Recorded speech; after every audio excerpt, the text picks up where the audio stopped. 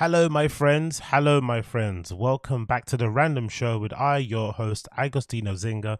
This is Random Show episode number 142 with your host, Agostinho Zinga. Random Show uno cuatro dos with me, your host, Agostinho Zinga. And I hope you are doing well wherever this Random Show live stream may find you. I hope you are doing swimmingly. Big up the stream chat. Big up everybody hanging in there. Apologies for the delay and the lateness.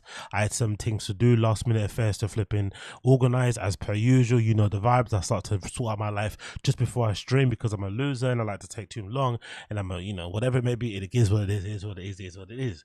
Big up the stream chat, big up everybody there hanging in. I appreciate every single one of you for joining me once again. This is not taken for granted, so it's always a great time. We have a lot to get into. There's a lot that's happened, I feel like, in the last 24 hours. I want to do a live reaction to Luis J. Gomez's new 30-minute special that I saw on YouTube, so we're going to do a bit of that. I'm going to do a little review on Shane Gillis's new special on Netflix, which I've just watched, which is absolutely marvelous. I'm going to do an update on all the podcast one stuff going on with THEO and Brendan. There's some other stuff with Rogan going on, and then the odd clip here and there. So we got loads to flipping talk about, loads to cover. So I hope you are all strapped in. You've got your flipping hydration sorted, as I right, got your flipping water going, and we're gonna get it in and we're gonna get it going. You know what I mean? No delay, no compromise. Big up the stream chat, big up Young Old Vibes, my G, I see you. Big up Crash, I see you. Abe Martinez, I see you. Brandon, I see you. Uche, I see you. Vanilla Sky, I see you. Large up everybody in the chat. Jordan Ray, Chris Mack, big up, big up, big up, big up, big up.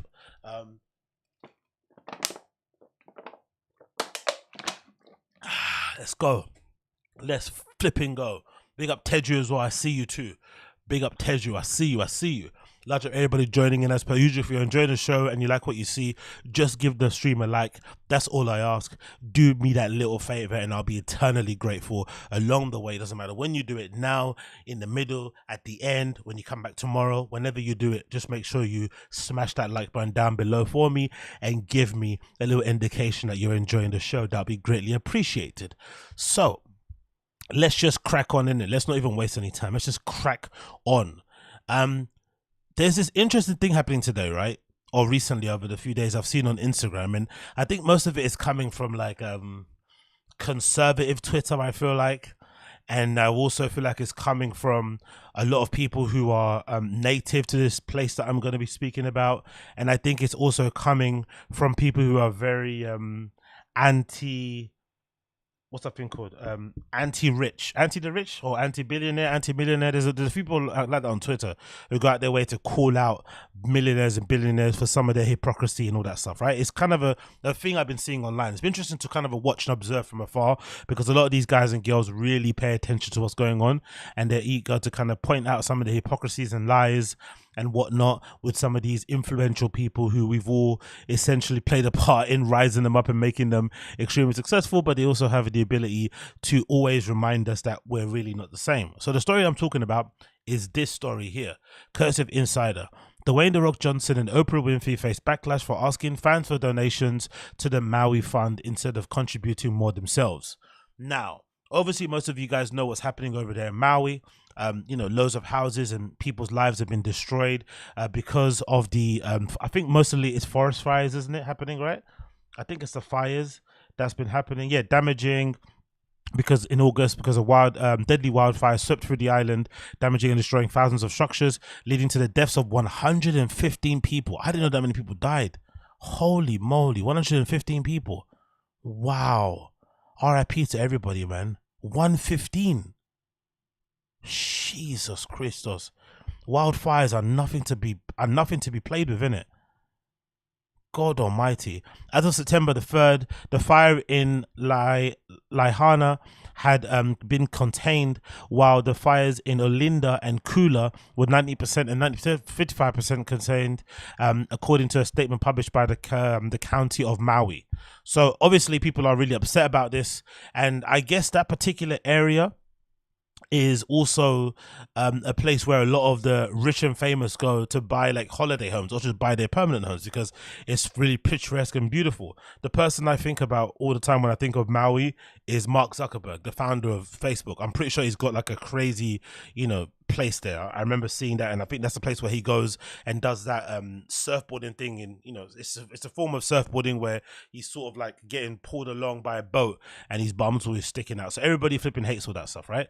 But I also seen a lot of conversation around native Hawaiians absolutely detesting and hating all these people coming in and buying up their land, buying up property, and essentially taking over their island, taking over their homes and stuff. They absolutely hate it, and there's this weird kind of like friction going on, right? Because I'm assuming a lot of those people bring some tourism there as well, so they kind of contribute to the local economy, I'd imagine. I'm not too sure, but I'm also certain that those guys and girls, the rich ones, are also you know, there's already like a finite amount of resources. There's only a certain amount of land space probably available on those islands, and they're all taking it up, so it's a little bit weird. Anyway, so everybody's complaining that off the back of this, The Rock and Oprah set up this foundation to help get people back on their feet, which I think is a good idea. The idea behind it is to essentially give people who have been who suffered from the wildfire money in their pans, money in their pockets that they can use however they want. Because I'm assuming when natural disasters happened, there's a fund that you might have to apply for, and the funds only get allocated for certain things, and it can be a little bit, you know, it can be a little bit undignified for you that you have to A, number one, beg for this money, and B, people are trying to ask you like how you're going to spend it. So I guess this particular fund that Oprah and The Rock are trying to set up, or Dwayne Johnson, is going to enable people who suffered from the wildfires to have the money in their pockets and their accounts, so they can do with it what they please, and kind of have some level of autonomy in their life, even though they've got absolutely nothing. They can maybe take control of that part of it. So there's a good rationale for it. But the argument in this article, and the argument I've seen on social media, is people essentially saying, with Oprah's net worth and Dwayne "The Rock" Johnson's net worth, why don't they just completely, like, you know, fulfill whatever target they want to do and give the money? Why are they asking the fans or viewers or the public or regular civilians, like the communities like to call us, for money to contribute when these guys could cover the whole cost itself? That's the question at heart. And we'll read a bit of the article that basically speaks about it here. It says, on the 31st of August, the pair posted a video of their millions of followers on Instagram, in which Winfrey could be seen standing beside Johnson as they introduced the People's Fund of Maui, that's what it's called, which they said aimed to help raise money for local residents affected by the tragedy. It continues. In the video, she said that the pair had been inspired by Dolly Parton's philanthropy and believed that people were skeptical about how to help Maui residents, so they created a fund where people could donate and the money would go directly to the people who needed it. A lengthy caption alongside the post stated that every adult resident who was displaced by wildfires in Lahaina, is that you said it right? Lahaina in Kula would be eligible to receive $1,200 per month to help them through the period of recovery. And provided, Jesus, why am I speaking like that? And provided a link where those directly impacted could apply for the fund. So a perfectly simple way to kind of get the money into your account, so you can then do what needs to be done in terms of getting your life back, you know, where it needs to be, getting back on your feet, and trying to, you know, just get your life back in order after just this crazy, you know, natural event went down that essentially decimated where you're living. There are some people out there also that believe that it wasn't a natural disaster. Some people are believing that this was something that was done in order to clear some of the land from the local residents who were being quite resilient. That's something I've never mentioned. There's this conspiracy theory out there that allegedly a lot of property developers were trying to buy up land from the natives that lived there, from the actual native Hawaiian people, and they were being very resistant to giving up that land. And that is so coincidental, which I don't believe in coincidence. I'm not sure about you guys, but I don't believe in coincidence. But it happened to coincide that right after that period of, like, you know, friction between the landowners and these property developers and stuff, suddenly the fires come and they erupt and they kind of tear up that whole place. So it clears loads of people, and obviously it clears loads of land. So effectively it allows these people to then come up and sweep up these places and maybe offer some of these people who are holding out for more money, maybe half of what they offered before, and now they're in the, you know, in a period of, in the place of need, they might be more willing to take the money that they were resistant on taking for before, because they've got nothing to basically fight for except the land they're standing on. That is the other theory. It's a bit wild. And I think the other thing I saw is people saying, what's the thing called? What's the conspiracy theory? There's a conspiracy theory that the government have machines, like weather machines that you could turn on, and you could you could start a tornado in a particular place and shit, or like a flood and shit. That's what some people out there are believing. That's it. Yeah, direct energy weapons. There we go. There's direct energy control, but that is another conspiracy that's sort of existing out there. So it gets very deep on the layers and you kind of read into it. It's a little bit kooky, it's a little bit woo woo, but if you actually look at it and you look at it with an open mind, it actually does make some sense. It's a bit wild, I know, but if you actually look at it with an open mind and don't approach it from a woo-woo point of view, there is a lot of, it's making sense to me. Anyway, we're honored to start the campaign with $10 million. Let's listen to that, right? We're honored to start the campaign with $10 million and ask for your help in donating those who've lost their homes. We thank you in advance for your contribution, the caption went on to read. The upload received more than 60,000 comments. 60,000 comments. Many of which appear to be opposed to the idea of wealthy celebrities appealing to regular working people to provide additional funds. That's the one thing I remember saying that I was pissed off about when THEO, a member of the No Jumper Extended Universe, or the None Jumper Universe, who's now gone on to do his own thing called Back on Fig, when THEO and his wife Heather, when they store Sorella somewhere in LA, the really nice pink one, happened to have a flood. I think something happened with the plumbing and the whole shop flooded. They put up a GoFundMe to pay for the cost of repairs, which is normal, right? People do that all the time for their small businesses. But these guys, Terrell and Heather, the way they act on social media and the way they present themselves, they make it seem like they are part of the, Hidden Hills, Calabasas, cool, trendy, cool, trendy, young, rich couples, right? They've got everything. They've got the G-Wagons, they've got the Lambo trucks, they've got the kids wearing all the Jordans and shit, or the jewelry. They've got that kind of life, and then here they are asking for handouts from fans who work regular jobs, who are normal people, to kind of pay for their home repairs. So it's like, hold on, you have a Ferrari and a Lambo in a driveway, but then you're asking your fans to pay for the plumbing of your shop. Like, how does that make sense? But they raise the money in the end. No one really batted an eyelid, but I don't know what it is. And I'm gonna say something out here which kind of makes weird to make this seem like this, but please forgive me.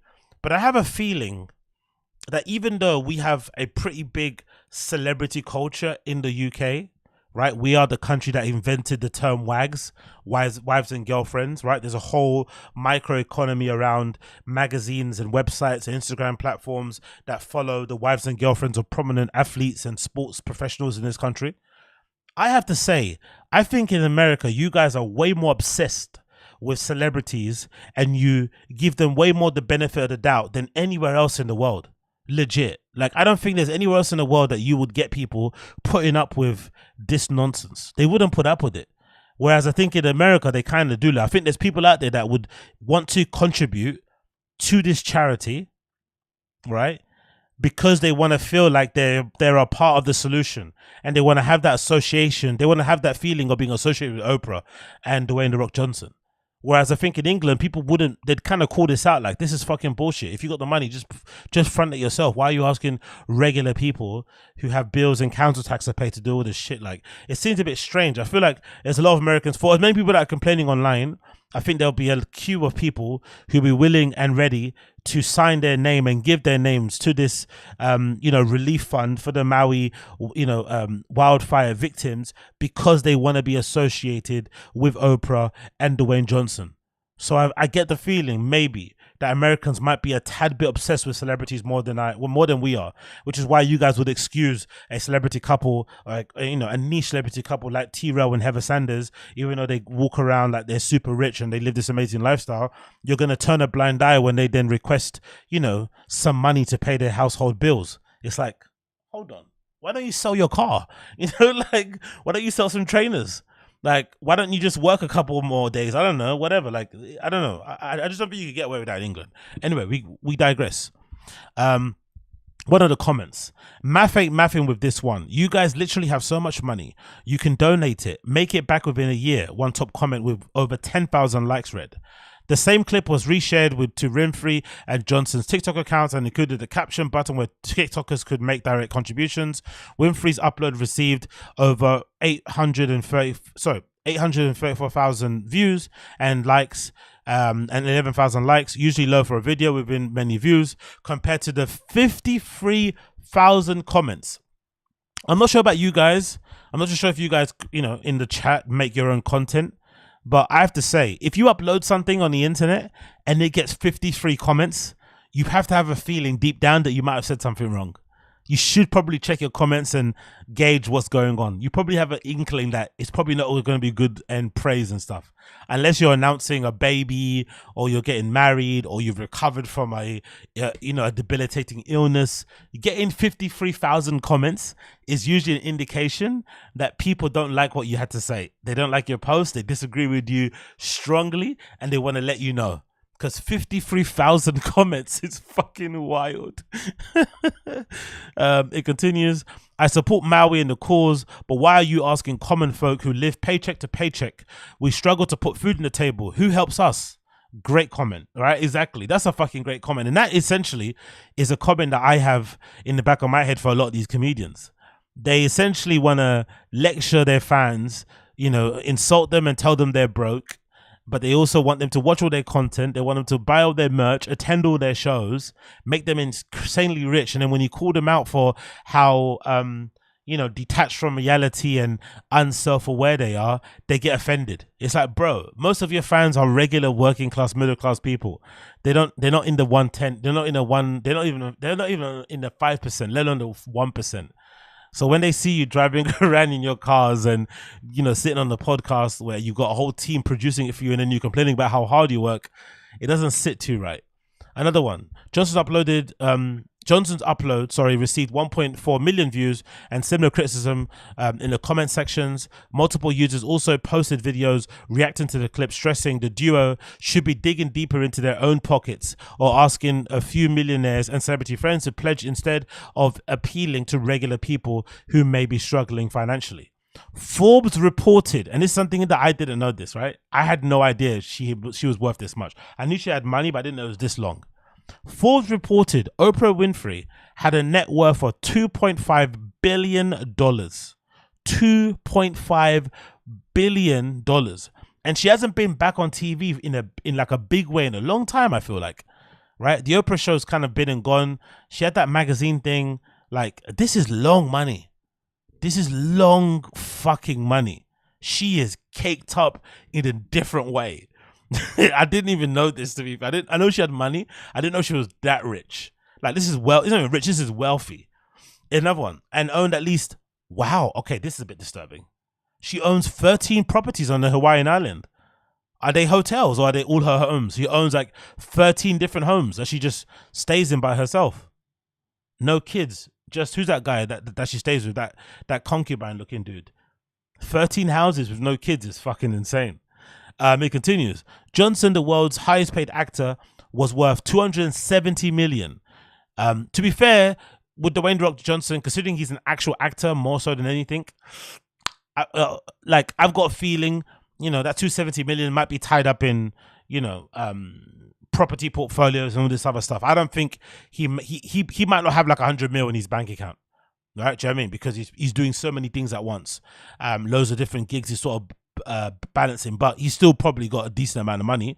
But I don't think he has like a 100 mil liquid in his account now to kind of like, withdraw or to give somebody. So I think for sure Oprah could even cover his nut. Like, she could cover his bill. She could look after his contribution. You know what I mean? But she doesn't. And I like how they completely ignored all the backlash. Of course they do. People at this level don't respond. People at this level are interested in the way they respond to their or react to their fucking fans. They don't really engage or talk to them in a meaningful way unless they're really asking for money or something, right? And then they also have an ability to just like, let the criticism, drip off them like a, water off the duck's back kind of thing. They don't really care. They just keep it moving. It's not even caring, actually. They just don't pay much attention to it.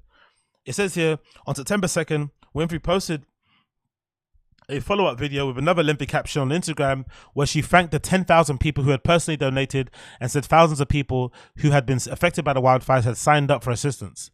We're working as quickly as we can to verify them and to get the money delivered. How likely do you think about this, guys? how likely do you think it is that there are people out there scamming this stuff? Like, because how can they prove you had a home? How likely do you think there's guys out there, the same guys that did the PPP loans, do you think there's guys out there who will be scummy enough to sign up like they were a victim of the wildfires in Maui so that they could get this £1,200 $200 fund or whatever payment paid to their account? Do you think there's guys out there that will do that? That would be that scummy to run that scam? You are definitely going to hell. If you do that, you are definitely going to hell. I bet you there's someone out there trying to figure out a way, because I don't know how they verify if you had a property there, if you lived there. I don't know what. I guess there might be a registration card. There may be something. I wonder how they're going to verify it, because there must be guys out there, the same ones who, the same ones who set up fucking LLCs and shit when the PPP loans thing happened. I'm sure there are guys and girls out there who are figuring out a way to have an address, virtual address, registered and flipping Maui so that they could flipping claim these funds that should be going to people who've been displaced and badly affected by this and lost family members and shit. But hey, it's fucking crazy. So I said all that to say, let's now watch the videos, because having watched the videos, a part of me thinks, is the criticism a little bit overcooked? Is it a little bit over the top? Because I think some of what she said made sense, but also think there's an issue with the wording, because until I knew that they had already, until she mentioned the 10 million that we put in, because I think they put in 5 million each. I didn't know that that's how it started. I thought they were starting this charity with zero, and then they were the audience or the fans to flipping raise the entire amount. They already put 10 million in, and then they're asking people to put more in if you feel like you want to contribute and help people. So is that really bad? Should they fund the whole thing and just not put it out in public? Or should they try and set something up themselves privately where they get the money to the victims or to the people badly affected in their hands? What do you guys think? Let's play the video and you hear Oprah speak about it herself. Hello, insiders. As promised, Natashki's saying they haven't officially donated it. They've only pledged. So they're waiting for the fans to raise a certain amount, and when they raise a certain amount, that's when then they'll flip and top it up. That's what I think they messed up with. I think it's all in the messaging. They should have started off by saying, hey, we're starting this fund, this charity up. We know how difficult it is for charities to get money directly into the hands of the people affected. We're not putting a slight on them, and we know how slow these things move, but we want to help these people because I've gained so much by living in this place. It's done this for me, it's done this for me, it's helped my family do this and blah blah. I love this community and I want to give back. So in order to give back, I'm gonna do a fund where whatever we hit, like maybe you just do it as a time thing. You say we're gonna have this thing open for the next week. Whatever we hit in this week, me and Dwayne "The Rock" Johnson have made a promise to match this. So whatever you raise between now, the public, now until the end of the week, we will match it. Then the end of the week comes, and guess what? You double your match, just to kind of have some good feelings there. If the public raised 5 million, you both put in 10 million, just to flip in, give a little bit of good vibes. But I think it's the wording that made people feel a little bit like, that sounds a bit weird. So I think maybe it's always the messaging. It's always what you say, not how you. It's always how you say things, and not what you say. I think that's the issue. Anyway, let me stop rambling. Let's let Auntie Oprah speak. I said I was going to figure out the infrastructure. We were working on the infrastructure. I didn't figure it out. There's a whole team of us working on the infrastructure for this idea of giving money directly to the people of Maui who need it. So this idea came from a story I read about Dolly Parton, who did the same thing in Gatlinburg when the fires destroyed so many homes there. And she called it My People's Fund and was able to give people money for 6 months. And so we're following in Dolly's footsteps, not able to wear her shoes, those high heels, but following in Dolly's footsteps. And when I heard this idea, I shared it with The Rock, Dwayne Johnson, because he and I had been talking about what can we do? And he said, great idea.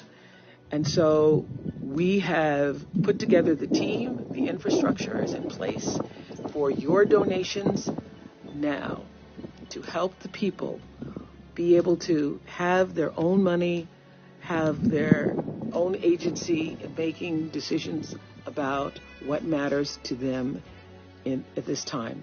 This isn't going to solve all the problems, but it certainly will help to be a bridge in people's lives at this moment. And as I've gone around to shelters and talked to people about what do they need, they don't need a lot of red tape. They just need to be able to have access to funds. And so that's what this fund is intended to do. And I'm calling on all of you insiders who've asked me, how can you help? And you've been so empathetic about what's gone on here and sending us your prayers. We appreciate your prayers.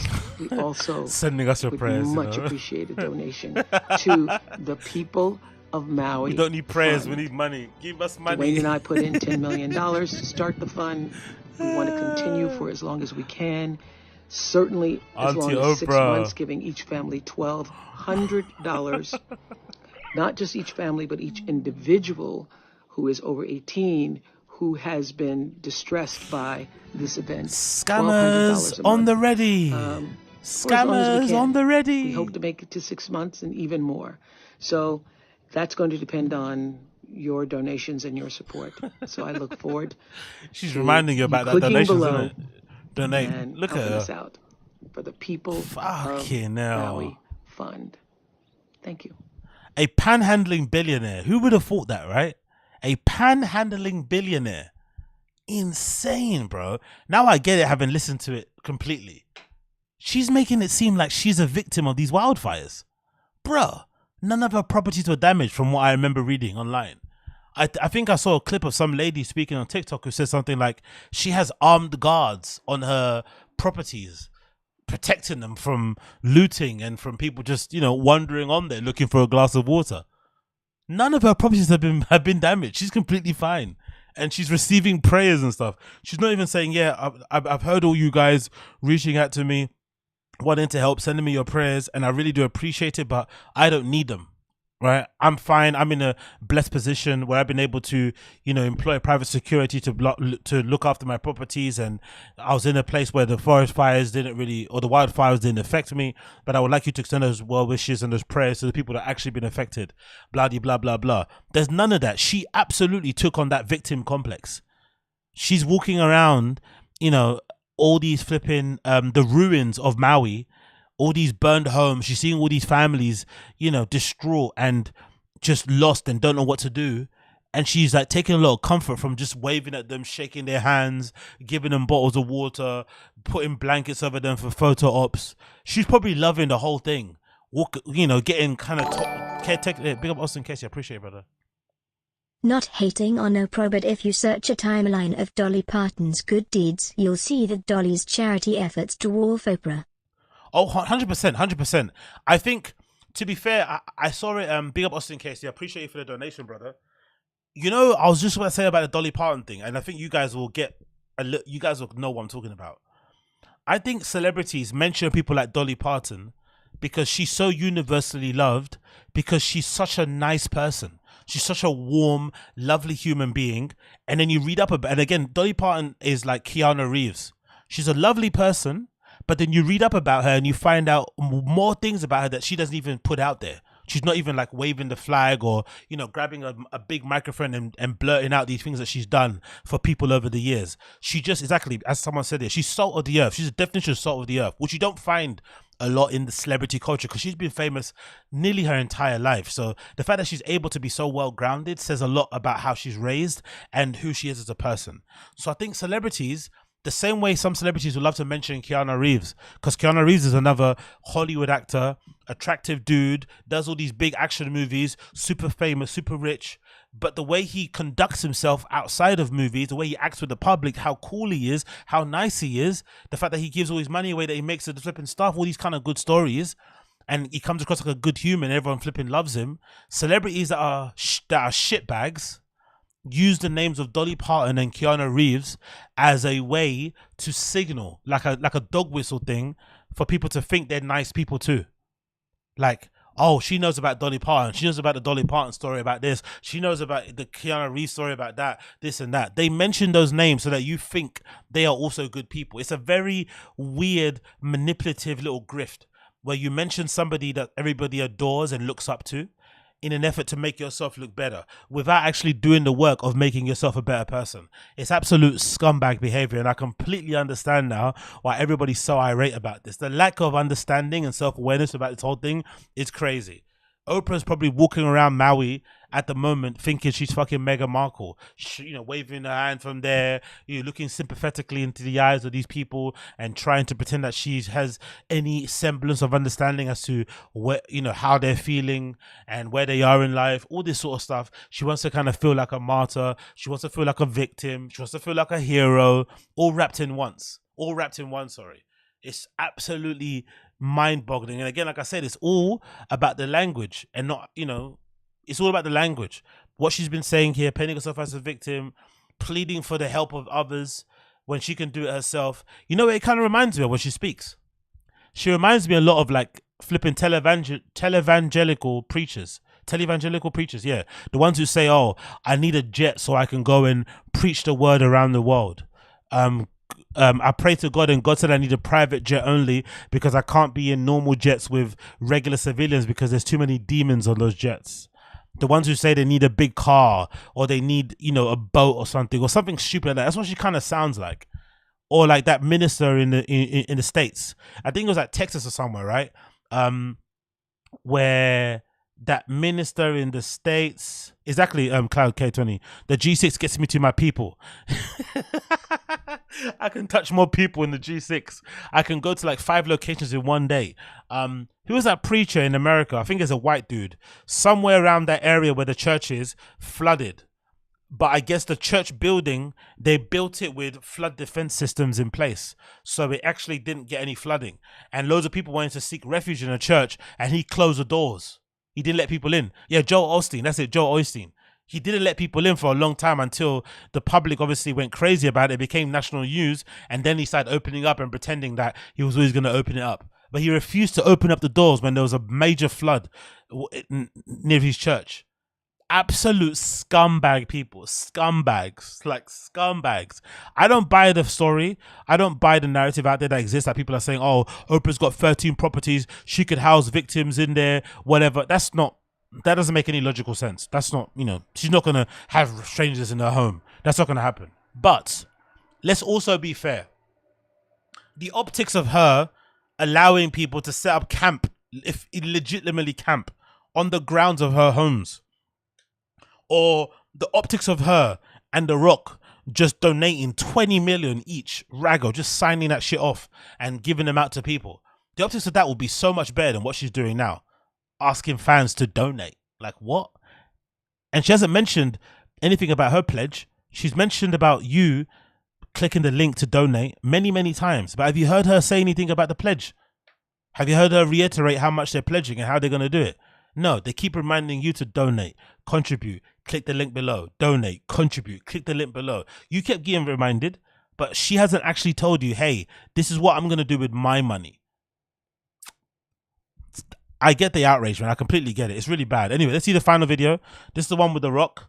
Let's see what she's saying here, standing by The Rock, who is probably blowing her back out, to be honest, isn't it? Right? He's within the age range, isn't he? Is The Rock, what, like 40? What's she? Like 60, 70? He'd blow her back out, right? Maybe. Couple of strokes here and there after a couple flipping bench presses. Keep it moving. We were so concerned about what was happening in Maui that we were texting back and forth. And I read this article that Dolly Parton had given money in her community. See, I mean, she keeps mentioning her fucking Dolly Parton's name to evoke good feelings, to make you feel like they're good people. And I said, I think this is the answer. You said, yeah, exactly, Brandon. 80 million to the crew of Matrix. Also, remember how much 80 million was when the Matrix came out. 80 million is still a lot of money now, but imagine how much 80 million would have been back then. Nowadays, there's probably a lot of actors who make that amount, maybe across like 3 or 4 movies. But back then, making 80 million in any guise was a lot of money. So for him to give that money away mostly to the crew, big boy. I think that's the answer. I said I love it. And so we have created the People's Fund of Maui that will put money directly in the hands of the people who need it right now. So if you send a donation, just click where you see below and send a donation, that money is going to go to one of many residents who have been displaced in Maui. We guarantee. That's right. I know a lot of people out there, as Oprah and I have been finding, are just having a hard time trusting where the money goes. What organizations should I send money to? How can I help? In this case, the fund that we're celebrities. You can trust us. We're celebrities. You can trust us. Care about these people of We're celebrities. You can trust us. As Oprah was saying, it is a celebrities. direct from you directly to their hands, and right away with some real immediacy, because as we're finding, as you guys around the world know, with disasters like this, the #1 need is money. Is money. In hand. And so people being able to have their own agency, being able to make decisions for themselves. Money that we have, but we don't want to give them our money first. You give your money. Goal is to get that to the people now. And so we appreciate any Fucking support hell, you can Oprah, give. bro. All the people who were calling me and texting me and messaging me and saying, what She do I begs do? better What than do I do? DSP. This is what you do. You know. The People's Fund of Maui. Maui. Why is she smiling? She begs worse than DSP. Oprah begs worse than fucking Dark Side Phil. I really can't understand the fucking optics of a person that is as rich as she is begging for money from fans. It's wild, isn't it? She actually begs for money from fans, and you're a billionaire. I didn't know that actually worked. I didn't know you could actually sit here, beg for money, ask for sympathy, become a victim. That's what I should do, innit? I should start playing the race card. I should start speaking about how tough of my life was, my upbringing was, you know, dysfunctional family, traumatic relationships and friendships, heartache, strife. Like, I should just lay on the fucking waterwork, just non-stop, stream after stream, pain, suffering, donations, pain, suffering, donations, victim, feel sorry for me, donations. Yo, these people are so disgusting. So disgusting. I can't imagine being that person, you know? Roman said, typical black guy. Give us free. Pay us back for the slaves. Give us free. Give us. Oh, typical black, say, looting and stealing, asking for donations.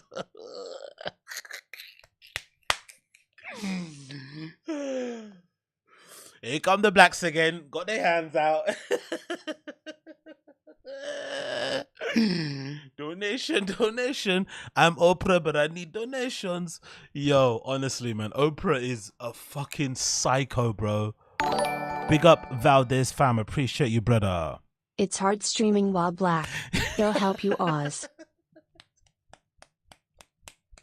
Streaming while black. That should be the name of the fucking stream, actually.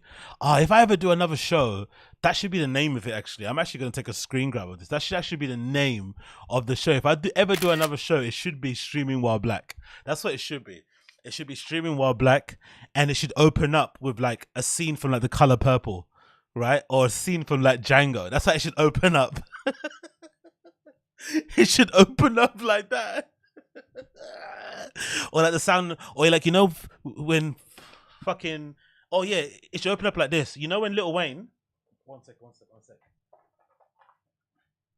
You know when Lil Wayne, like, you know in Lil Wayne tracks, Lil Wayne mixtapes, when he's like rapping, right? And it's like, you hear that the lighter, right? When he's gonna spark a joint. Maybe my stream while black opens up and you hear the keys, the chains. It's just a black screen, you hear the chains. On my heart, I want my freedom. I want my donation. I am black and I'm in pain and hungry. I'm in pain and hungry. I'm in pain and hungry. I expect Everything for free.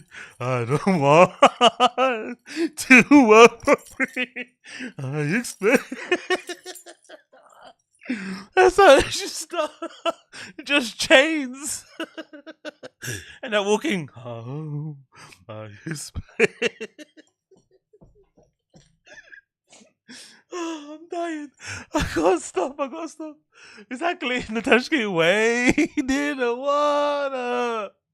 Wade in the... Oh my god.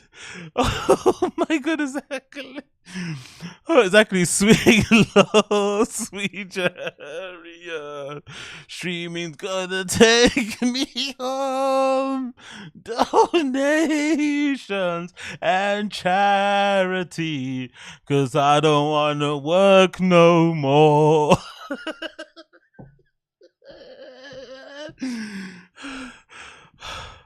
Holy shit. Anyway, let's stop. I'm gonna get removed from YouTube. Let's stop. Oh my god. I'm fucking sweating. I'm literally sweating all over. Oh, my eyes, man. You guys are the best. I swear to God. Typical black guy absolutely destroyed me.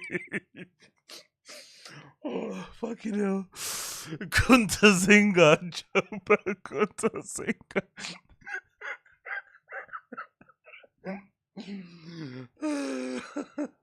I just appear on the stream with a Supreme Box logo that says donate. Systemic racism, donate. Oh, fucking hell, man. Race card Supreme, exactly. Kunta Zinga. Yeah, she's got a good ring to it, you know. Kunta Zinga actually sounds like a good name. Kunta Zinga. Oh my god, bro. Oh yeah, there's actually quite a... I forgot Oprah's in the color purple, isn't it? With what's her name? Whoopi Goldberg as well. It's actually Reparations BOGO. Oh my god, bro. Reparations BOGO is a good one. I bet you any money, if Tremaine stayed at Supreme, he would have tried to get them. He would have tried to get them to make a box logo where they contributed a portion of the proceeds to like a reparations, you know, a reparation charity or something. All those reparation charities, all those BLM charities anyway, they're horrendous because they just line the pockets of fucking grifting blacks, right? Scamming black people that use the pain and suffering of actual people to just line their pockets, right? All those BLM founders have like amazing homes and drive crazy cars and go on lovely holidays. And here they are with their black t-shirts tucked into their trousers, like with their fucking fists in there, like they're Malcolm X and shit. Get fucked, man. Unless you're getting assassinated, you're not really a fucking activist. I'm sorry. Unless you're out here getting thrown into gulags, thrown into prisons, you're getting your passport flipping, you know, you're getting your citizenship rescinded and shit. You're not actually an activist unless you actually risk your life, the safety of your family, your reputation, your job gets stripped away from you, and you're still out there fighting. You're not an activist. You can't be an activist sat around wearing fucking Louboutins and shit. Get fucked. Get fucked. Anyway, let's move on. Fucking hell, man. Kunta Zinga. Shoot me, my black. Oh my god, man. Kunta Zinga, you guys are pieces of shit. Oh, fucking hell. Kunta Zinga.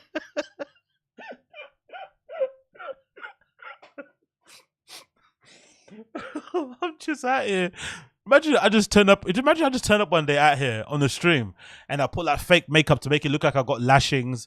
I've got a shirt with holes all over it, right? And I just start complaining about my life. I start complaining. I start saying the white man's keeping me down, man. It's the whites. They don't want to see me win. We were kings. Do you know Jesus was black? Do you know a black person invented electricity? We actually got the Wakanda's a real place.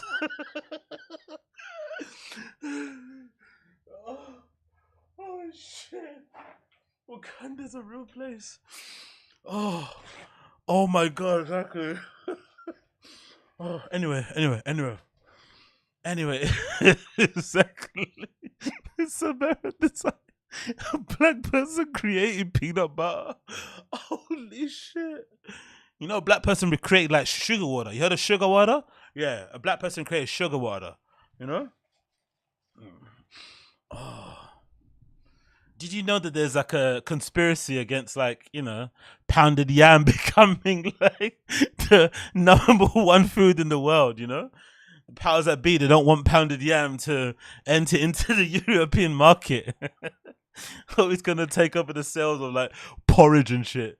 Oh my god. They don't want to see us win. Oh my god, bro. Oh my god. Oh my god. Jesus, my eyes are literally killing me. Let's continue and let's go. Exactly. I can fuck some up with a pounded yam soup. Oh, Uche knows, bro. Pounded yam is my OnlyFans page. OnlyFans.com/pounded yam. Don't expect any food vlogs, you feel me? Fucking hell, man. Oh god. Anyway, let's continue. So, podcast one stuff and KAST media things. All right, let's talk about that because this stuff's been pretty interesting to kind of see play out in real time. Actually, I need a toothpick, man. Damn it.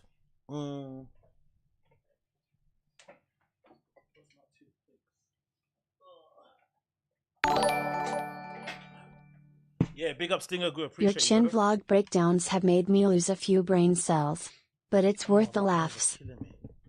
Fuck it up. Oh my days. Sorry, one more time. Let me replay that. I didn't hear it. One sec.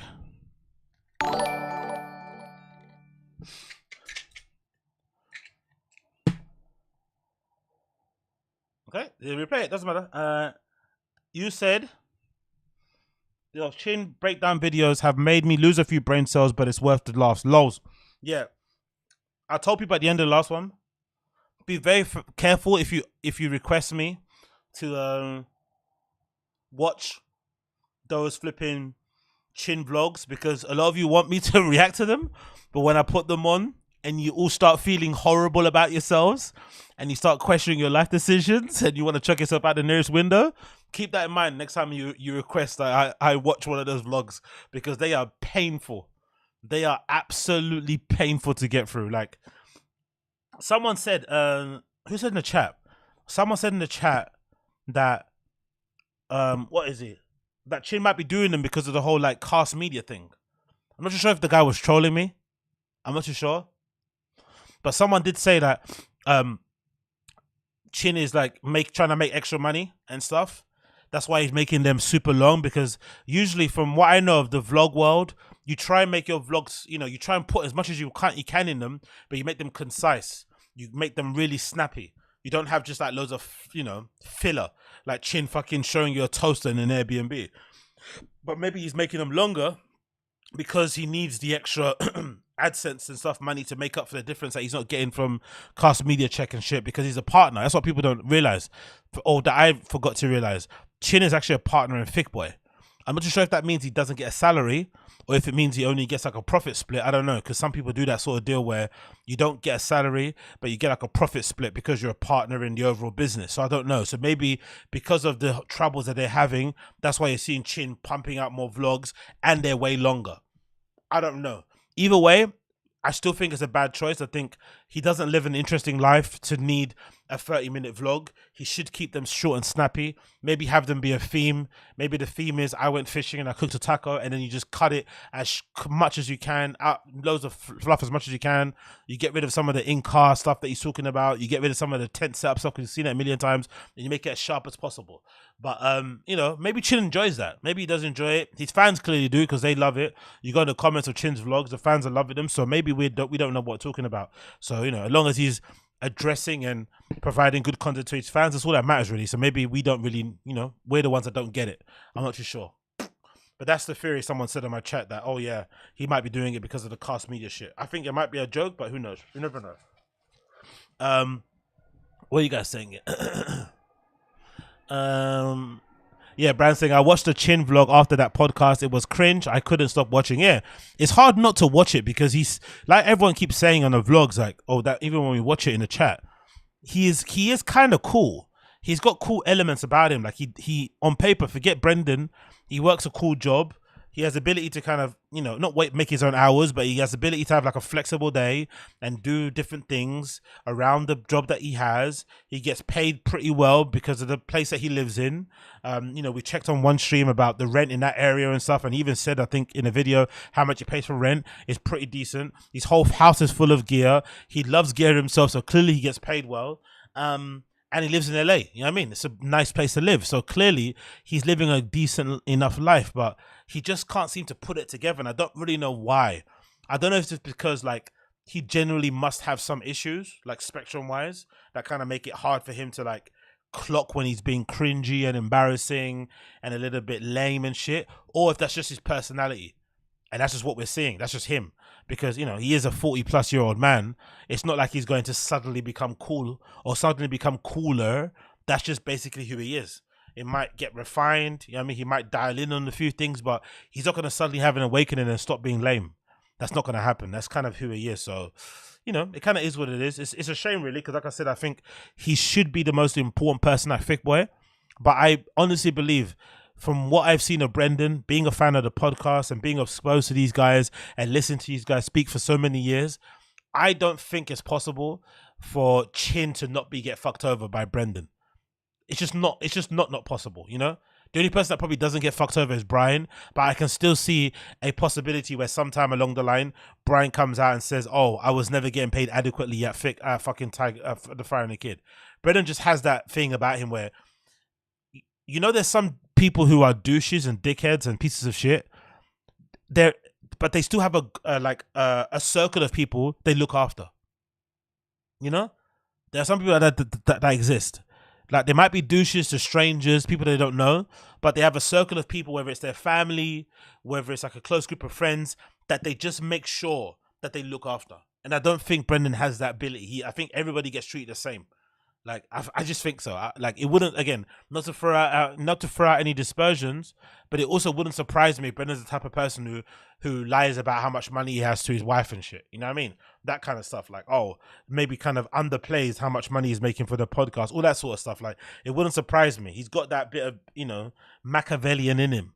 So, as much as I want, you know, Chin to get paid a lot of money and to be the most paid guy there because he is legitimately this second most important person at Thick Boy behind Brendan, I've got a feeling Brendan doesn't look after him. So it makes it even sadder when I watch these vlogs and I see him, I'm like, fuck, man, you're not even getting looked after. You're not even getting compensated fairly. And then here you are answering emails while you're fishing, working while you're camping, like working on your laptop in your room while you're on holiday with your parents in your home country you haven't visited in years. It's just sad, man. It's like, you deserve better. Do you know what I mean?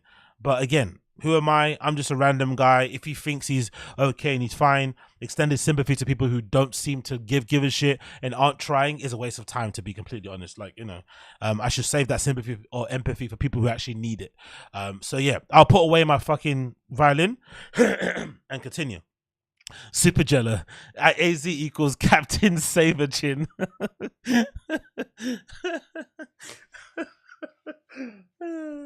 You guys hate that I have empathy in it. You guys hate that I have understanding and I can see stuff on both sides. You guys always calling me.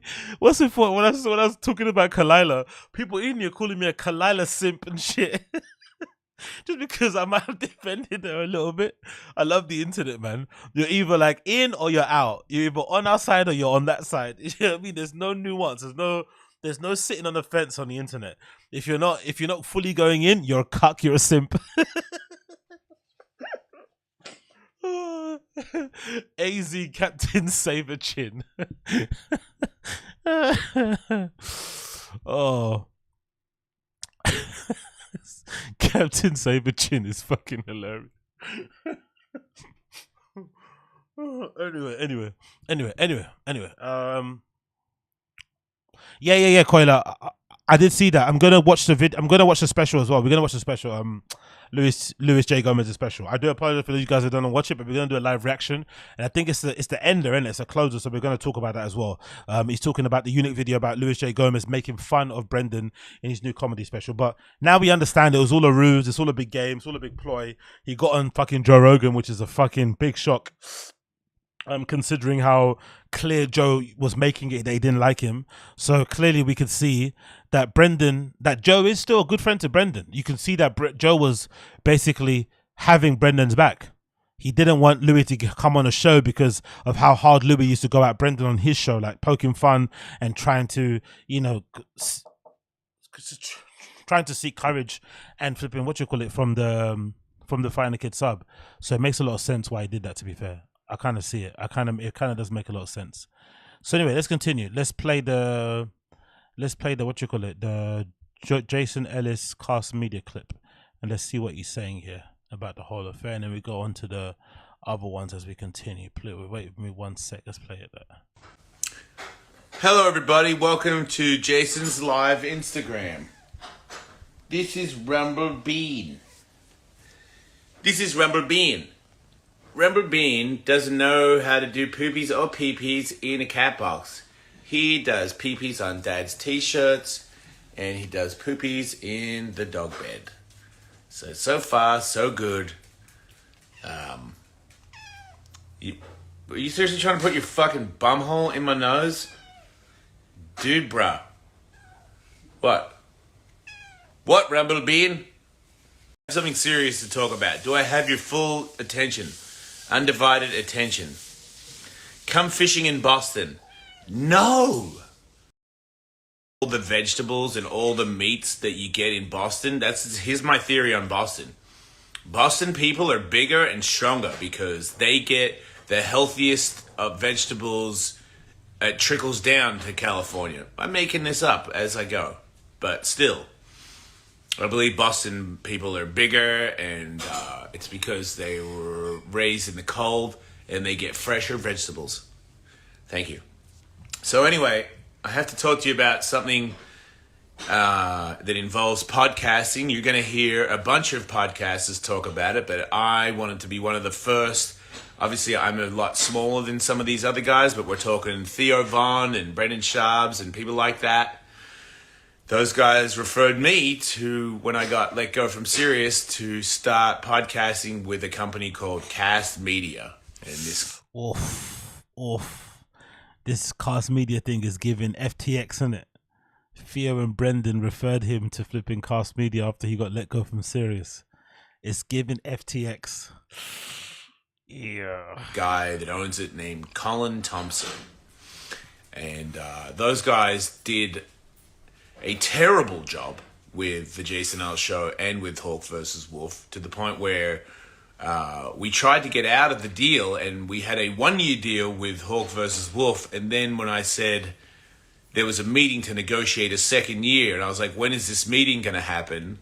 And they were like, yeah, we'll get right on that. And then the next week I was like, when's this meeting going to happen? They were like, oh man, you missed the deadline. So you have automatically re-signed for Hawk versus Wolf for a 2nd year. God. And I was like, that seems mean. You know, like that seems a bit pushy. But okay, I don't really care. I don't know about podcasting. Maybe that's what they do.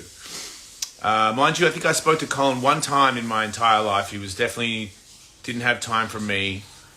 I think it was more about having Tony Hawk on, and he was keeping the Jason L show to keep Tony. So we went through a lot to get out of that. At one point, he threw slander and some other stuff at Tony. And I was like, if it's at me, I might actually believe you because I'm guilty most of the time. But at Tony, I was like, I know for sure he does what he says he's going to do. He always does. You can count on him. So, we're begging to get out of it. And then they don't even know who they are. They don't even know that it wasn't a 2-year deal. It was a certain amount of episodes a year. And because we were working so hard, we had already done the 2-year deal. And when they realized that, instead of letting us go, they said, you're fired.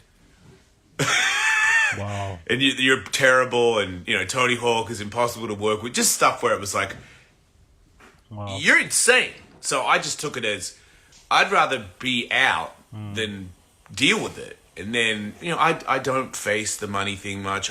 It's been pretty depressing since Sirius left. Every time I ask a question about money, it's bad news. So I kind of left that alone. And then I found out recently that... Does anyone know why you got let go from Sirius?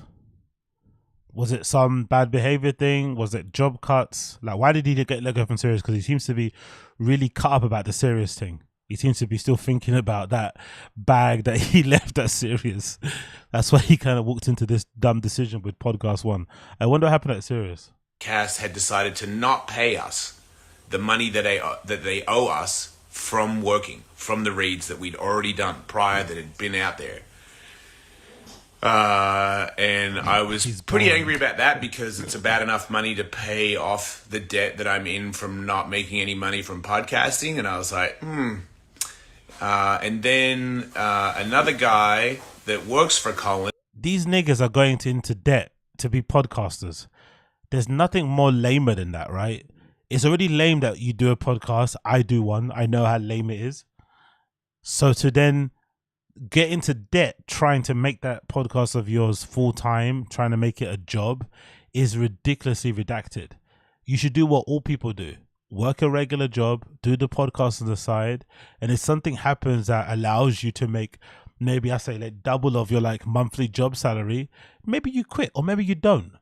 Like I actually sort of like envision a future where I just decide, you know what, even if this stuff does take off and I'm able to make a amount of money that maybe matches my actual job salary, I could see a path where I just keep my job, because why not?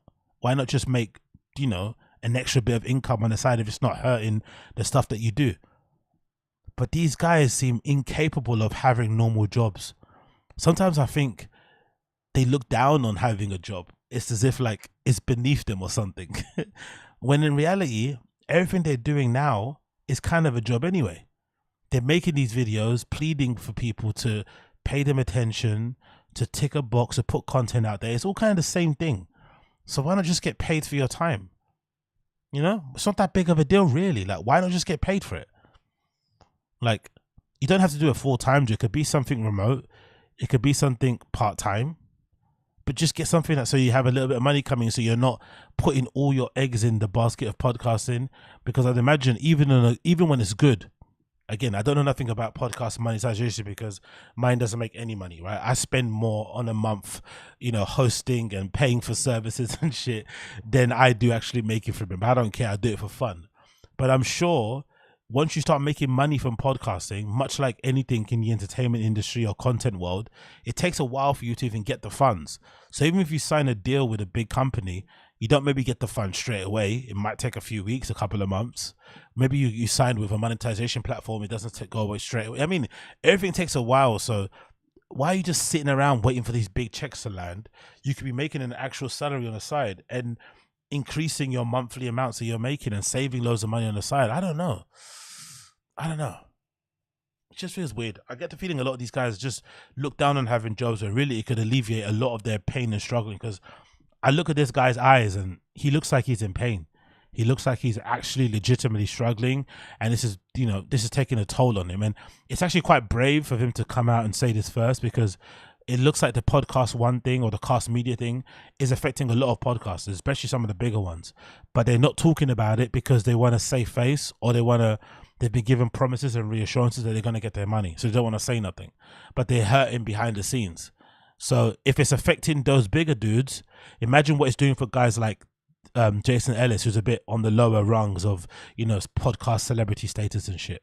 So it's brave of him to come out and say stuff. But again, maybe all of this stuff will be alleviated if you just had a regular job on the side that could, you know, balance out some of the unpredictable waters you wade through when you're doing podcasting and shit. Maybe. Who knows? His name is Shane, I believe. And he told me that he was no longer friends with Colin. And then he called me 3 months later to say that Colin has gone bankrupt. KAST has gone bankrupt. and he's starting a new company, which I didn't know you could do. Okay, Coiler's calling cap on this. Okay, I don't know much about Jason Ellis, so please forgive me if I'm talking out my ass. I literally, the first time I've heard him speak at length is this clip right here. I don't know nothing about the guy apart from he's bisexual and he skates and he does fighting and shit. I know all those type of, but I've never really heard him speak. I don't know his thoughts on certain things, so maybe I'm wrong. And he would like to have myself and Tony back on his new company.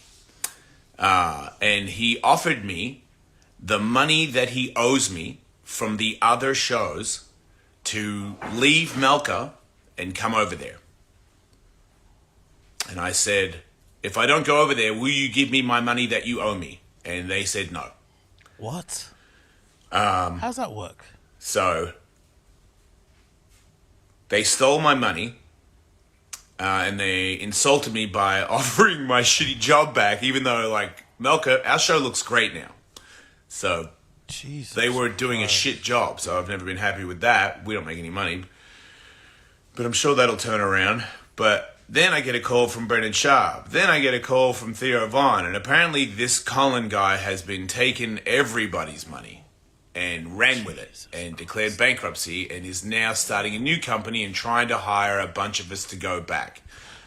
That happened to me a couple of times. I've worked in many different startups, and one of the main things that happens in startups, one of the main things that is sort of incredibly hard to take when you're working at a startup is when they give you false promises or when they don't pay you. It's so brutal because you're so helpless. You can't do anything. And there are some people, I'm not the type, if you don't pay me, I'm going to kick up a fuss and I'm going to do some unforgivable things to get my money back.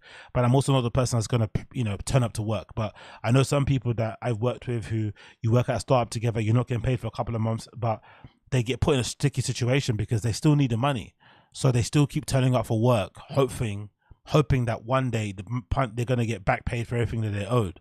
But when it's me, I'd rather just quit than continue working the place where they're not respecting me by giving me my money on time. But I have worked in other places where, because sometimes businesses go down because of no fault of the founder. Sometimes just things don't work out. That's the nature of business. But at the places where they don't work out, there's been only one place like that where I worked before, where the business just didn't work out. It just didn't work. It wasn't viable.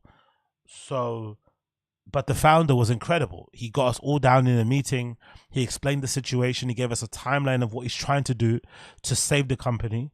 But he said, most likely in 6 weeks, we're going to have to call it quits. But I'm doing this and this and this before the 6 weeks up to try and save this thing because I'm obviously personally invested. I don't want to go get a regular job. I want to make this work. This is my company. And kind of, we had our 6 week to plan to get our affairs in order and whatnot. And that was a perfect way to kind of end it. And unfortunately, that company didn't end up going bankrupt. But I also heard of people, founders who set up startups. They hit a bit of a financial snag. They are poor communicators, poor leaders. They don't tell their staff, their team, their employees what's going on. They don't keep them abreast of the situation. They make false promises. The situation gets worse. Then the lies compound, the bills add up, and then they just decide, you know what? I'm going to declare bankruptcy. And bankruptcy, I don't know about you guys in the States, but usually if a business goes bankrupt, it makes it harder for the employees to get their funds. You're still going to get them because usually, especially in England, we have a thing in place where the government basically will front you the money. They'll give you the money to kind of like, for the whatever you're owed, and then they'll kind of seek to recover it from the company, whichever way they kind of please. You kind of get a little bit of that system going on, so you can always kind of be guaranteed. But when they do put their company into bankruptcy, it is effectively kind of drags out the process. It makes it far more complicated for you to get your money back. It kind of adds way more time onto the flipping timeline, and it really makes it painful. I'm not gonna lie, it really, really does make it painful. Honestly does. So if you see Colin Thompson named on any podcast, just know that that's who you're dealing with. And if you're a podcaster and those guys are reaching out to you, just know that I don't think I've met a bigger piece of shit. Jesus. And I worked for Sirius. Jesus. Sirius paid me what they said they would pay me. So look for Theo Von's new podcast. He's going to talk about it. I'm sure he's going to talk about it in depth. Obviously, I'm a small fry in this game, and me talking smack doesn't really make that much of a difference. But I think, Colin needs this to go out there. I think when you steal millions of dollars off people that are fathers and that are, trying to make ends meet, and you take us for a ride, you abuse us, you talk to the god of skateboarding like, yeah, you're a piece of shit, dude. Like, obviously, violence is not the answer, but it's coming, man, in this life or the next. The funny thing about this is that he's absolutely right to be as furious as he is, but this is usually, I think, a sad indictment on podcasters. They have this image that they like to portray of being independent, of kind of being their own bosses, of doing whatever they want. But for the most part, all of these guys behind the scenes are employees, effectively. They all start podcasts, they all get a little bit of steam going up with their thing, and then as soon as the people come in to add some money, invest, they take it straight away. They take the investment, they give up the ownership, they give up the control, they give up the analytics, they give up the IP, and they always do that because it makes their life easier. That's something that I don't understand to this day. I don't get why these guys at this level, because even at my level, right, my little shitty podcast level, my little shitty stream level, I still get some inbound requests from people, like shitty companies doing games and shit. Oh, we want to do this ad or whatever. And it's usually crap in it, so I don't really pay it no mind. But you get a few inbound things that usually I think happens. It's a trigger. They must have like some sort of system on their end that analyzes streams and sees if a stream or a podcast or a video gets a particular amount of views, then they'll automatically email you a request, like a proposition. So I would assume if that's likely, if I'm getting those offers, most likely if you're on their level and you're way above, you probably get loads of inbound requests, especially if you're famous and you're associated with Joe Rogan and the Comedy Store and LA scene and shit. There's probably loads of people falling over themselves trying to get their product or service advertised on your pod. So it's not too difficult to just sort out your own ads. It really shouldn't be that easy, that hard. But these guys, they talk about working hard, they talk about hustling, they talk about the grind, but they're very work shy. Have you noticed that? They all like to sign up to these podcasts, ad network, sponsorship things that handle all their things, because essentially that's what KAST Media were doing.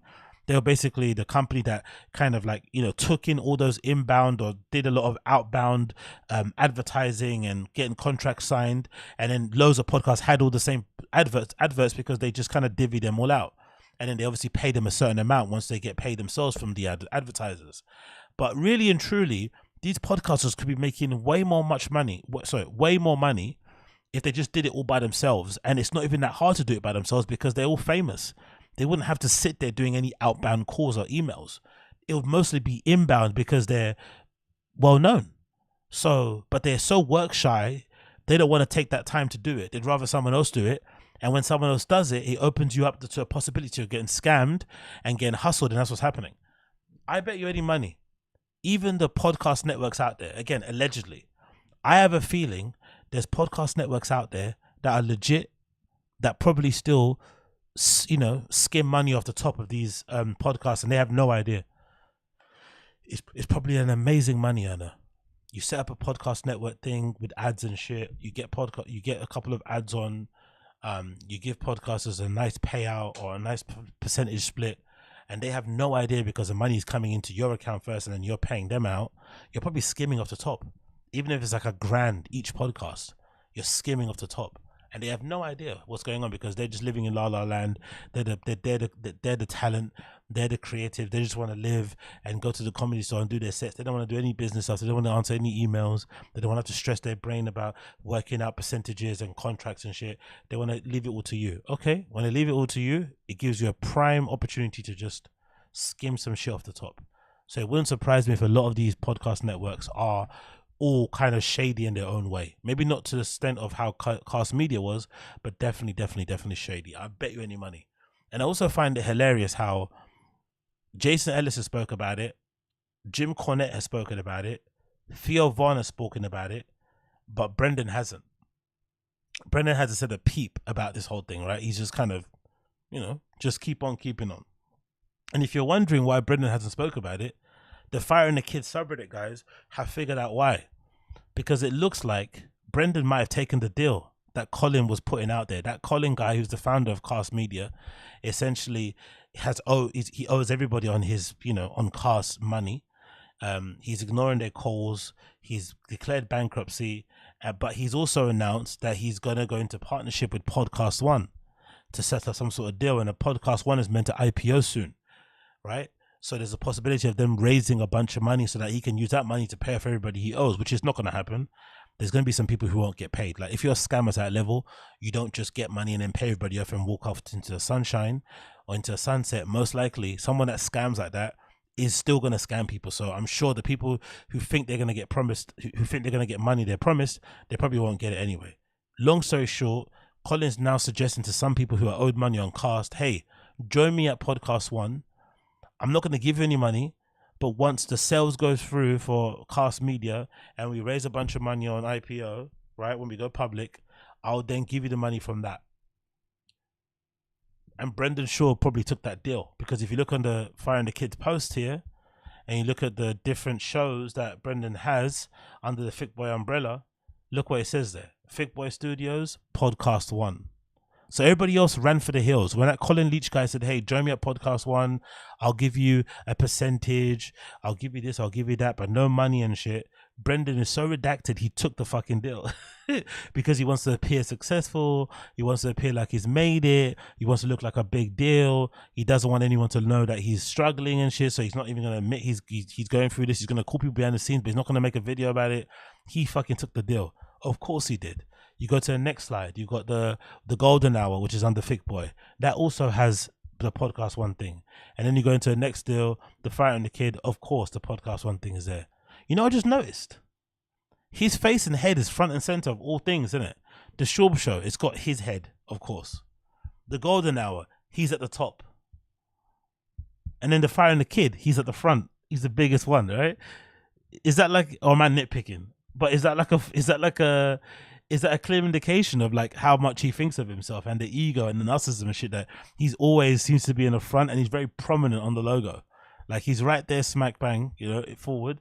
You know, the little rings illustrations out there in the back, you know, probably juggling his nuts in his hand. And then he's here on top of two established comedians. He's right on top of them. And then on the next one, he's got his big head here taking up 80% of the fucking artwork. You gotta love fucking Brendan, man.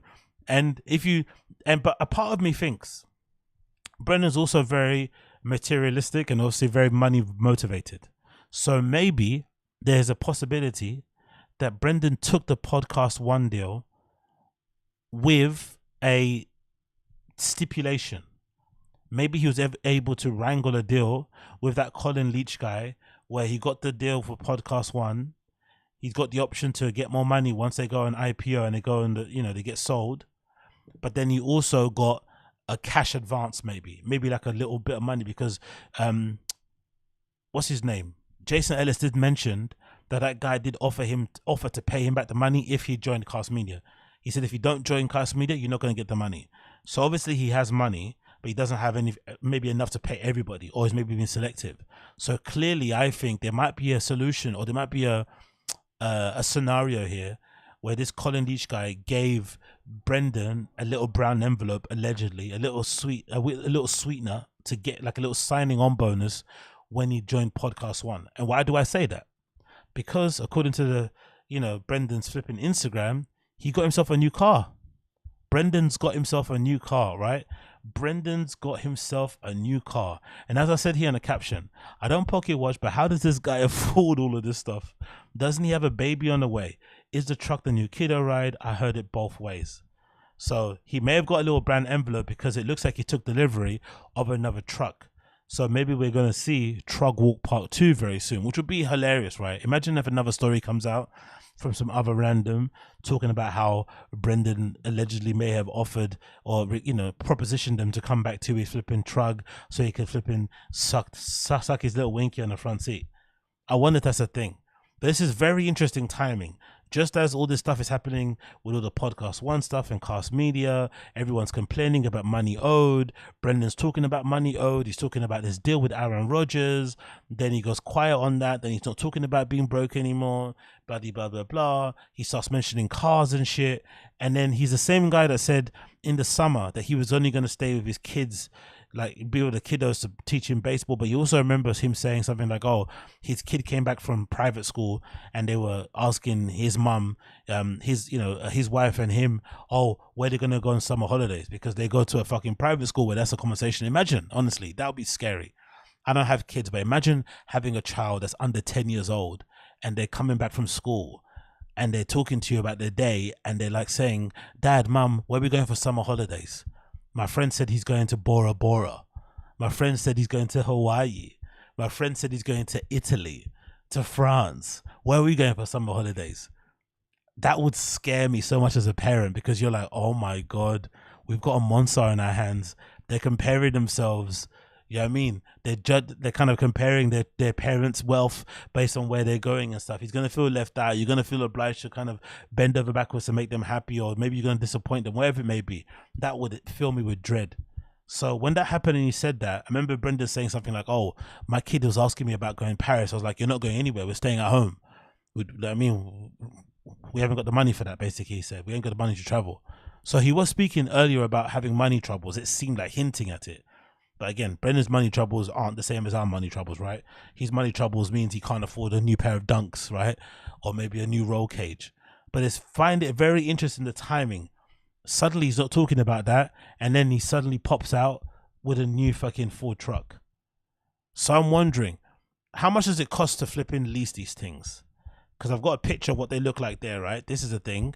He's got a Ford TRX Ram truck. It's fucking beautiful, to be fair. I'm not gonna lie. I'm not the biggest car guy in the world. I do like my cars European and kind of old. You know, I'm a big BMW M3 E-Series, Mercedes CLS type of guy. Old, you know, Volkswagen Golfs, maybe like Mark 3s to Mark 5s, GTIs. I'm a Ford Focus guy. I've got a very specific type of taste when it comes to cars. But I also do appreciate pickup trucks. And this is really nice. I don't know why he keeps getting it in white. What is that? Because it's the most popular color of new cars nowadays, or because you guys drive it? Because I don't understand why you'd want a pickup truck that's white if you're going to be using it as a pickup truck or using it to fucking run around town and do your things. And you'd want a color that doesn't show up dirt so often. I don't really know why everyone keeps getting this white color. Personally, I would maybe get a color that's a bit darker. Oh, it's the cheapest color. Okay, cool. There we go. Stinger explained it's cheapest color. So I want to know, how much is it to lease these things? Because people are saying he's leasing them as an excuse or as a reason to explain why he keeps buying it. Because my question is, I don't pocket watch, but how does he afford all this stuff? Because, you know, he's not speaking about his money troubles anymore, but he still has a baby on the way. Allegedly, his wife is about to give birth to a new baby daughter. He's going to have 3 mouths to feed, plus paying the salaries of Crystalia, Eric Griffin, and his partner Brian Callen, and everyone that works behind the scenes at Thick Boy. That's a lot of fucking money. And even if you're leasing, having a lease on like 3 cars is still a lot of money, no? If you're leasing the Ferrari, I don't think he's leasing the Porsche. I think he owns that. And then maybe some other cars. Maybe he's got that Ford Bronco, hasn't he? He's got that newer Ford Bronco. That's a lot of money to lease cars. It's still not, you know, it's not like $500 a month total, I'd imagine. Let's just check anyway. So let's see how much a lease is for this car. I still think it's quite considerable, I'm assuming, but let's see what it says here. Should we check this? Is that the one, the Ram? That one? Or it's straight in Ram truck? Okay, don't say lease. They say lease here. Maybe they say lease here. They say lease options. Oh, people are saying what? What are you saying here?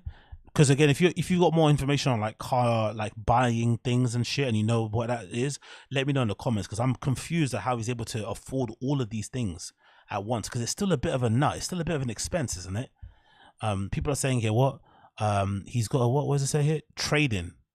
That's what. Yeah, that's like you're trading in a phone, right? You're trading your car, and then you get some of that off the value, and then you use those funds to pay for the new car. I'm assuming, right? That's what you mean.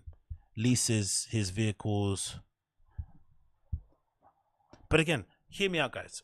Again, I'm not, because if I'm buying a car, I'm buying outright. My question, why I'm confused about this, I'm thinking to myself, let's imagine he owns one of his cars, the Porsche. He's leasing the Ferrari. He's leasing the Lambo truck. He's leasing this Ford TRX and maybe another one. But it's 3 cars you're leasing, and 3 newer cars. Not like you're leasing a Prius.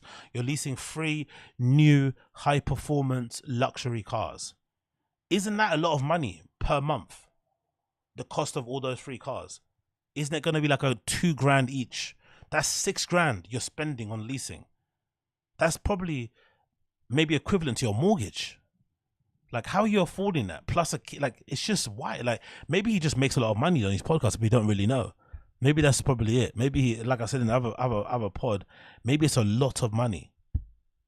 Oh, it's cheaper than owning them, is it? Okay, Eddie D. Ah, okay, I see what you mean. So there's a little game you can play. There's a little finesse, right? Okay, let's see this. This one. Northwest Chrysler. Okay, people are saying it's cheaper to own them. I saw, what's it? Hold on. Patrick Spicer. Let me scroll back up. He said he sold car for 10 years. What do you say here? Patrick Spicer says most likely that TRX car is $1,200 per month. You're saying, right? So let's say out of the 3 cars, out of the Lamborghini truck, out of the whatever car he's got, I mentioned, out of the Lambo truck, out of this, maybe the TRX is the cheapest lease, isn't it, out of the 3?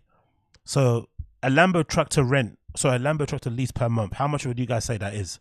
Is that like $2,000 then? $3,000?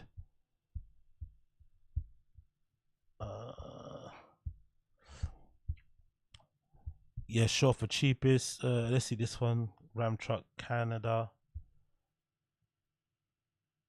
Okay, cool. There you go. Lambo truck is max $2,000 a month. So he has to be clearing what? To afford all those and insurance and stuff, you have to clear maybe what? 10. You have to have $10,000 a month surplus that you're making to make those make sense. Or maybe, or is there can you lease a car without insurance? Because he's white, he's not going to get pulled over, is he? That's the thing that's really good about the leasing with him, because he's leasing with these expensive cars, but he's a white dude. He's not going to get pulled over as much as I do. Well, if I get pulled over all the time, I have to make sure I have everything sorted. I have to make sure I got insurance, I got my tax, my MOTs done. I can't take any chances. I can't have my windows tinted and shit. So maybe that helps. If you can just lease them outright with no insurance and shit and just drive a bit dirty, then it can kind of save on money. People are saying here, what? 9 out of 10 people with nice cars are leasing them for a contracted period of time, Eddie D says. Can you even lease a TRX? They're kind of rare. The truck sticker price is close to $100K. Oof, I didn't know that. It's $100K, the TRX. It doesn't look like it, innit? Shit, it's a lot of money, bro. But I guess it's built like a tank, innit? Probably very versatile, so it makes a lot of sense. So China Mac, Chris Mac, are you saying he spends $10,000 a month together to pay for all these cars, you think? Leasing wise, more than $10,000. I don't know. Again, maybe I'm just thinking from my lowly position that I'm in at the moment. I can't imagine spending $10,000 a month to lease cars. That is insane to me. That money could be best spent being saved, or to buy a car outright, or to like go on holiday, or to eat at some nice places. But like $10,000 on cars, they still have to put fuel in. Wow. Maintenance. You can't leave the lot without insurance. Okay, Brandon. Okay, sorry. I take it back then. That's not possible. You can't leave the lot without insurance. Brandon, how about if you go to those guys on Instagram? How about if you got a deal with those dudes on Instagram that have like their own little like leasing service thing?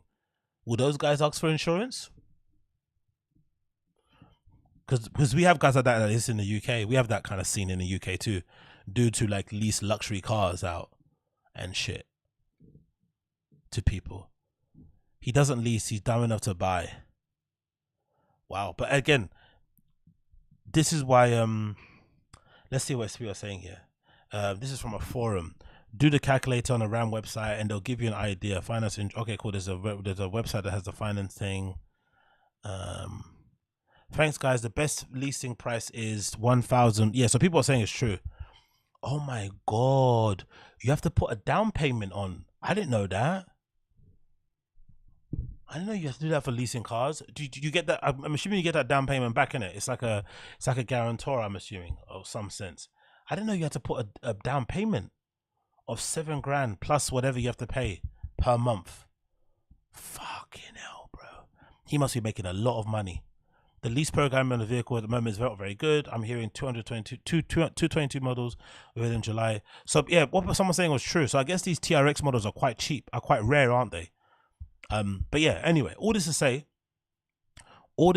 yep, gas is about 560 gallon in Sacramento. If Schaub outright purchased a Ferrari, then he is mentally challenged. So you wouldn't advise someone to purchase a Ferrari, even a rare one, even if they bought like a flipping, what's that one called, an Enzo and shit. You wouldn't advise them to buy those type of things. They wouldn't appreciate over time. I don't know why I thought a Ferrari would be like a Rolex or something. Maybe again, that's my naivete. I thought if you bought like a 90s Ferrari, it'll be like a Rolex over time. It will appreciate because not many people have them. I guess I was wrong. The moment I park it, in my area, that shit will get fucking lifted. You have to buy a Ferrari. Okay, true. You can't lease them anyway. You can't lease Ferraris. Enzo doesn't have AC. Okay, Tommy. Good point. It's the Bluetooth speakers in that Enzo. All right. So now we know Brendan is, okay with taking the podcast one deal. He doesn't seem to be bothered by it. So then I had to check over and see how much this guy must be making a lot of money in it. And I think he reminded me of a podcast I did before where somebody's posted on the Fire and the Kid Reddit about how much money how much interest about how many clicks he was getting through on Happy Hippo or something, I forgot. And it was a really high number. It was actually insanely way higher than we actually anticipated. I think he must have made like, I don't know, somewhere around the 300k mark in that short time he was doing the deal with, I think it was a CBD company actually. He made like 300k just flat out on that deal from the affiliate link. So you can imagine these guys probably make quite a bit more money than we assume they do, because I'm only viewing it from like the podcast view numbers, but podcast view numbers aren't an indication on the money they make, because they arrange or sort out specific podcast advertising deals that have nothing to do with views. That's the thing that people mistake, or that I mistake sometimes, or forget about. They actually have separate deals that just have nothing to do with the podcast. They're just deals about like, hey, you're a celebrity, you're well known, we're going to give you this amount of money. So I'm assuming those sort of fronts, if someone gives you 50k to advertise some shit, you can use that money easily to lease a few cars, and it makes a lot of sense. But I don't know. I just think for me in my head, I'm like, I've already got 2 mouths to feed, 2 growing boys, right? 2 growing boys who, let's be fair. And let's be like, let's not be rude, but Brendan Schaub's kids don't look at the types of who are going to leave home at 17, 18. They're going to be boys that are probably going to live at home for a while. So you're going to have to look after those 2 growing boys, hungry boys who have like expensive tastes, who've grown up with expensive things, so they're not going to, expect anything less than that. Then you're going to have a daughter, number 3, who's going to be probably a carbon copy of her mum. She's going to want Balenciagas when she's like 2 years old and shit. She's going to want a Cartier watch. There's a lot of like expenses coming up. So for me, I would think if I was Brendan and I'm seeing how my career is going, I'd be a little bit wary and dubious about spending money on a fucking TRX truck and shit. As nice as it is, as beautiful as it looks, I understand it's a fucking gorgeous car to drive, I'm sure. Seeing that fucking, tearing it up down the street and you sitting in it must be a great feeling. I think that's one of the things that guys like about pickup trucks.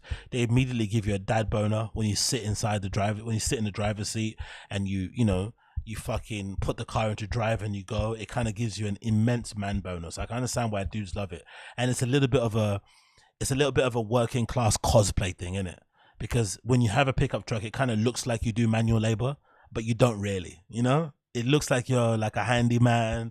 You work with your hands. You're out there in the field, in the sun, wiping the sweat from your brow as you're digging and shit, you know, pointing at your fucking staff and your workers to do this and do that. It looks like you're doing that, but really you're using this to fucking go from your home to the ice house, from the ice house to some fucking baddie's house and back again. That's all you're really doing day to day. But it does make you feel like a real man. I understand why people fucking love these things. I understand why they get a fucking dad boner of these things. But again, if I've got 2 kids to feed, oh, for fuck's sake, Eric C, not you again. Big up Eric C. Sir Alex isn't worthy of licking Pep's boots. Blue heart, trophy. Blue heart, trophy. Blue heart, trophy. I've got to find a way to ban your account, Eric. I keep saying it, but I've got to find a back end way of locating your IP address and banning you from this stream, banning you from this chat, and banning you outright. But no, big up Eric C. I appreciate you, brother. Thank you for the super chat, bro. Yeah, anyway, looking back at the Happy Hippo deal that was announced via PR News, you can see it was a big deal. They've got a big spread about it. They've got Brendan's happy face there holding the Happy Hippo shit. That's been a miracle to him and helped him out and shit. So clearly there's a lot of money out there to be made with podcasts that allow you to get a truck in the midst of everything that's going on. Everyone is financially screwed and worrying, but for some reason Brendan's out here buying himself new cars. Interesting, isn't it? I find that shit interesting, bro. Everyone's out here struggling. Everyone doesn't know where the next meal's coming. They're worried about signing deals, but Brendan's out here doing the business, getting himself a fucking new truck. Interesting. So, moving on from that, let's talk about THEO's video where he speaks a little bit about it, and we're going to get an idea on what THEO's point of view is regarding the whole thing, right? So let's see THEO.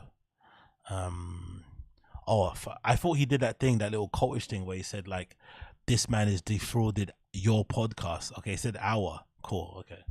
You could have said my, but again, you know, there's always that kind of wording to make it seem like everybody's involved and they're not really. But anyway, let's click it here and see what he's saying about Colin Thompson. Imagine if Rogan has him on to explain his side, Colin Thompson. That would be hilarious, isn't it? Rogan tries to cancel him like fucking Carlos Mencia and shit. Come on, man. Let's play. Let's go. Let's go.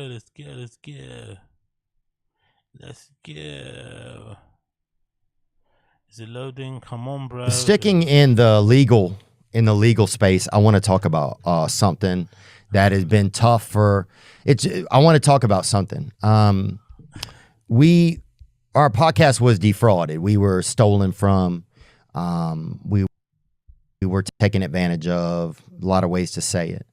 The company that can you imagine how much? I'm sorry. Can you imagine how much money THEO got robbed of? Right, he might be one of the most successful podcasts on Cast Media or out of that group of people. Can you imagine how much money they've taken from THEO? Oh. And again, I like THEO. He seems like a cool guy, fun dude.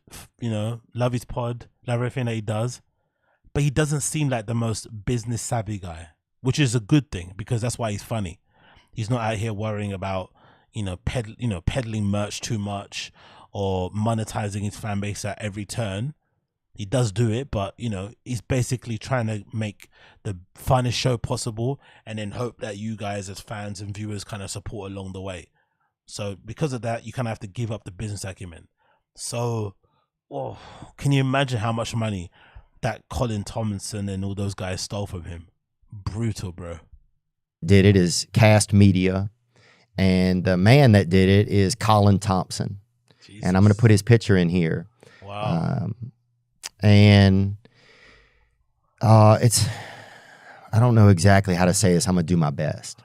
We're part of a larger group of podcasts that were stolen from. This all could have been remedied if they just opened up their own Gmail accounts and just did their own podcast deals. They're already famous. They get loads of inbound requests. People, you know, falling over themselves to flipping get their products or services slapped in on the fucking pod. many little ad breaks. They could have done it easily, but because they're all work shy, they're all inherently lazy. They don't want to do it, but they then want to sit on their podcast and pontificate about how hard they work, you know? And then they get fucking slammed by a master fucking crook, a master fraudster. That's what happens when you don't want to do part of the work. You give up the ownership and people take the piss out of you. Big up Austin Casey. The bigger question is which celeb got a TRX that made Bopper want a TRX? Oh, yeah, I forgot to mention that. Thank you, Austin Casey. Appreciate it. My theory on the TRX thing is this. My theory is that he thinks this is going to be a new... Because again, let me know if I'm off base here, the chat. Are there people out there that use these trucks, these pickup trucks, as like makeshift or like an alternative to having an SUV? Because in my country, people drive, like, if you've got money, the car to drive around to like have, if you have a family, I need a car that so the family feels safe and I can drive my kids to school, is this. It's odd to say this, but this is the one. All the people that have like money, they buy Range Rover Sports in the UK and they use them as like fucking baby mobiles, essentially. They don't use them to go off road. They don't do anything that they're intended to do. They just drive really fast around their local area. They do the school run. They go on motorways. They use them to pack all their shopping in the back, or when they want to go do the IKEA run. So I wonder if in the States, you guys have a thing where people use their pickup trucks as a alternative to having an SUV. Is that a thing? Because I think that's what he's doing it. Because his family's growing and he's has this new baby, he's going to justify having that car because it's for the kids. What do you guys think here? It's a full-size Ford truck. Yeah, okay. It's a full-size four-door luxury truck. Like any country, really, we can run. Exactly, yeah, exactly. There we okay, cool. So it is possible. That's what I think he's bought the car for. So I don't think he even saw anyone, Austin. I think most likely he just feels like that car is the one that's going to help his family. Does that make sense? It's a bit weird, isn't it? But I think that's what he's going for. It's a family mobile thing. But, you know, I could be wrong, but I think that's what he's basically going for. Let's continue with the THEO stuff. Right? We were in total, I've just between talking with folks, there's up to $4 million that I know of that people were taking advantage of. We're in the 6 figures. I know of podcasts that are in the 7 figures. Holy shit. THEO is saying there's more than $4 million that hasn't been paid out to these podcasters. Mamma mia. Honestly, I'm sorry, bruv. If you're a podcaster and you got frauded from KAST Media and you haven't got your money yet, but then you go and sign up with another podcast, you know, what you call it, advertising network conglomerate thing, you're a fucking idiot. Because I have a feeling that all of these podcast network brand things are all scamming you in some way. Because you basically trust them with that side of the business because you're too lazy to do it on your own. And they get all the inbound requests. They the ones that get the funds through their accounts and then they pay you from that, which opens up the possibility for them to scam. So I have a feeling all of these companies scam to an extent. This just Colin Thompson guy just did too much. He obviously went all the way and got greedy. But if you go and re-sign to another podcast network thing, you're a fucking idiot. You really are, because you're going to have the same issue come up again and again. There's too much money on the line for you to be trusting your ads to just any Tom, Dick and Harry. Wow, bro. 4 million. No offense and stuff, but I'd be ramming my car into the gates of his house if I was owed 4 million. I'd be turning up at his fucking kid's school. I'm not even joking. I don't play when it comes to that stuff. I'd turn up to his kid's school, bro. I'd catch him on a school run. Legit, I'd catch him on a school run and introduce myself and say hi and ask for directions and shit. That's what I would do. And ask him if he's got a lighter. 4 million. You see what I would do for fucking £500. 4 million. Fuck. And Colin Thompson, that's his name. I want to say his name so you know it. People get taken advantage of a lot in business, and businesses use tactics and stuff to hide themselves. And you know, they'll use bankruptcy or the threat of this or that, and he may get my money. That's okay. You know, I'm fortunate that I can still have touring and that I can take care of myself. Jesus. But you fuck with the wrong rat, Colin. I'll tell you that, brother. And I'll just tell you guys what happened. Yes, please. We had a deal with this company, right? And it was started off good, and then it started to get where we were getting less of our payments. And we were reading the ads. We do the ads, you know, we read them out. Hello, everyone. What up, Az?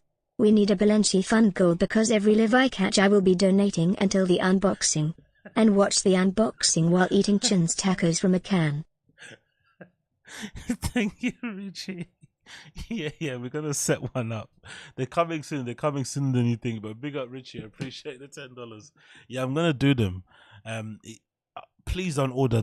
Please don't make tacos from a can. I don't want to have the thought of you munching on menudo, stale tortilla, fucking bread tacos. No, please don't do that. Order yourself a nice, you know, a nice fucking box of tacos, or go to your local Mexican joint and just watch me off a phone and eat them over there. Don't do those. Yeah, oh my God. Every time I think of Chin's tacos, I want to throw up in my mouth. Like, I can't believe this guy lives like that. Imagine living in LA, but choosing to make tacos like that at home for yourself. Think about that, guys. Imagine living in LA, but choosing to make tacos the way Chin makes tacos at home for yourself. You live in LA. You can literally DoorDash yourself some of the best tacos ever. I'm assuming you guys have delivery services that we do. Every little fucking hole-in-the-wall restaurant usually has an option to order from online because it's an easy money earner. So you could legitimately order from a really good place and get tacos delivered to your door. Yes, will they be, you know, a little bit mushed up and shit? Of course, but they'll taste delightful. At least somebody that knows how to cook has made them for you. But he chooses to fucking sit at home in LA, where he's surrounded by some of the best Mexican food in the fucking world. Some people even go as far as saying you can get better Mexican food in LA than you can get in actual fucking Mexico.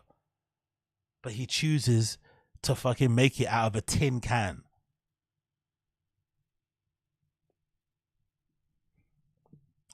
No more.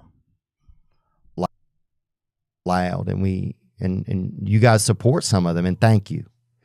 And then it got to be where we were getting paid less of the payment we were owed. And they sell all the ads a year in advance, so you're kind of stuck into the year, right? And the advertisers were paying Colin Thompson and KAST Media, and they weren't paying us. They would pay us a little bit, and they had a reason why. And this explains why Brennan's also survived for so long. He's like a year behind. So whatever you're seeing now, the ads, you know, he's gonna get ads depending on what his level is, but the level that he is now, he's still making money from the previous year's views, which may maybe a bit higher. It's a fucking dodgy game, isn't it? It's a dodgy game. So one of the craziest parts was like, there was like, we kept asking, you know, hey, we have to get paid, man. We have to, and we weren't getting paid. And so finally I was able to make a new deal and just cut ties completely. I made sure that everything, you know, they breached our contract. And so I was able to cut ties. And then they come along, Colin Thompson comes along, and he joined, there's a new company that has a stock that's going live soon, right? Or it's coming out or something. This company called PODCASTONE or Live One, right? They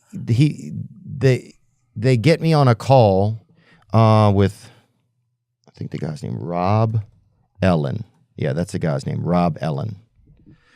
And his brother is Doug Ellen, who's like a screenwriter, and I think his brother was pretty successful. Yo, big up Stinger Goo. Appreciate you, bro. Let's pray Big Alien gets his 15K. Again, I don't like the guy, but yeah, he needs his money. I feel a little bit bad for him though, because Brendan's out here buying food pickup trucks. He could afford to give him his 15K by now out of his own pocket. But he's probably told BGL, I'm going to give you the money once everything goes through, because Brendan's waiting on a big payday.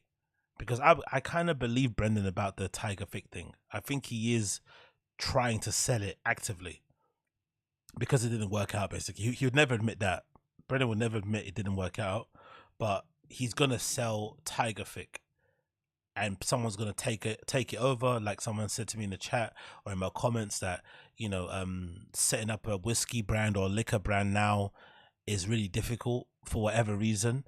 So people are preferring to buy the rights or the leftover barrels of companies that aren't maybe doing as well, and then rebranding them, or messing about with the fucking recipe. So I can see a scenario where Brendan has told BGO, hey, wait, I know you've got this lawsuit there for unpaid wages, but I promise I'll get you your money, because he has the potential Tiger Thick sale coming. He has whatever he's owed from Podcast One coming, and then he has whatever new deal he has coming in podcast terms that's going to give him some money too. So there's a lot of things coming, no pun intended. He's coming everywhere. And I think that's the biggest worry for him, because in my opinion, when people promise things that they don't have to give you, it's usually an indication they're never going to give it to you. Because I want my thing immediately. I don't want to wait for you to get your deals through. No, you give me my money, and then you make up the difference from the money that you're getting from the stuff that you're waiting on. Making people wait for your deals, I think it's a little bit scummy, and it's kind of screams of another scam. Like, oh, withdraw your complaint, withdraw your lawsuit, and I'll pay you. No. Pay me first, then I'll withdraw it. Then when you pay me, I don't withdraw it. You know what I mean? That kind of game. But I think BGL will get his money eventually, but he'll only get it when Brendan get his, or when he's comfortable to give it. Because Brendan's spending money. He bought himself a new truck. He refurbished the studio. Big up Austin Casey. Doug Ellen wrote Entourage series, I think. Oh, sick. Fucking hell. This Colin Thompson guy is scumming over some big people, innit?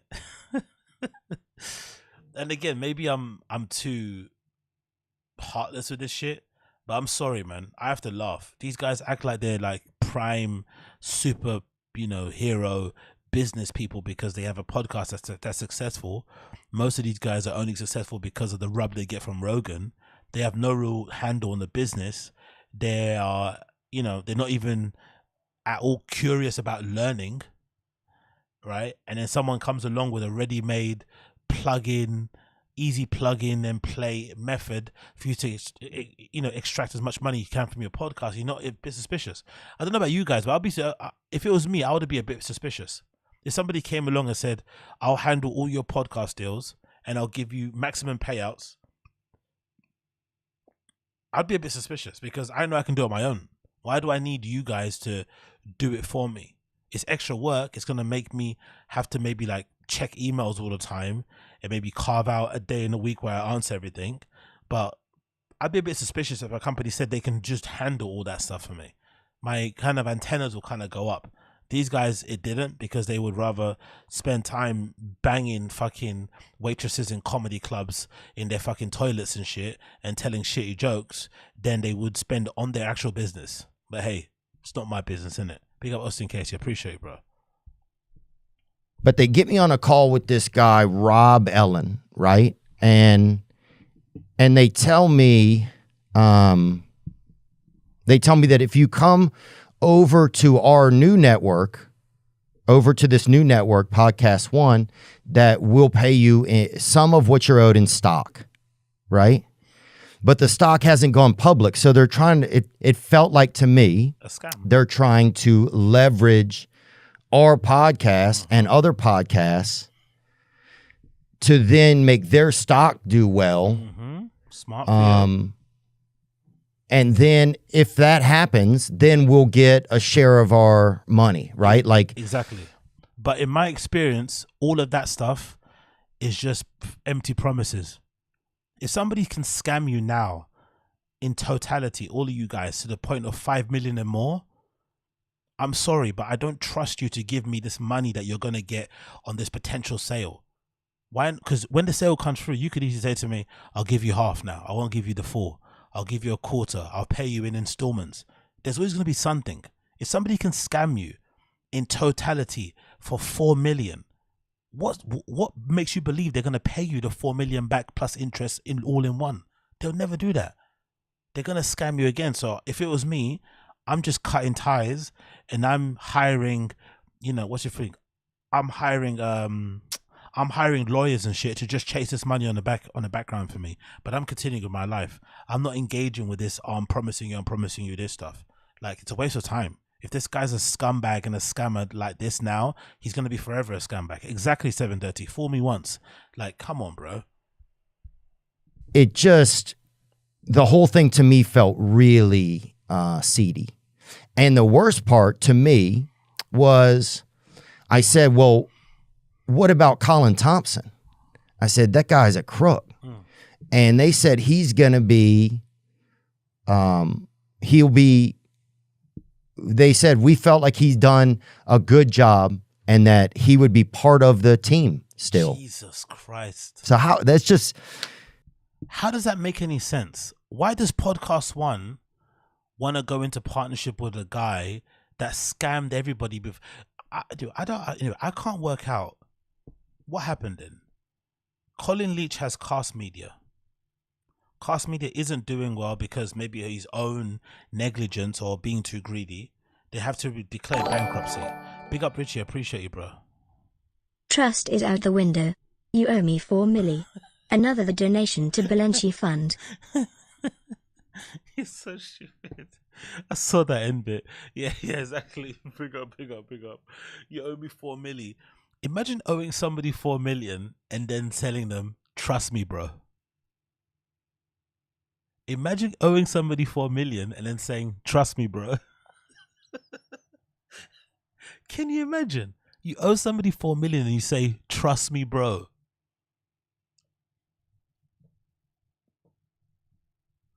Sorry, what? Trust you?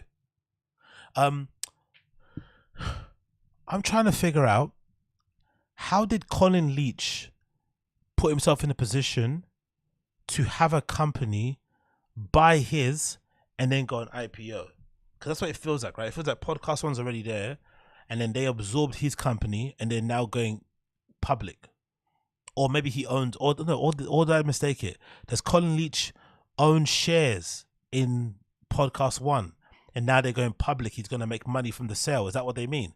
Or did Podcast One buy KAST Media and now that they're going public? So anyway, whatever it says, I think personally, if you've got a company and you're offering out shares or you're selling them, isn't there some sort of like due diligence? Like, how about if like some terrorist leader wants to buy stock in your company? Are you obligated to sell it to them? Like, what? Is that how it works in business? As long as you got the money, you can buy a share of somebody's company if it's available to sell. Is that how it works? I'm assuming it doesn't. I don't even know why I'm asking this question. If you've got money and somebody's got a business, they will turn a blind eye if your business is going to allow them to kind of keep on functioning. Fucking hell, bro. Because this really does hurt. Actually, you know what? This actually might fuck up Brendan's deal. Because Brendan obviously signed up to Podcast One. He's happy with this new arrangement because he just is dumb as bricks and wants his money to buy his truck and to buy his wife like Balenciaga bags or Birkins and shit. So he signed up to it. Could it be argued that THEO is unintentionally fucking up Brendan's potential deal? Because this might hurt the stock price, no? This might hurt the fucking IPO. Because he's essentially putting all this business out there that wasn't known, and plus he's the most well-known person that's kind of come out so far. This might hurt the deal, no? So isn't THEO kind of negatively affecting Brendan? So imagine Brendan gave THEO a phone call. It's like, boy, chill out, man. Stop talking about Colin. And he owes him money too. But he believed the lies. I know some of this is a lot of insider baseball, man, but to me it was just fucking just the cartel's own thick boy. That's why he called it Gringo Pappy, innit? Hey. Felt real dirty, and it felt like just no respect. Kesod Moses. Colin muscled his way up with a promise to leverage people like Papa to pump up the stock. So he effectively is doing like, what's that word? Is it pump and dump? What's that word when you like you talk up something in the hopes people invest into it? That is pumping, right? Pumping the stock. You talk about something before you hype it up in you know, indirectly, and then people get excited for it because they think there's going to be a big payday, and then that payday never comes through, or it comes through for you and you just ride off into the sunset. Yo, this bit again. These fucking guys, I don't have any sympathy for them because they're getting scammed over fundamentally not being bothered to sit on their fucking Gmails and respond to inbound emails requesting that they have ads. I'm a nobody. I get like 2,000, 3,000 streams sometimes on my live streams here and there, couple hundred views on my videos. And I have people reaching out to my email wanting to, I don't know, advertise some shitty necklace or some shit, right? I ignore most of it. But I'm sure if you're those type of dudes, you have people in your Instagram DMs, your Twitter, everywhere. Big up Austin Casey. Theo should ask Dana White for help with this. I bet Dana would help just to Fouquet Brenda over LOL. Yeah, he probably would. I wouldn't be surprised if Dana reached out to Theo privately. Dana, like, I don't know. As much as I know people are trying to tell me that Dana isn't thinking about Brendan, Dana's so petty. I don't like the guy. I think the way he runs the UFC is awful, but he's also hilariously petty. Like, he does not forget. Like, once you cross him, you're dead. There's no coming back. I can't think of many people who've crossed Dana who've come back into his good graces. I can't think of many, you know. But not like crossed him like a little argument. I mean, like they've had like back and forths like how Dana likes to have. There's not many. Like once you cross him, it's over. So I could see a scenario where he might have reached out to fucking Theo directly and said, "Hey, let me put you in touch with some guys who got some deals and stuff," and da-di-da-da-da-di-do. But Jesus Christ, bro.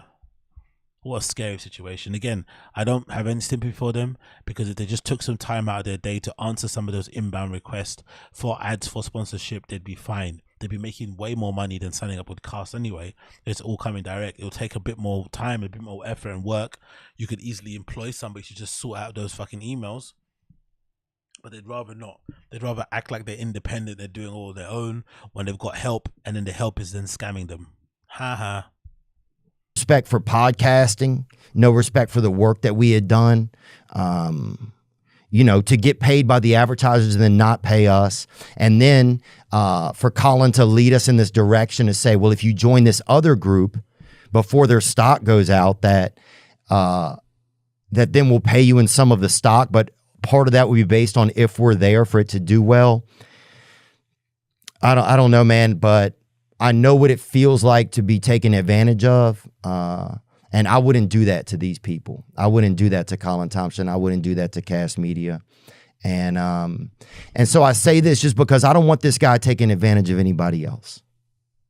A lot of times in business practices, especially in like entertainment stuff, a lot of people are able to snake away and they're able to slip through and use tactics. Yeah, because all of you guys are afraid to admit when you're damn bad.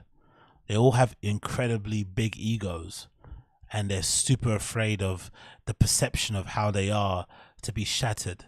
They don't want anyone to know when they're down bad. They don't want anyone to know when they're struggling, when they're, you know, in a bad space, in a bad place. They don't want you to know. They pretend like they're always good, like they're the richest, most successfulest, most busiest, most booked comedian in the world, when really they're struggling like just you and I.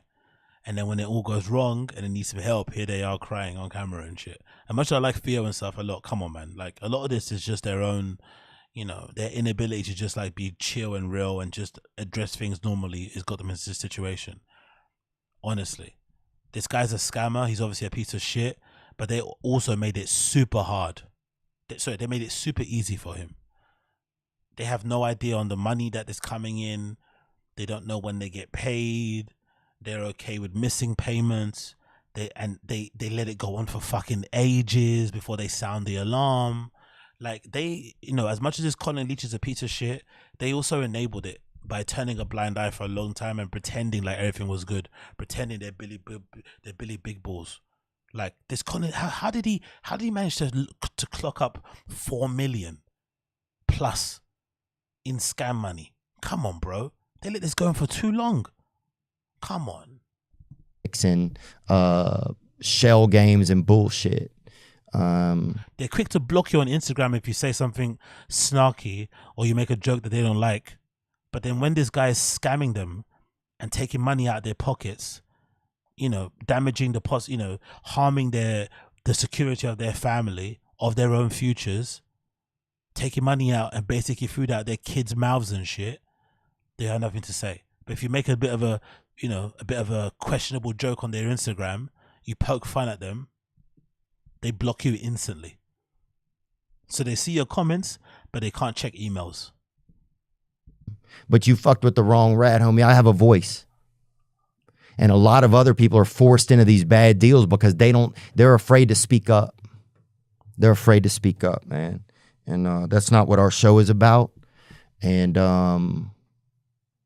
yeah, I just want you guys to know that this is the man.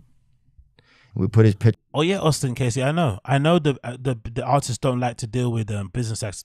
They want to be business type. Sorry, I know what you said there. Artists, comedians don't like to deal with business aspects of things. They want a business type person to handle it. Get one then. Don't hire a company. Get somebody who you pay, who's financially incentivized through a salary or through a percentage to get that money. Get somebody to just sit on. Honestly, I'm telling you guys, I swear on my life, I wouldn't lie. I know what it's like behind the scenes. It's not that difficult. If you're as famous as those guys are, you are honestly getting 80% inbound requests for advertising. I swear you are. You're not doing any cold emails. You're not writing an email pitching yourself to fucking Liquid Death. Liquid Death see your numbers. They see that you're involved with the GILLIS Extended Universe, and they're like, you know what? Let's sort out some tins for you as well, because they want to be associated with you because you're part of that whole cool community comedy podcast scene thing. So Liquid Death will reach out to you. They'll say, hey, we want to give you money. We think you're cool. We think you're fun. We think you got good numbers. We want to put our product on your fucking show.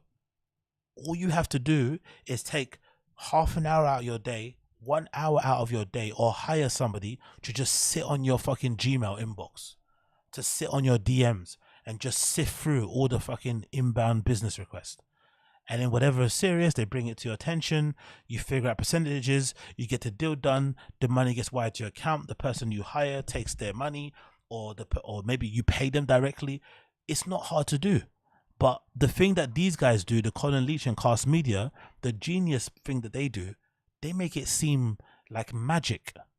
You don't even do anything. You just probably give them your RSS feed. You maybe give them the back end to your Libsyn or to your whatever platform you use to host your thing. You give them your account number, your sort code, routing number, wherever it may be, and they just send you money every month. That's a genius. They just take all of the stress away from you. But taking that stress away from you is also a prime opportunity to scam you, because you're not paying attention. You're not paying attention. You know what I mean? And I think personally, they could make way more money doing it on their own, and it removes the risk of getting scammed. So as bad as this Colin Leach guy is, the whole comedy scene essentially enabled him, because they all want to be artists. They all want to be, they all want to do all the cool stuff. They don't want to do the business. It's too much. It's too hard work. It's a headache. All right. Now, what's the headache now? Chasing 4 mil? Or maybe answering a few emails? What actually gives you a headache? What actually makes you go grey? What actually keeps you up at night? Chasing 4 million or answering a few emails? Picture up on the thing, on the YouTube, and the amount of money that from other people, podcasters, they've said is over $4 million. Jesus Christ. And yeah, it's just the shit's fucking wrong. And I don't also understand how a company expects me to wanted me to come over there. Exactly. To boot what felt like to me they were using me to boost their stock price. 100%. And I don't say that out of ego, but we've done well. 100%. And that they get all these podcasts saying, well, that'll boost our stock price. Then we'll go public with the stock. And then based again on their... Oh my God, I just realized something. I remember reading about this online.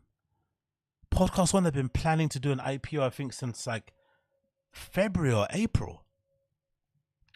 Because I check a lot of like startup news thing, and I think I'm even subscribed to like a business podcast thing. I remember seeing a headline on my inbox about PodcastOne wanting to IPO. They've been planning this for a long time.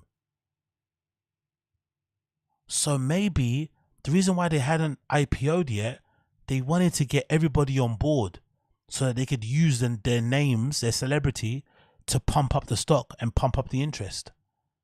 That's why they were delaying the IPO. Pushing it back.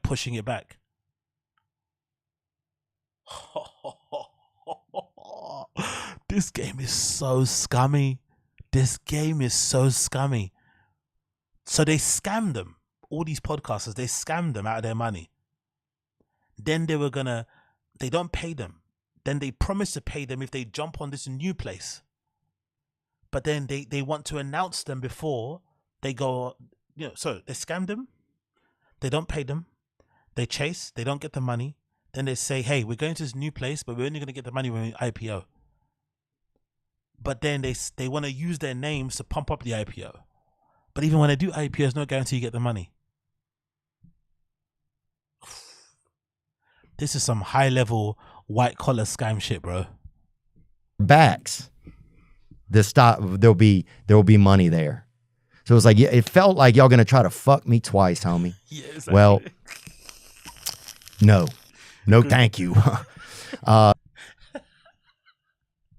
Sorry, I love Theo. That was good. No, thank you. There will be money there. So it was like, yeah, it felt like y'all gonna try to fuck me twice, homie. Well, no, thank you. No thanks. I'm good. So yeah, you can keep that money. You can't keep it. We'll see how it plays out. But if you do end up keeping it, man, you must have needed it. I don't know. I mean, it doesn't make me stoked, but you can't get me to shut up, man. You can't get me to shut up. Good boy. And if that's the cost of it, for me to say my fucking piece. Good boy. You know how many other podcasters wanted to say this shit right now but can't say it? So, anyway. Wow, you rarely see Theo like this, isn't it? You rarely see the real Theo, the mask, none of the character, the actual real Theo. You rarely see it. Sometimes when he's like being emotional about his life and stuff and his sobriety, you might see it, but he's really pissed off, man. This shit really fucking stung. This shit really fucking hurt. Fucking hell, bro. God damn. Yeah. That's who I just want you to know. I want you to know about Colin Thompson. I want you to know where I've heard he's going to be working at. And I want you to know that he's a crook. And to me, it's criminal.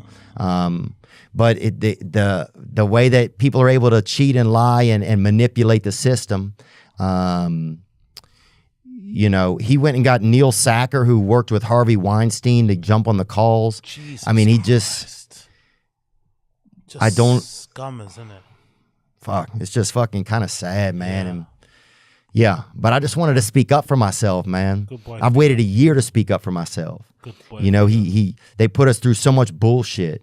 And I don't know if there's other people over there that did it too, and maybe we'll get more information. I don't know. Or this may be all you ever hear about it, And so I didn't really know the best way to do this, but yeah, I wouldn't do that to somebody. I wonder if this has anything to do with him leaving King and the Sting. Bit of a reach, but I wonder if there was something about this that affected his mood at King and the Sting, because he was kind of always down. People always thought it was to do with his depression and shit, but he didn't. Towards the end, he kind of didn't seem like he wanted to be there. He had other stuff on his mind. I wonder if this had something to do with that. Obviously, King and Sting, he maybe left because, you know, Brendan's bad for business and not being associated with Crystalia and shit.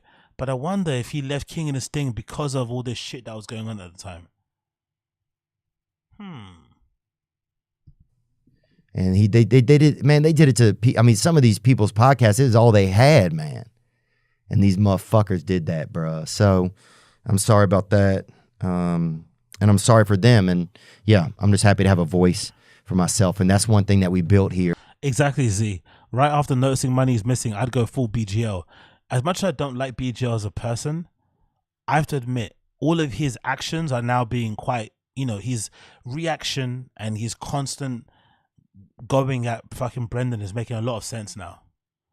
Because he only got scammed for 15 grand of unpaid salary wages that he probably was never going to get anyway. Right, I think Brendan's using this as an excuse for the KAST media stuff. He was never going to pay him. I think Brendan was trying to punish BGL for betraying him and talking to trolls and haters and shit and putting out his business out there by not paying him money. I don't think he didn't pay him because he didn't have it. I think he paid him as a punishment for him going on all these shows and doing interviews and all this sort of stuff. But if BGL acted like that over 15K, what would you do over 1 mil, 1.5 mil? From a guy that looks like that Colin Leach guy, he looks a bit like a dweeb, like he's got highlights in his hair and shit. He looks like you could blow him over. The kind of guy that, you know, never buys his own drugs. The kind of guy that talks about hooking up with models and he doesn't do anything really. All right, that kind of like dorky, leechy, you know, wannabe finance guy. And then he's stealing your money. You know how furious that make you feel? THEO saying, May 23rd, you were spot on. That's when the Live One deal was announced with KAST. So THEO sat on this all summer. Wow. That makes it even more scummy, THEO and everybody else. They were trying to use the names of some of the biggest podcasters around who've been scammed to help pump up this stock in the hope, like giving them false promises that if the stock was pumped up, it would give them money. So some of these podcasters probably accepted that deal, which is essentially a little bit, it's not like insider trading, but that is a little bit like, it sounds a little bit illegal, no? You all purposely join this app, use your celebrity status to make the app more popular and increase its potential when it comes to, or its earning potential on IPO when it goes public. Isn't that a little bit scammy? You're intentionally doing it. Doesn't that sound like the same thing that people do with crypto coins? Where they get all these celebrities to sign up to crypto coins and then they use the celebrities to advertise them to us regular people. We buy them because we're obsessed with celebrities, thinking that they actually know what they're talking about, thinking that we can trust them because we like them. You like how they throw football and shit. And then that's quite that's a rug pull, isn't it? That sounds so similar. That's basically the same things. And Brendan's signed up to it, by the way. Brendan's a member of Podcast One. Look at it. It's all in full HD. Coach of the Fire and the Kid sub. He's signed up. All his shows are on Podcast One. So he actually took the deal. He complained about it. He called up fucking Jason Ellis. He whined, he bitched and he moaned. But he still got himself signed up to Podcast One. He's the type of dude who, if he was part of SAG, he would definitely be somebody that would cross over the picket line, innit? Everybody's holding out, going on strike. Even people that, because of the strike thing with the actors thing, most of the big actors are fine because they got loads of money. But the big actors are still sort of holding firm because it's going to help the littler guys if they change things, right? If they maybe have better splits, if they give them residuals, it's going to help the smaller guys. But Brendan's the type of person to just look after himself. He'll be, I think someone told me in the chat, he's the kind of person he would be gossiping about and complaining about the manager with you in the stockroom. Then the moment they get made assistant manager, they pretend they don't know you. They start acting all brand new. They start like, you know, having their head up in the fucking, you know, up in the skies, acting all managerial and shit. That's what he basically did. He called up Jason Ellis, he complained. Called up THEO, he complained. He cried and moaned. But then he signed this shitty deal that Podcast One had. Basically betraying all of his comedy friends. Yeah, exactly. He's a scab. That's what fucking Brendan is. He's a fucking scab. Who would have known? That he had nothing to do with. he had nothing to do with. In fact, he stole on our backs once, and I'm not letting these people do it to me 2 times. So for anybody that had to take that sucker deal over there, I'm speaking on for all of us, man, because I know that some of you guys have said to me that you wanted to say some of these same things. And Uja said the pod scene is about to implode. Where does Tiger Belly and Bad Friends stand in all this? They did have a beef with a different company. Yeah, Tiger Belly, if I remember when I read it on the stream, their deal was with a company called, like, what's it called? Luminary or something, or one of those names, which is again another podcast network. If I'm not mistaken, it was a podcast network that had obviously podcasts on it, and then they signed a deal with like a Spotify or somebody, and then they were meant to get that money that they got for the deal and, you know, break off a portion for each podcast. But with Bobby Lee, I think what happened, again, fucking bad luck for Bobby Lee, the time that deal got announced, Luminary, the time that the deal got announced, if I'm not mistaken, is at the same time some random kid on TikTok reposts that fucking Tijuana story thing that he says on his pod, where he, you know, may or may not have had sex with an underage fucking sex worker out there, or prostitute as people would call them more commonly. Some random kid out of nowhere at the same time that deal got, and again, maybe it's insider thing, maybe, we don't know, because that could make a lot of sense, right? You buy this company because of all the names associated to it, and then you have somebody on the inside put out this hurtful information about those people so that they get sacked, and then you don't have to pay them their share. Is that possible? It's a bit conspiratorial, like it's a bit crazy to think that. But could that be possible, that there could be somebody that works behind the scenes that does this for these guys so they can keep more of the money? They have to pay out to all these people, because the timing was kind of eerie. The deal gets announced, and then as soon as it gets announced, that story fucking pops up again. And then he got cancelled, and then that company fired him, Luminary, who bought that network that he was on. But he said, no, you knew who I was already. You did all your due diligence. You can't fire me without giving me the money that I'm owed. So there's some, you know, he's right in some respects, but because that Tijuana story is so wild, it's difficult to defend and say you weren't fired for gross misconduct, because I think that's what they fired him for. They fired him for bringing a company to disrepute and gross misconduct. It's hard to argue to your boss and say it's not gross misconduct when that sort of story has been shared about you. You know, it's kind of difficult. But Jesus, I don't mean that out of ego. I just mean that I don't know. I feel you know, I don't know. Sorry, maybe I shouldn't have said that part. I don't want to speak on behalf of those people, but yeah. Nah, it's all good for you. I just wouldn't have done that to somebody. And I'm happy to be able to speak for myself. Well done for you. I'm so thankful. I'm thankful to you guys, to the listeners, that we have this place here. And that this is what we try to do. Well done, and I'm sorry I've been making this about me this past 5 or 6 minutes or whatever, but this was the only public place I could do this where I feel like it would have some effect, because to me, this guy's like the Bernie Madoff of podcasting. Jesus Christ. And that almost glorifies him in a weird way. But I wanted to be able to say that. Sorry, I'm just rambling. But I wanted to be able to speak my piece. Good boy. Thank you. The fact that he's one of the only big ones to come out and say this is a bit worrying, isn't it? It shows you how much of pussies all these guys are behind the scenes, isn't it? He's the first big one to come out and say something. And Theo's in a position where I believe him. I believe Theo probably could go out there and get another deal and make up that $4,000, make up that $4 million that he allegedly lost, or maybe around that 1.5. He could make that back again. That's why he's not like hurt and stressed. He's just more. It feels like, you know, when when somebody like, I don't know, you know, when someone like steals money from your wallet, it's really not about the money. It's more about the violation of them actually opening your wallet, taking it, putting your wallet back in your bag. You know what I mean? Just feel violated. So I think that's what Theo feels like more so. Pick up Jobu. Gotta run.grho, but be mindful of our tone, Kunta. Thank you, Jobo. Appreciate you, bro. Thank you for hanging out, man. Thank you for hanging. Kunta Zinga. Kunte Zinga. Anyway, let's continue. I don't want to get back into that. I'm going to fucking cry again. But yeah, the fact that Theo spoke up about it, like, it says a lot about him, man. So big up, big up fucking Theo. Zach saying, AZ, you gotta take the podcast one deal. Yeah. I'm only taking that deal if he fucking sends me the money in cash in a fucking suitcase, and even then, I'll just renege on it and not do it. What's he gonna do? Is he gonna force me to do it? I'd like to see him try.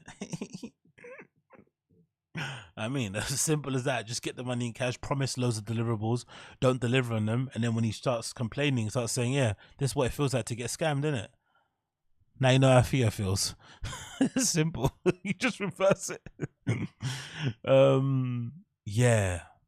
Fuck, bro. Fuck. I can't imagine how these guys feel. But it might explain a lot, you know. And again, I'm reading too much into it, but this might explain a lot. As Uche said, like, this person's about to implode. But have some of you stopped listening to a few pods? I know I have. I watch probably way more YouTube now than I do pod. I'm always on fucking live streams. I watch fucking Friday Night Tights, Nerdrotic. I'm watching Tom Dark live streams, AKADEMIKS. I'm watching HS Tiki Toki on Kick. I'm watching Fuzions around. I'm doing loads of video content, but I'm not really listening to podcasts as much because they kind of have become a little bit unbearable, hard to listen to. Hear this out. Theory. I wonder if all this money owed to these guys has been something that's been weighing on all their brains, has been something that's been sitting on their fucking shoulders, something that's been causing them stress, keeping them up at night. And that's why we haven't been getting good podcasts. That's why these podcasts have been kind of going down in quality and haven't been as entertaining. Maybe this has in part been the reason. They've all kind of fallen off. Because I know for me, if I'm owed money, I'm not going to do good work. I'm not going to turn up, or I'm just going to go through the motions. And a lot of these podcasts feel like they go through the motions. So maybe part of the reason why these pods are kind of floundering and we've all kind of taken a break from them, we've all decided to do different things, or maybe we just take a break completely. Maybe it's because of this whole thing in the background. Because, you know, one thing about comedians, the one thing they care about the most, you know, apart from ticket sales, is money. They love money. So if the money that they feel like they're owed isn't, you know, in their accounts, I can see why that would, you know, drastically hamper the quality of the shows they put on. It's a bit of a stretch, but I don't know. Uta saying, if you want a free podcast model, sign all the best hot chicks that live in vans and cars, and you'll get a mad ad revenue from car makers, outdoors, and appliances. Yeah, true. Is that black girl still around? Do you remember that black girl on YouTube that went viral? She was living out of her car and she just like got, I don't know, 500,000 fucking subs in a few days. And I think people were thinking she was like an industry plant or something, and people found out she wasn't. She just hit the algo, and then I think I remember reading up on it, and what, as Otio says, that whole like what do they call it, that thing, camp life, innit? I think it's called, is it camp life or whatever that scene is? It does really well on YouTube. The CPM or whatever that stuff is really high, because as Otio says, it kind of hits loads of different markets, like, you know, it hits those different age groups. You've got the car thing, you got the appliance thing, you got the hot girl thing. So yeah. Coyle is saying, I can't recall a single one if I've listened to all the way through or even checked out past the thumbnail. Wow. Yeah, I think there's a lot of like podcast fatigue, man. It's out there. It does exist. There's a lot of fucking podcast fatigue. Because as much as I love Rogan, I can't remember the last Rogan I listened to in full. I'm still listening to Save Our Parks in like little increments, but I just get bored or get distracted and I'm just on YouTube again. I've stopped, or on Twitter, do you know what I mean, checking my feed. YMH is unbearable, and it used to be. Oh man, Coiler, don't mention that, please, man. Your mum's house might be up there with History Hyenas for me in terms of disappointments for podcasts. History Hyenas, when that ended, it hurt my soul, because I thought that show was so good. There was such a good combo. Yanis and what's his fucking name? Chris Stefano, like, it was actually really fucking good. And then they, you know, one person got, what's that show that Chris got to end History Hyenas? It was some shitty like back garden bar making show. It was like a bar rescue, but they were making like bars out in like sheds and shit. It was like a competition, and you got a deal to like be the presenter of that show. And again, comedians love money, so I'm assuming they weren't making a lot of money on History Hyenas, like outright. So he probably got offered a good signing on bonus and a salary, and he completely head got turned, and they cancelled or they stopped doing History Hyenas. And you know, and they both haven't recovered, I don't think, personally. I don't know if you guys agree, but I think those two, Yanis Pappas and Chris Stefano, were a much better trio than they are on their own. As much as Yanis Pappas' show is good, he's got some like new show type of thing he does. He's really funny. Also, he's good when he goes on Tim Dillon's pod. Those two guys were really magic when they were together. On their own, you know, that really hurt my heart. But the other one that hurt my heart was fucking Your Mum's House. When Your Mum's House went down in quality and started getting shit, honestly, Your Mum's House, like Joe Budden, I used to listen to that stuff when I was like, used to work retail and stuff in warehouses. I'd be having that on my headphones and I'd be crying. And Your Mum's House, think about it, right? They play a lot of clips. So a lot of the stuff you have to kind of see to make it, to kind of get sense of what's going on. But that show was so descriptive, you could actually visualize the person that they were talking about, even if you wasn't watching the fucking clip. Just listen to it via audio. So it wouldn't surprise me if they told me early episodes of Your Mum's House are probably getting way more audio downloads than even video views, because you could still get across the humor via audio only. That shit was special, bro. And then something happened. Maybe Tom started making more money. Maybe Christina P started getting too much Botox. Something changed and that show went so shit. It's so crap now. It's so sad, man. Your Mum's House was so fucking good. It had such, like, honestly, I used to like, I'll be laughing, crying in the warehouse, stacking shelves, like tears running down my eyes, like listening to that stuff, honestly, man. But it's with all things, isn't it? There's always a time in it. Time and it kind of goes. I don't think you can, but we had a good time and we had a good run. We listened to some good comedy podcasts. We had a good time. We found a little community on people on Reddits and streams and shit. That's a good thing. Don't get me wrong, but I do wish we could go back to those good days, right? Early Tiger Belly, early Your Mum's House, even early Rogan, early Church of what's happening right now. But now they're all shit. Now they're all shit, man. Exactly. Golden time of podcasting, man. It's legitimately gone. It's never coming back. What can you do? What can you do? Moving on. Let's talk. We spoke about his range. Let's talk about this. Have you guys? Oh yeah, and then speak about this. Let's go and do Luis J. Gomez stuff. Let's see what he's saying. So Luis J. Gomez has got a new comedy special out. It's called 30 Minutes with Luis J. Gomez. The thumbnail is tragic, in my opinion. It doesn't really make any sense. There's like 3 fonts here going on. You know, I'm being a bit nitpicky, but it doesn't really make sense. There's like basically 3 fonts in it, I think, maybe even 4. Gas Digital always makes me laugh. I'm sorry. I know some of you guys might have memberships on it, but I could never let the name Gas Digital be coming out of my fucking bank balance every week or month. Having that name of my fucking account, Gas Digital. I'm sorry, I just couldn't do it, man. It's so fucking lame. But you know, you gotta do what you gotta do. Because I still envision a future where he will end up selling it to a big brand place or something, or network, and I'll look like an idiot by laughing at it all the time. But I don't know, man. Like, I don't know. It's just not for me, you know? It really is not for me. There's nothing a gaggle of guys that look like that could say to me that would interest me. Zero. And I'm sure it's funny. Legion of Skanks is good. I like that. But all the other shows, no thanks. If you come on Legion of Skanks, you're funny, cool. But, you know, come on. What am I going to listen to these 4 guys talk about? What are they going to tell me about life? Come on. Anyway, 30 Minutes with Luis J. Gomez, presented by Gas Digital, full special. A 30-minute special. Is it actually 30 minutes? Yeah, it's actually 30 minutes. It's 30 minutes and 51 seconds. So big up Luis J. Gomez to actually doing a 30-minute special. Let's see what it's saying. If it's shit, I'll turn it off. I'm not going to watch the whole thing if it's rubbish. But let's see what he's saying. Hoping it's good. New York City, put your hands together for the Puerto Rican rattlesnake, Luis J. Gomez!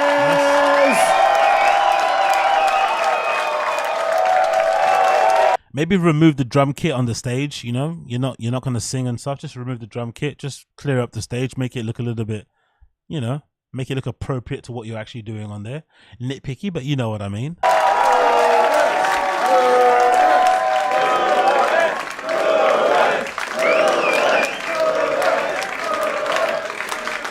This is fucking great. I'm so excited to be here. This is really exciting. A lot of you guys probably know me. For those of you that don't know me, I just turned 41 years old on April Fool's Day. Thank you. Jesus. April Fool's Day is my birthday. He looks like a fucking, he's lived a life, innit? If that's 41, I'd hate to see what he looks like at 50. He's lived a life, bro. That is all 41 years of age, you know, plastered over his face. God damn, brother. Birthday, and I became a comedian. Isn't that the perfect birthday for a comedian? Isn't that ironic? Okay. Can you please be objective, guys? I know some of you guys don't like Brendan Schaub and you hate it when I give him a little bit of props and shit.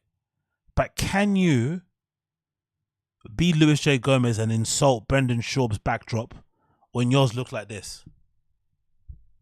Can you really, with good conscience, take the piss out of Brendan Schaub's set design when yours looks like this? Can you really? Do you have the right, to do so when yours looks like that? What do you think? Because that set looks pretty ramshackled. It looks a little bit, you know.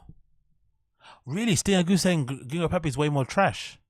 I don't know. I think New York City, put your hands together for the Puerto Rican rattle.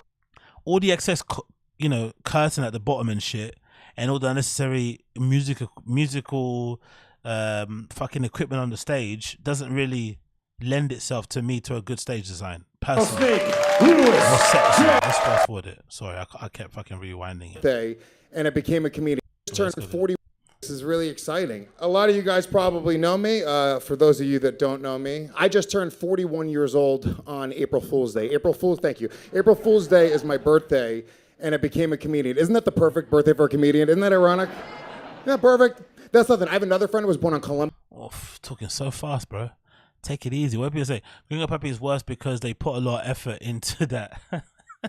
Actually, Uche's got a good. Uche always knows. She always got away with words. That's very, very accurate. Gringo Pappy, they actually tried to make it look good, and it looked like that. Whereas with this, you know, it just threw it together and made the best of it. Whereas, you know, Brendan thought he was replicating Showtime quality with what he had. You know, he thought those cardboard cutout of the city landscape was just as good as the massive Showtime letters that he had on his first show, right? The You'd Be Surprised, because that stage looks incredible. It's lit immensely. The letters, the stage, the venue is in the theater. Oof, it looked fucking. That looked like they got spent money on it. It wouldn't surprise me if somebody that's, you know, got insider knowledge of Showtime told me that they never made any money back on that first special. It wouldn't surprise me if they said, you know what, we spent a lot on producing that special and we didn't make it back, because that special looked good. To take away the comedy, just looking at it, it was shot impeccably. Audio, banging. Editing, banging. Everything about it, lighting, banging. Color correction, banging. But the material... Yeah, so yeah, I think Uche's right. At least with this, they're kind of going for like a rustic, relaxed, we're just hanging out, this is not a special, don't be freaked out type of vibe. Columbus Day, and he's a murderer and a rapist, so... Yeah, we always talk about it. We're like, dude, I know we were born to do what we do. This is fucking crazy. I know that I'm getting older because of the way that all of my friends talk. I'm on a diet right now, and I was telling my buddy the other day what I do when I'm on a diet, and he goes, yo, bro, your diet's so gay. He called my diet gay. Who calls a diet gay? That's crazy, right? This is what I do. If I'm eating a cheeseburger, I'll take the bun off the burger, then I'll mush it in the shape of a cock, and I'll shove it up my ass. I start fucking myself with the cheeseburger bun right at the table. He's like, holy shit, dude, that's really gay the way you're shoving that cheeseburger bun into your asshole. I'm like, okay, boomer, I guess I'm gay. I love crazy white bitches. That's my type. The crazier, the better. Fuck yeah. Any crazy white bitches here? Couple, yeah. They're getting very popular. They're making documentaries about them now. I watch all the crazy. Christ, bro. My nigga's speaking like he's in an auction house or something. What does people call that? Auction houses. Like, fuck, bro. That sentence was like, people accuse me for having run-on sentences. He's got a run-on special. Like, yo. I love crazy white bitches. That's my type. The crazier, the better. Fuck yeah. Any crazy white bitches here? Couple, yeah. They're getting very popular. They're making documentaries about them now. I watch all the crazy white bitch documentaries. You guys see the Casey Anthony documentary? Oh my God, how? Chris Mack said he talks mad fast the whole time. It's kind of impressive, to be honest. Yeah, on a podcast, but I think if you're on a podcast having a stream of consciousness, it's quite impressive because you got to fill in dead air. People are listening to you while they're doing the dishes, changing their kid's diaper, fixing something in the garage. It's quite impressive to hear in the background somebody just not letting no dead air sit, because sometimes listeners, I know myself, you react to dead air more because you're just listening. You can hear, you think something's happened to your phone, that someone's about to ring you, or it's run out of battery, so you just want to keep it going. So that's good on a podcast, but when you're on stage, you should probably just slow it down. Take your time and really sit with your jokes, sit with your punchlines or whatever they're called, right? Like you want to make people to feel where you're coming from, to not expect where your joke is going, and then to deliver the lines. But it's just like, this guy is just going ra-ra-ra-ra-ra. Hot as Casey Anthony. Holy shit. Do you see her ass? You see that one picture of her ass? I'd say she has junk in the trunk, but I feel like that's insensitive, you know?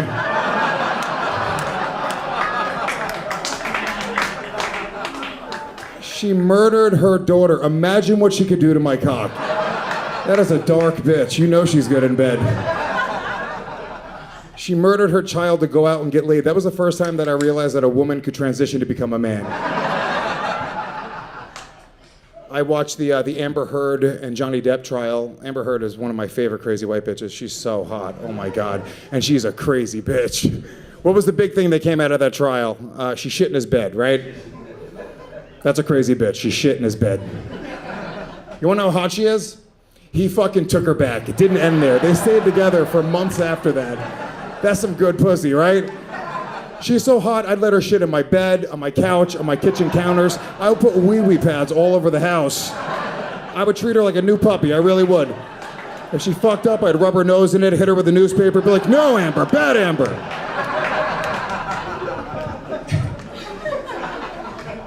My favorite crazy white bitch out of all of these chicks was this chick, Michelle Carter. This is not as famous of a story, but it's a great one, okay? If you haven't heard this story, it's about two teenage kids. They were like 19 years old. They were dating for a while. And I guess when the girl went to go break up with the guy started threatening to kill himself, as we do. If you're not threatening to kill yourself, were you ever really in love? That's what I say. I threaten to kill myself anytime I argue with my girlfriend. I'm like, I will not do the dishes. I'd rather kill myself, you whore. I would rather die than take out the trash right now, just so you know. Put that on your fucking conscience. So this guy starts threatening to kill himself, right? And the girl, she's a hot 19-year-old girl, and she's mad at him. So her reaction, obviously, she's like, fucking kill yourself, you pussy. I want you to kill yourself, you little bitch. I bet you don't have the balls to kill yourself. She starts texting him this, right? That kid, he fucking killed himself. He did. Yeah, he did. And they took that girl's text messages and they put her on trial because they said that she coerced him into killing himself. And they actually... This is as funny as a school bus on fire.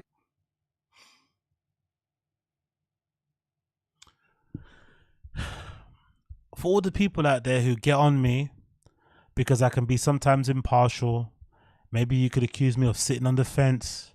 Maybe you can accuse me of being in Captain, what's that?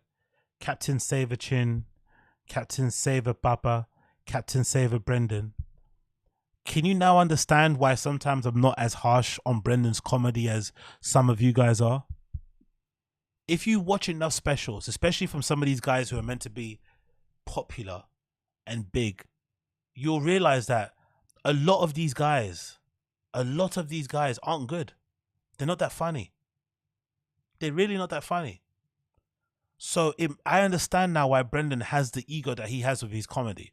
To us, it doesn't make sense. To us regular people, to us people that have self-awareness, it doesn't make sense why somebody like a Brendan who's that bad could think he's Dave Chappelle, or could think that people are getting confused and one day if Chris Rock writes his jokes for him.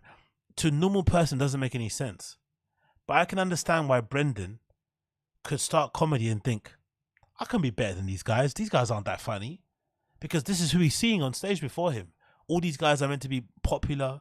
They're meant to be seasoned. They've been in the industry for like 10 plus years, grinding, doing triple runs and shit, doing open mics, performing in shitholes, grinding. And this is where they're at. And they've done things correct as well. Brendan never done anything correct. He always took shortcuts. But these guys have done it correctly. They've got past in places. They've been overlooked. They've done the fucking just for laughs. They've done all the shitty hole in the walls. They've done the open mics. And this is their level. So now I get why Brendan thinks he's a professional stand-up comedian. Now I get why he has the ego of a Bill Burr. Why he has the ego of a Louis C.K. and shit. Because he's looking at these guys thinking, hold on, you guys aren't that good compared to me. Like, even if you're being objective, even if you're not agreeing with what I'm saying and you think Louis J. Gomez is funnier than Brendan, let's be honest. Let's put it on a scale from 1 to 10. How much better, you know, obviously 10 being the highest, how much better is fucking Louis J. Gomez than Brendan? Be honest, guys, be honest. How much better is he? If Brendan's a 5, what's a Louis J. Gomez? If Brendan's a 5, what's a Louis J. Gomez? An 8? That's not that much. Is he a 5 also? Is he a 6? Is he a 7? Come on. This is fucking shit. This is fucking shit. I don't care what anyone tells me. I don't care how long he's done comedy, how much open mics he's done. This guy stinks. He's actually funnier on podcasts than he is on stage. I'm actually surprised how unfunny he is on stage. He's actually way more funnier in conversation on a podcast, interacting with his live audience than he is on stage. He kills it on Legion of Skanks. He kills it on the clips you see of him on fucking, Skankfest. But on stage, this fucking stinks. And if you've watched Shane Gillis's new special on Netflix, these guys aren't in the same profession. Shane Gillis is in the fucking... He's on another planet compared to him. If Shane Gillis is a 10, what's Lewis? 1? 2? You know what I mean? Exactly, Uche. No pressure. There's only 1,000. Louis J. Gomez stinks, bro. This is terrible. I would be pissed if I paid money to see this. That's the thing these guys take for granted. Their fans come and pay money to see them. They pay money for a meet and greet, to take a picture, to sign some merch. I will be pissed if I spent $30 plus, what is it? What you guys got there? You got some like cover charge thing, right? I'd be pissed. I'd be furious, bro. If I had to pay for 2 drinks and an entry ticket and some fucking chicken fingers and some chunky chips with no ketchup, I'd be pissed, bro. If you were standing there talking to me about fucking Casey Anthony in 2023. Guess what? Oh, she's really hot. She's crazy. What? Casey Anthony jokes in 2023. Hot crazy girl. What? Nah, we're not doing this. We're doing Casey Anthony jokes. This is just as bad as Brendan Schaub's Hulk Hogan thing.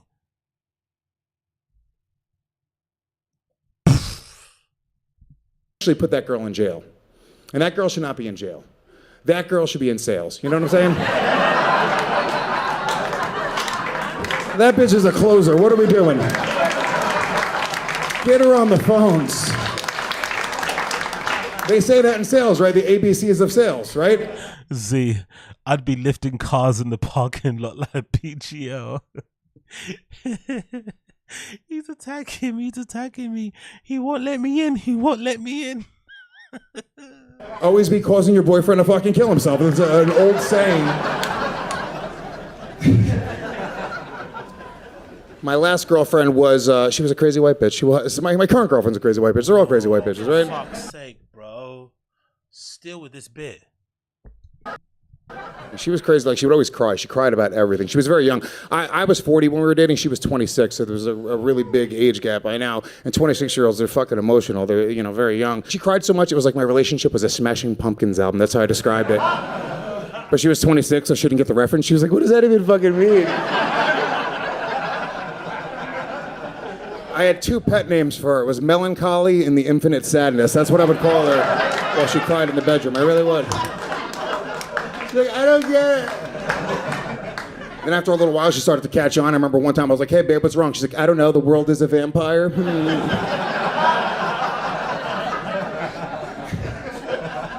She almost tricked me into getting her pregnant like a month into the relationship. She almost tricked me. Okay, I'm out. Who's you gonna be start talking about? I'm out. It's already incredibly boring and uninteresting when he speaks about these little intern girls from Legion of Skanks that he's fucking, right? Like, it's already boring when he starts talking about these little white girls that he fucks at Legion of Skanks and he brings them on the gas station. I don't know, whatever. All these women, it's fucking annoying. So if he's making jokes out of this stuff, thinking it's entertaining, I want to throw myself off a bridge. And we're only 5 minutes in. And I'm already out. Let's see the timestamps. What's that one? Latina chicks. Ooh, can't wait for that. Ride or D girl. Pandemic. Get fucked. You're charging me $30 to listen to you talk about interns you fuck in your office and the pandemic in New York. COVID jokes in 2023. In September. Not 2023 January. COVID jokes in September 2023 onwards, which is effectively 2024. Basically, the year's already done. You're telling me COVID jokes, pandemic jokes, lockdown jokes, mask jokes. Oh, in New York, we had these little tents outside restaurants. They weren't really, people said they were outside, but it's kind of like it's inside. It's like outside, inside. Go in, run in front of a car. We had to, you remember when we had to, spray down our groceries, wear a fucking mask to the shop. You had to social distance. Bro, please stick the biggest part of a spoon at the tip of your penis and shove it in. I don't want to hear that shit. It continues. Karen and white chicks. Oh my God. Brendan Shaw might be better than Louis J. Gomez. Matt Rife is definitely better. I don't care what you guys say. I'm trusting Matt Rife with my $50, with my $100 over him any time of the day. I don't give a fuck. Matt Rife can talk about his abs and, having these fucking mums in the crowd giggling and shit. Have security guys walking down the aisles with mops, right? Every fucking 10 minutes. I don't care. I'm trusting Matt Rife with my $50 over Louis J. Gomez any day of the week, bro. I'm offended. My one political joke. Exploring sex as a kid. They are feminist men. Oh, we got some culture fucking, culture war stuff, I'm assuming. Woke father, Secret Angels. Victoria's Secret Angels. Woke movies, Little Mermaid.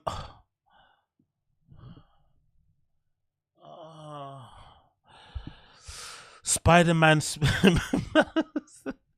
Baby Hitler. He's got a baby Hitler joke.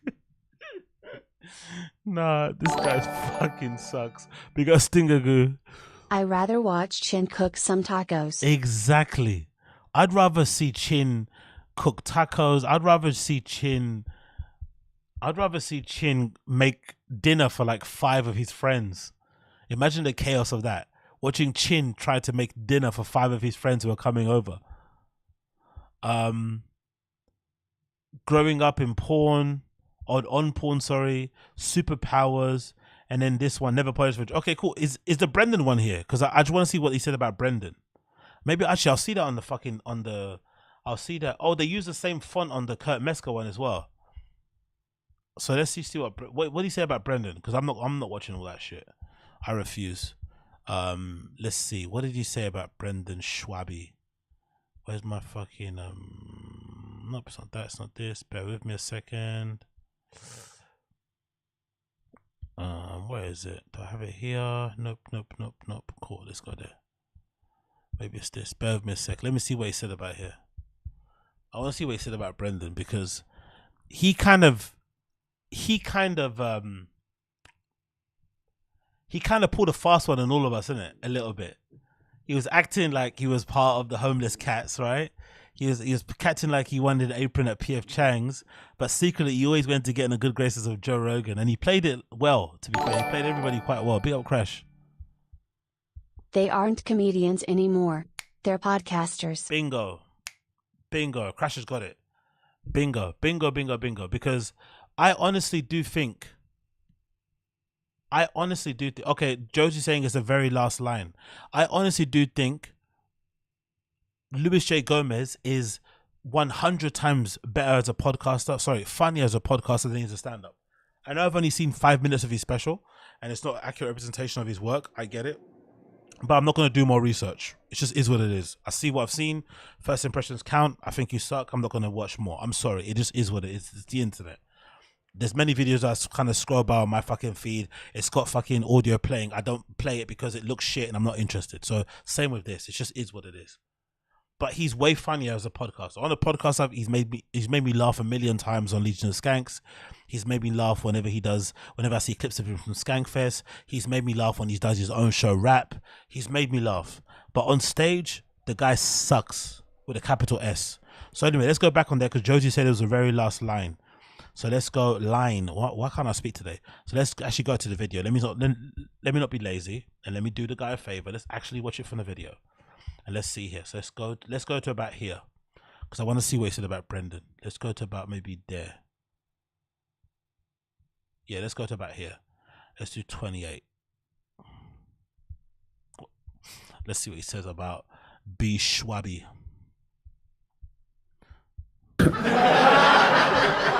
And I waste no time. I apologize right away. I was like, oh my God, miss, I'm so sorry. First of all, I had no idea that retarded people knew how to use the internet. Much less subscribe to an RSS feed. Good for her. She goes, you don't have to apologize to me. You have to apologize to my daughter. And then she put her 16-year-old mentally handicapped daughter on the phone.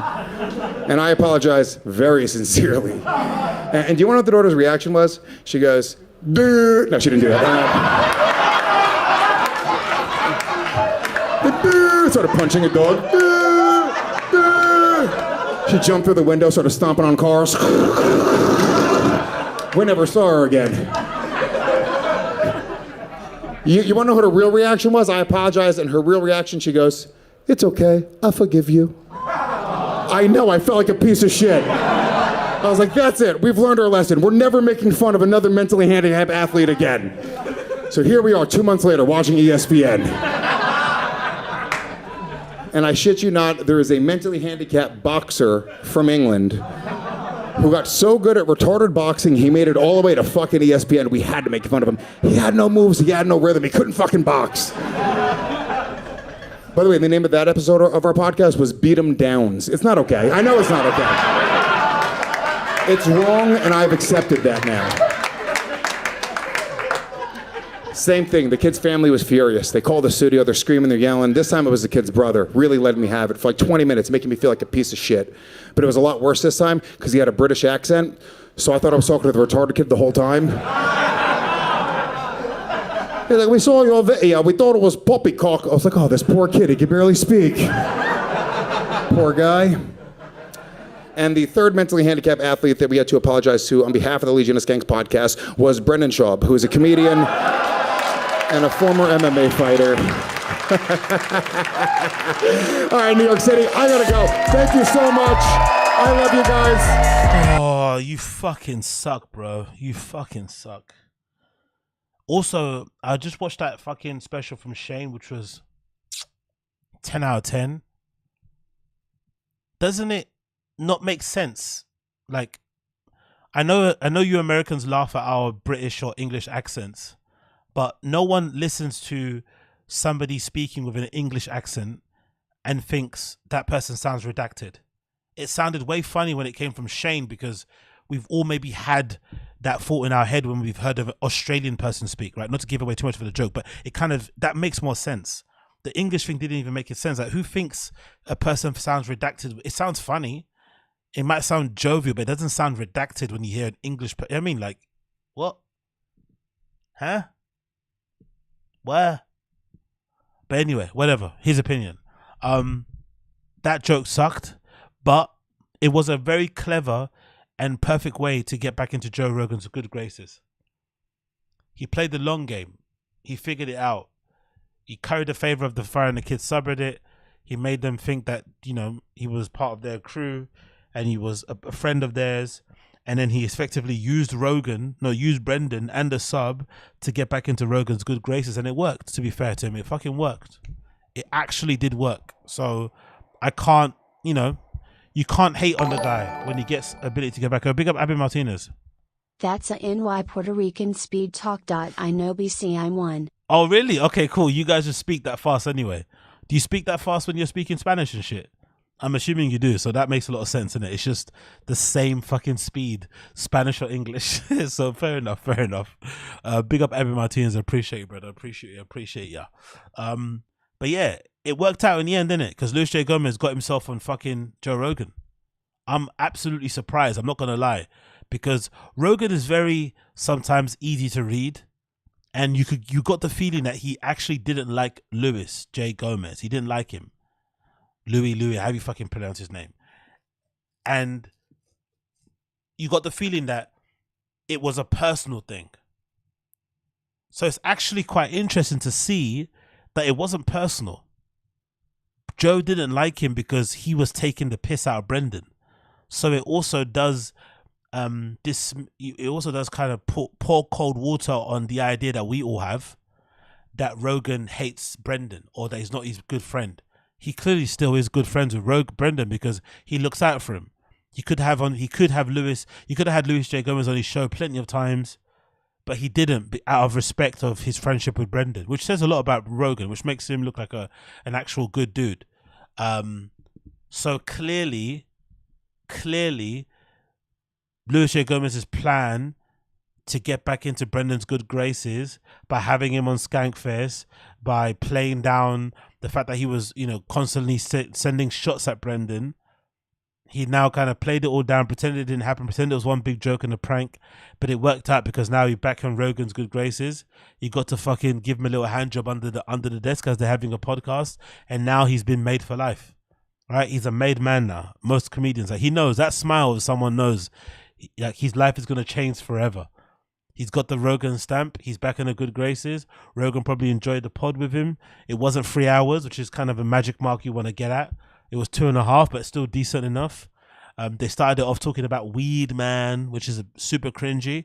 You guys must have either really good weed compared to us, or Rogan just really loves weed because the weed talk is so boring. Being like, you know, a middle-aged man being that excited about weed is like, I sometimes feel lame when I'm on Taz and I'm talking and fucking ranting about, you know, nightclub politics, because it's important to me. It's my interest. But I know to a regular person, listen to me talk about fucking nightclubs, I sound like a fucking loser, right? It's like, bro, go get a better hobby, you know? So I think being obsessed with nightclubs is as lame as being a middle-aged man being obsessed with fucking weed. Like wearing weed socks and having a fucking bong and talking about how high you got like all the time. It's like, bro, just smoke like the rest of us. Smoke like the rest of us. Enjoy it in your leisurely time. But you don't need to flipping keep, you know, talking about it like you're a 16-year-old. It's a bit weird. But it makes sense though, because if I remember from Joey Diaz's podcast, he said Joe always hated weed in the beginning. Do you remember that? Joey Diaz said that secret he revealed. Joe was always really super tightly wound up about his friends smoking weed. He didn't like it. He told them to not smoke. He'd get annoyed by it. He'd complain about the smell and shit. Then he got into it really late, maybe even in his late 40s.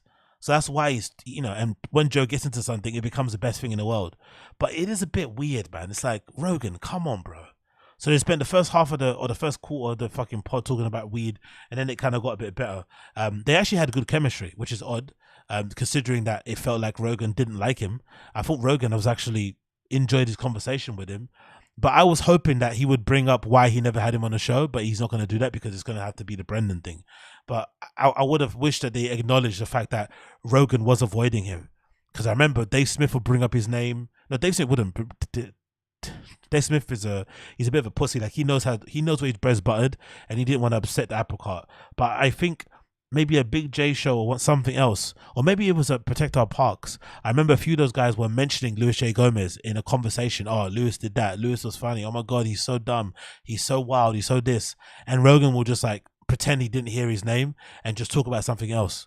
So it was clear that he was not wanting to talk about him. But it looks like he only did it because he was protecting Brendan. He had Brendan's back, which again is another indication for me, like I've always said to you guys, if you're those people out there that are wishing for Brendan to be out on the streets panhandling for fucking money like he's Oprah and shit, it's not going to happen. He's got too many people that are super famous, super rich, who are in his corner. None other than Rogan. Rogan is ride or die Brendan. He might have his, differences with him. He might not be happy that, Rogan may have inadvertently exposed, Rogan's very clandestine fucking cheating, allegedly. But he's a very loyal guy, you can tell, because the whole entire time I thought he had an issue with Louis J. Gomez, but actually he was protecting Brendan by not having, so he was, having Brendan's back by not having Louis J. Gomez on the show, which, says more, which kind of paints, again, Rogan in a good light, because I don't think those other guys would do that for each other if they were in Rogan's position. That's the funny thing about it. Rogan is loyal to these guys way more than they would be to him if they were in his position, or if they were in his position, kind of thing. It's kind of wild to think about it. But yeah, recent episode of the GILLIS, episode number 2031, featuring Louis J. Gomez. Check it out if you're interested. It's pretty a decent listen, to be fair. And again, he's way funnier on here than he is on any special I've seen, especially that 30-minute one. So definitely check it out, because that 30-minute one was fucking horrible, but this is actually pretty decent. So big up him for that. Big up him for that. What are you guys saying here in the chat? Yeah, Joe used to be anti-weed. Yep, exactly, Josie. Eddie Bravo turned him. Oh, and I think and Joey Diaz. So maybe I'm wrong. Maybe I got my law wrong. But I think Joey Diaz explained the story. So maybe it was Eddie Bravo. I think, or maybe just Joey explained it. Josie said Rogan says he didn't smoke weed until he was 30s. Shit, bro. That's about the same time that Brendan started drinking alcohol. Starting to drink whiskey or alcohol, and then starting to smoke weed when you're like, that must be wild, especially when you got that kind of money. That no wonder they sound like fucking dweebs, and you can indulge yourself and shit, and you don't have to work a regular job where you have to be up at a certain time.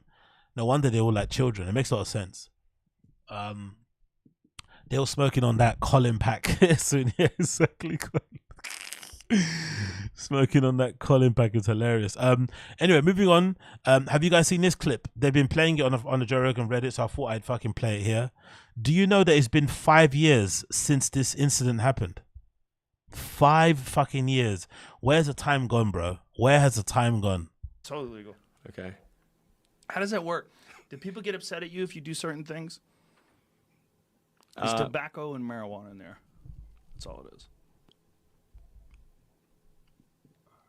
The combination of tobacco and marijuana is wonderful.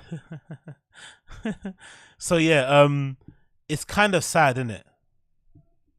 It's been 5 years, bro. 5 fucking years. Time's gone by like in a fucking flash since that first Elon Musk appearance on the GRE, when he didn't inhale, when he took a toke of Rogan's weed, which then sent, his whole career into a death spiral, really, innit? This might have also been the time when he started becoming a little bit more, he started to become a little bit more of an attention seeker. He started to court attention, get in the media and shit. This is kind of his start.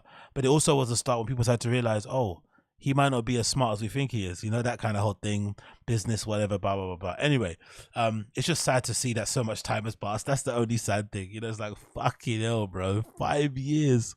Where is time gone, bro? Fucking hell. So depressing when I saw that. I'm not going to lie. But yeah, that was a legendary episode of a pod, man. That was a legendary. That might be one of the last ones I remember listening to from the beginning to the very fucking end, like fully back to back to back. So big up them. Another JRE inspired post. This one again from the JRE forum that I uploaded here on my image, IMGUR, image guru, whatever it's fucking called. What's the theory on the fucking chat? What do you guys think? It's a good question. Who's the biggest Joe Rogan ass kisser in the GRE extended universe? The guy from that news channel, I forgot his name, Brendan Schaub, Lex Friedman, or Tony Hinchcliffe? Who's the biggest ass kisser when they appear on the GRE? I'm going to say Brendan. I don't think anything tops Brendan trying to finish Rogan's sentences, agreeing with everything he says, changing his mind when Rogan has an opposite opinion. I can't think of anything that's more of an arse licker than Brendan. And he also has got more out of his relationship than any of these guys. Like, he's legitimately made himself a multi-millionaire based on his friendship with Rogan. I think so. But when I think about the reactions people have about how they talk and shit, part of me thinks Tony Hinchcliffe. How he reacted to that guy at Kill Tony calling him out about being like, you know, Joe Rogan ass kisser and how defensive he got. I think Tony Hinchcliffe might be a little dark horse in terms of the biggest ass licker. He clearly cares about being Rogan's friend. He's very aware people look at him as an ass licker, and he's very not sensitive about it. You know, like, I don't know. What do you guys think? Tony may be a dark horse there. I don't think Lex is one, because I feel like Lex, as much as he, you know, don't get me wrong, he sat in front of Rogan and sung him a song that is gay as fuck, right? In like the most respectful way possible. That's incredibly gay. He sat in front of Rogan and sung him a song. Like, I wrote you a song, Rogan. Like, excuse me? Back in my day, like, you might have made a girl a mixtape, right? Because you wanted to woo her and impress her with your fucking taste and maybe tell a story of how you feel via the song title tracks or the lyrics of the songs. But singing a song to a man on a podcast is fucking gay and lame. This guy, I forgot his name, from what's that thing from what's that show called? He's with that woman called Crystal something. He's a little bit of an ass kisser too when he's talking to Rogan and shit, and he seems to go overboard in terms of sucking him off and reminding him how amazing he is. But he's a little bit corny. He's a little bit like Akash. That's his name. Sagar Engetti. Is that his name? Engetti. He's a little bit corny, a little bit annoying, but he reminds me of Akash. I don't think Akash sucks off Schultz any more than anybody else on that show. They're all kind of the same. So I wouldn't really say he's a big ass kisser. I think the number one ass kisser in this whole quartet of people is definitely Rogan. I'm going to say Tony Hinchcliffe 2, Lex 3, and Sagar 4. That's me. What do you guys say in the chat? I say Brendan 1, Tony Hinchcliffe 2, Lex 3, and this guy 4. What do you guys think? Uche, Lex's IG is just him fingering whatever famous person he met up with that week.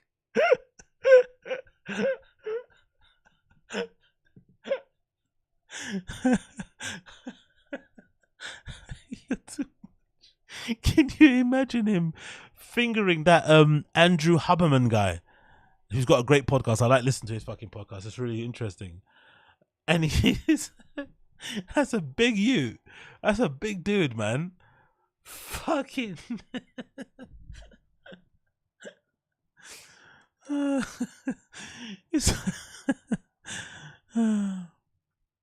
what do you guys say? Brandon BPD. Patrick Bet David, or as I like to call him, Patrick Bent David. Oh, that's a good call. He sucks off Rogan hard because he looks at Rogan like he's fucking. He looks at Rogan like he's who's that guy? Who's that like legendary investor? That legendary investor guy, that American dude that you have in over there, the white one, that really old, and he buys like he's got like a really modest home, but he buys all these companies and shit and looks like shit. Who's that guy? BPD looks at Rogan like that.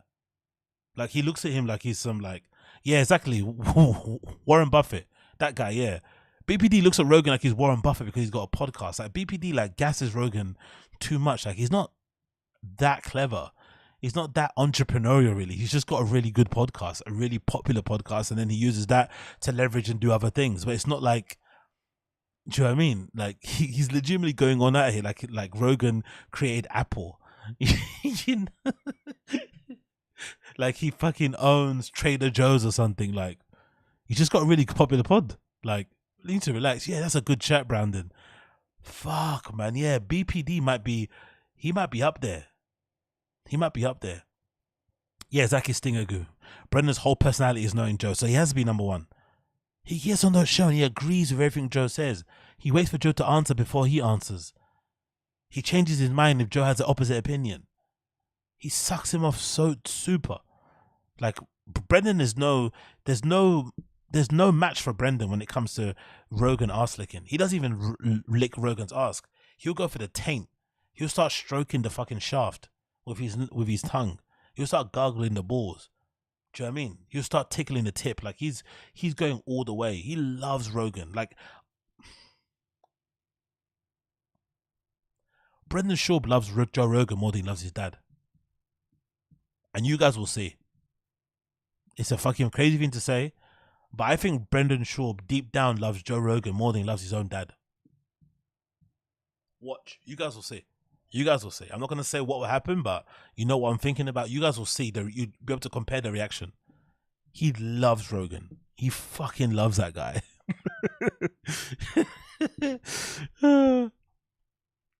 Dylan says, I hate Lex Friedman. I don't mind Lex. He's annoying, but I can enjoy his pod. Like he has, can you guys understand this? Lex has such a non-personality. He's such a fence sitter. He's so naive. He's so delusional that you can just listen to his pod because of the guests, because he gets amazing guests. So you could just listen to the pod for the guests only. I don't know if you guys are capable of doing it because you find him super annoying, but if you just kind of tune out his droning kind of soliloquies, his pods are really good. I really enjoyed them. I'm not going to lie. The variety is, yeah, exactly, is unmatched. Like it's crazy. But it's easy because he's such a, I wouldn't even call him an NPC. He's so bland.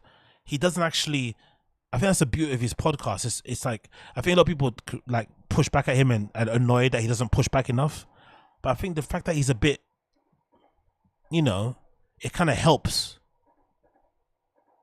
The variety that's possible there. I do like Lex and Huberman and even Lex and Michelle Malice together. Oh, sorry, Michael Mayer. Michael Malice is hilarious. I like him. Michael Malice is actually funnier than a lot of these comedians, to be fair. When you see Brendan's face light up when talking about Rogan, like, damn, dude, I never seen you light up like that. Exactly, Josie. Forget his dad. When's the last time you've heard Rogan talk about? When's the last time you've heard Brendan talk about his wife and kids with the same elation and jubilation that he does Rogan? The only time I can remember him talking really like glowingly about his kid was when his kid suffered the seizures the first time, and also recently about the baseball thing, because I don't think he knew his kid was good at baseball. He just kind of just thought, oh look, this kid's really good at baseball. I think that he was really proud about that. But I think other than that, you see him glazing. You see the fucking, you know, you see the heart emojis in his eyes when he's spoken about fucking Rogan. He doesn't do that about his kids or his wife at all. Oh yeah, exactly. Yep, I watched that one, Uche. Yeah, the one with the Silk Road guy. I watched that because I've got the book on the Silk Road guy that is still in prison now for life, I think, as well. Fucking nuts, that case, to be fair. I remember reading it at first, thinking, oh, he didn't do anything wrong. He just ran a fucking drugs market, and then you read, he did try to get someone killed a couple of times. Like, oh, that's why he fucked himself, you know. But yeah, It takes 2 minutes to get to the end of the sentence. You already know what's coming. Yeah. He's like the opposite of Luis J. Gomez, isn't it? Lex's way of talking is like the complete opposite of Luis J. Gomez. I'd love to see them have a podcast. Yeah, I'd love to see Luis J. Gomez on Lex Friedman's pod. Lex Friedman ranting about whatever, high on vitamins, and then Lex trying to slow the conversation down and bring it back to, like, I don't know, love. Which is funny because comedians are the biggest haters in the world. Imagine trying to tell a comedian not to hate one another, not to talk behind each other's back, not to be jealous, not to be envious. You know what I mean? Like, oh my God. I never seen one of nice thing about his wife. Exactly. People saying in the chat. Oh, mate. Anyway, let's move on from that one. I think we all agree Brendan definitely is up there in the highs. I think some of you think Lex is always also up there. I don't really agree, but you know, I'll let you guys run with that one. But Brendan is unmatched. There's nobody else in Rogan's circle who can glaze him the way Brendan can. Nobody. Zero. Cheers. Let's continue here. I also want to say this. Having watched Shane Gillis' special, Beautiful Dogs, he's clear of a lot of people. That guy is funny with a capital F from the start of the fucking special. I knew that special would be good from the moment it started. Why? There was no crazy back shot, hero shot that Brendan loves, where he's walking through the fucking, you know, back room, green room, saying hi to all the adoring fans and shit, nodding at some of the waitresses he's probably going to bang in the toilet later. Nah, it was just Shane looking kind of awkward and nervous behind the curtains of his show with a drink in hand. I think it was a fucking pint as well, very on brand. And then the lights come up, lights go on, and he walks on stage. That's when I knew the special would be good. It just started with him on stage. No hero shot from the back. No zooming on trainers. No fucking drone shot of him driving to the venue in his fucking expensive sports car. No other professional comedians telling him how great he is and he starts crying. It's just him behind the curtain with a fucking pint in hand, about to go on and fucking kill it. And he just, one after the other, after the other. Honestly, that joke about fucking terrorist, I cried, bro. I can't remember the last time I cried laughing over a Netflix special. That terrorism joke, you guys know if you've watched it already. I was crying at all the little stuff that he was punching up. I was like, you know what I mean? Over. Like, I died, bro. Shane is clear of all these guys. He's so fucking funny. It was so refreshing to watch a special that felt like a special. It felt like it was some of his best material. It felt like he went for it. It felt like he wanted to give the crowd a good time, and he did. And again, this is Shane Gillis. He doesn't have a cool haircut. He basically the same complexion as A4 paper, right? He's a bit awkward when he walks on the stage. Looks a little bit ungangly and shit. But when he puts that fucking mic, that black cock of a mic, to, you know, next to his lips, and he starts talking and he's telling jokes, cash fucking money. The guy's clear of everybody. I don't care. He's clear. He's clear, bro. He's clear. That was so good, man. That was maybe one of the best specials I've watched this year. I fucking love it. It was so funny. Like, every bit of it was so funny. Like, just him, like, I don't know. It was just funny. He's just a funny guy. You listen to the pod, right? He's funny. You listen to his guest appearances, he's funny.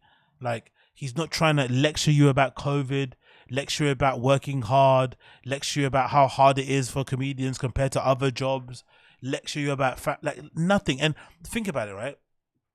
Refreshing as well.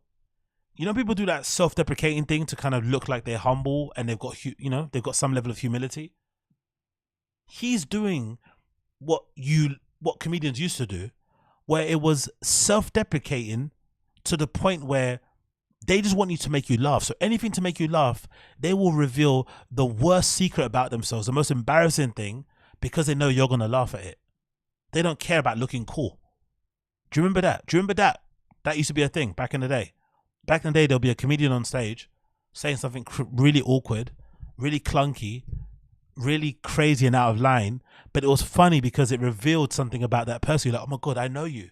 I know a bit more about you. And it just makes you want to laugh because they kind of brought down, you know, they brought themselves to your level. They've humanized themselves. And the stuff he was talking about like missionary position, fucking belly to belly. Bro, I died. We've all been there. I fucking died. The grunt's like, I fucking died. I can imagine the women in that fucking theater were crying, bro, when they heard that joke about the missionary position belly to belly. Yo, how many of us have been in that position? You know, it was all so relatable, but it kind of was relatable to the point where it didn't make him look good, but he didn't care because it's all about the funnies. Fuck it. I'm gonna, you know what I mean? I'm gonna put myself out there. I'm gonna like tell you how awkward I am, how weird I am, how insecure I am, how fucked up my brain is. Hopefully you guys laugh. And I laughed a lot, mate. A fucking lot. Again, I watched this laughing on my phone with my Bluetooth headphones. And I never do that. Usually I have it on my laptop as a tab open. I walk away. I was listening to it. I wanted to take in the jokes. I had my fucking Bluetooth headphones on and I had it playing on my phone. That's how much attention I was giving it.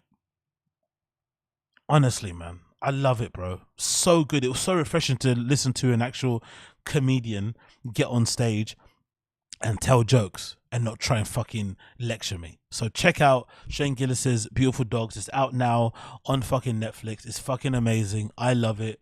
And I really fucking did enjoy every fucking part of it. Honestly did. And honestly, just check it out, please, because especially if you watch that fucking the other one, you know, it's terrible. So yeah, check it in if you can. What was it? Put in code. What's the code? What are you talking about? Wait. Hell yeah, I have to watch it. Sounds good. Why we like comedy? Zaki Josie. Tim Dillon it does by saying I'm a piece of shit. Excuse my nonsense. We gonna meet never. Backshots. Mansplainer Schultz. Lols. Schultz wants to be like White Chappelle so bad. Huh. That's actually a good description of him, isn't it? Doesn't Schultz have beef with Chappelle? Or is it like, who's the other guy? Doesn't he not like Chappelle? He's always calling him out and being super critical of him, innit? Maybe that makes a lot of sense, because he's always I always feel like he's unfairly harsh on Chappelle, considering a lot of his friends are pretty shit at stand-up comedy. He doesn't like it when Chappelle's overly preachy. I don't think any of us do. But that's just kind of the phase he is in life, isn't it? He's not gonna be there and be telling you fucking punchlines and shit and one-liners anymore. He's a bit more reflective and shit, right? He's a bit more philosophical. He's always been that way, but he's leaning into it more the older he's get. But Schultz is always overly critical of that. So maybe because, you know, I always say a lot of the times if you complain about people and you overly hate something about them, it's usually because they have something about them that you kind of see in yourself. So maybe something that you want, or you know, a quality you want to exude maybe in the future. So maybe Uche is right there. Maybe there is a part of him that wants to be it, because a bit of his comedy is kind of like that, isn't it? It's a little bit preachy. It's a little bit obnoxious. It's a little bit, you know, too self-assured. You know, it comes from a bit of moral superiority. It's a little bit, look at me, look how smart I am, right? When he does the whole cultural stuff, like, oh, I know so much about different cultures. I know you're from this country. You speak this language. Like, all right, brother, sit down. We've all got Duolingo on our fucking phones, mate. Relax, wind your fucking neck in. Yeah, Uche might be right. I never thought about that. There is a bit of like wannabe White Chappelle about Schultz, isn't it? Yeah, maybe that's right. Maybe that is right, man. I never thought about that, but that makes a lot of sense. But why is Chappelle more likable than Schultz then?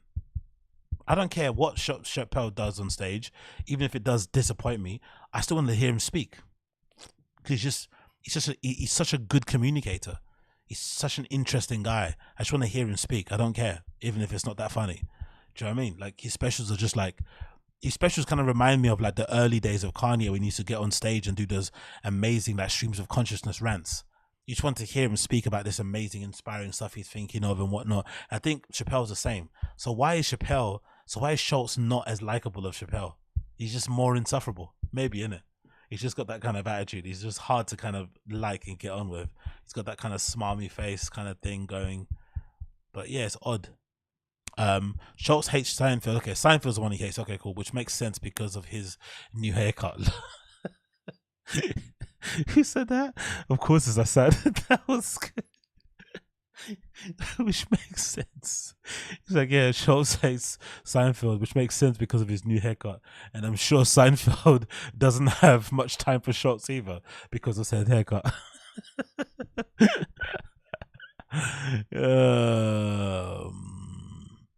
It's on Jerry. Joe mentioned Schultz on his podcast. Chappelle didn't give one fuck. Wasn't Schultz on the comic Chappelle 50 BD? I don't know, really, mate. True.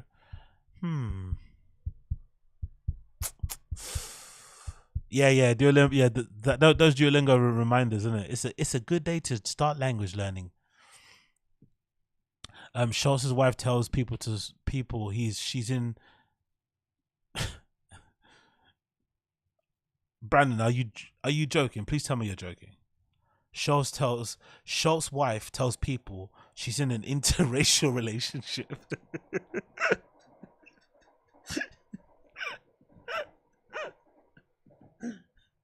Please tell me. She said that. That was good, man. That was good. That was good.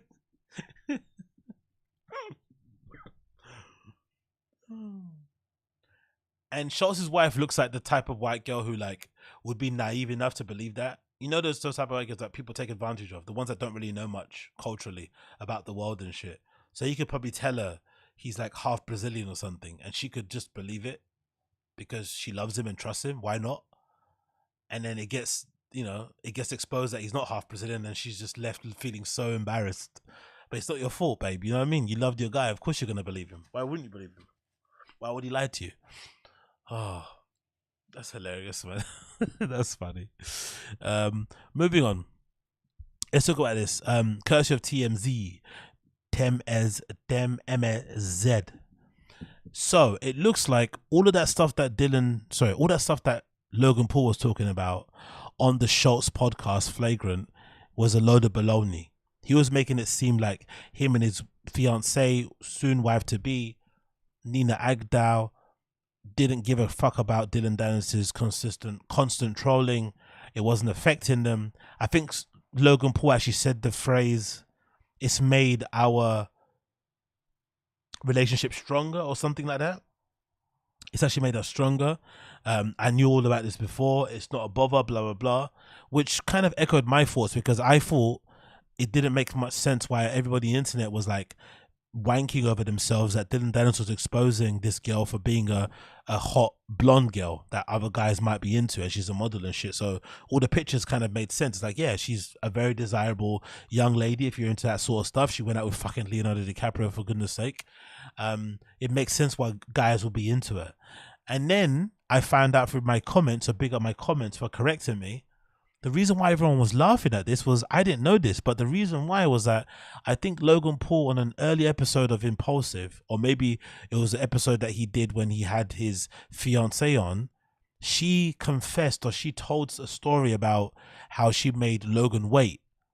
And she made it seem like she was this very, prude type of young girl who didn't want to give it up so early and wanted him to kind of earn it, and it had to be something that was, whatever. She kind of gave the impression that she wasn't as sexually experienced as maybe the picture suggests she was, which is why everyone was freaking out. And I'm like, oh, that's what makes sense of the internet's going crazy, because when Dillon started dropping all these pics, it kind of didn't marry up with how she presented herself on the podcast.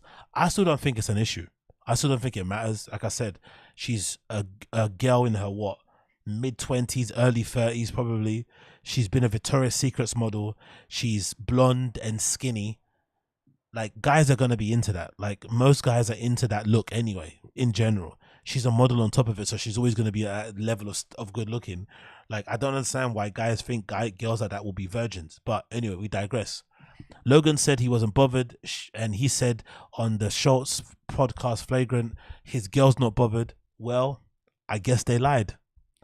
Because, courtesy of TMZ, Nina Agdal sues Dillon Danis over pool fight trolling, files for restraining order. So all that shit these guys are talking about not being bothered, about Dillon Danis just being a fucking troll and no one cares what he has to say, I guess they do care. Because she's fucking, you know, she's fucking suing the guy and getting a restraining order on him, which, in my opinion, Dillon Danis is like a top tier troll. He's like a regular internet troll, but he happens to be, you know, a fucking crazy good level jiu-jitsu guy, MMA fighter and stuff. But he's just a regular troll. Regular trolls, when you let them know that they've hurt you, they're just gonna keep going. So exactly, he won. They don't realize that he's obviously doing it to promote the fight, but he's also enjoying this, every moment of this, because he's a fucking troll. They don't understand how trolls work, which is odd because Logan's fucking lived on the internet his entire life. They've let him know that it's affecting them now. This lawsuit, even if he has to pay them money, it doesn't matter. He's won. He's fucking won, because they kept pretending like they were above it all. He's being childish. They had like moral superiority, blah, blah, blah. When in actuality, Dillon Danis's posts have been tearing their household apart. And we knew it would, because no one would want to see, even if you knew who your girlfriend was, it would feel a little bit like a gut punch. Even if you knew, imagine you knew your girlfriend was a fucking porn star. You've watched all her videos anyway, because that's why you got with her.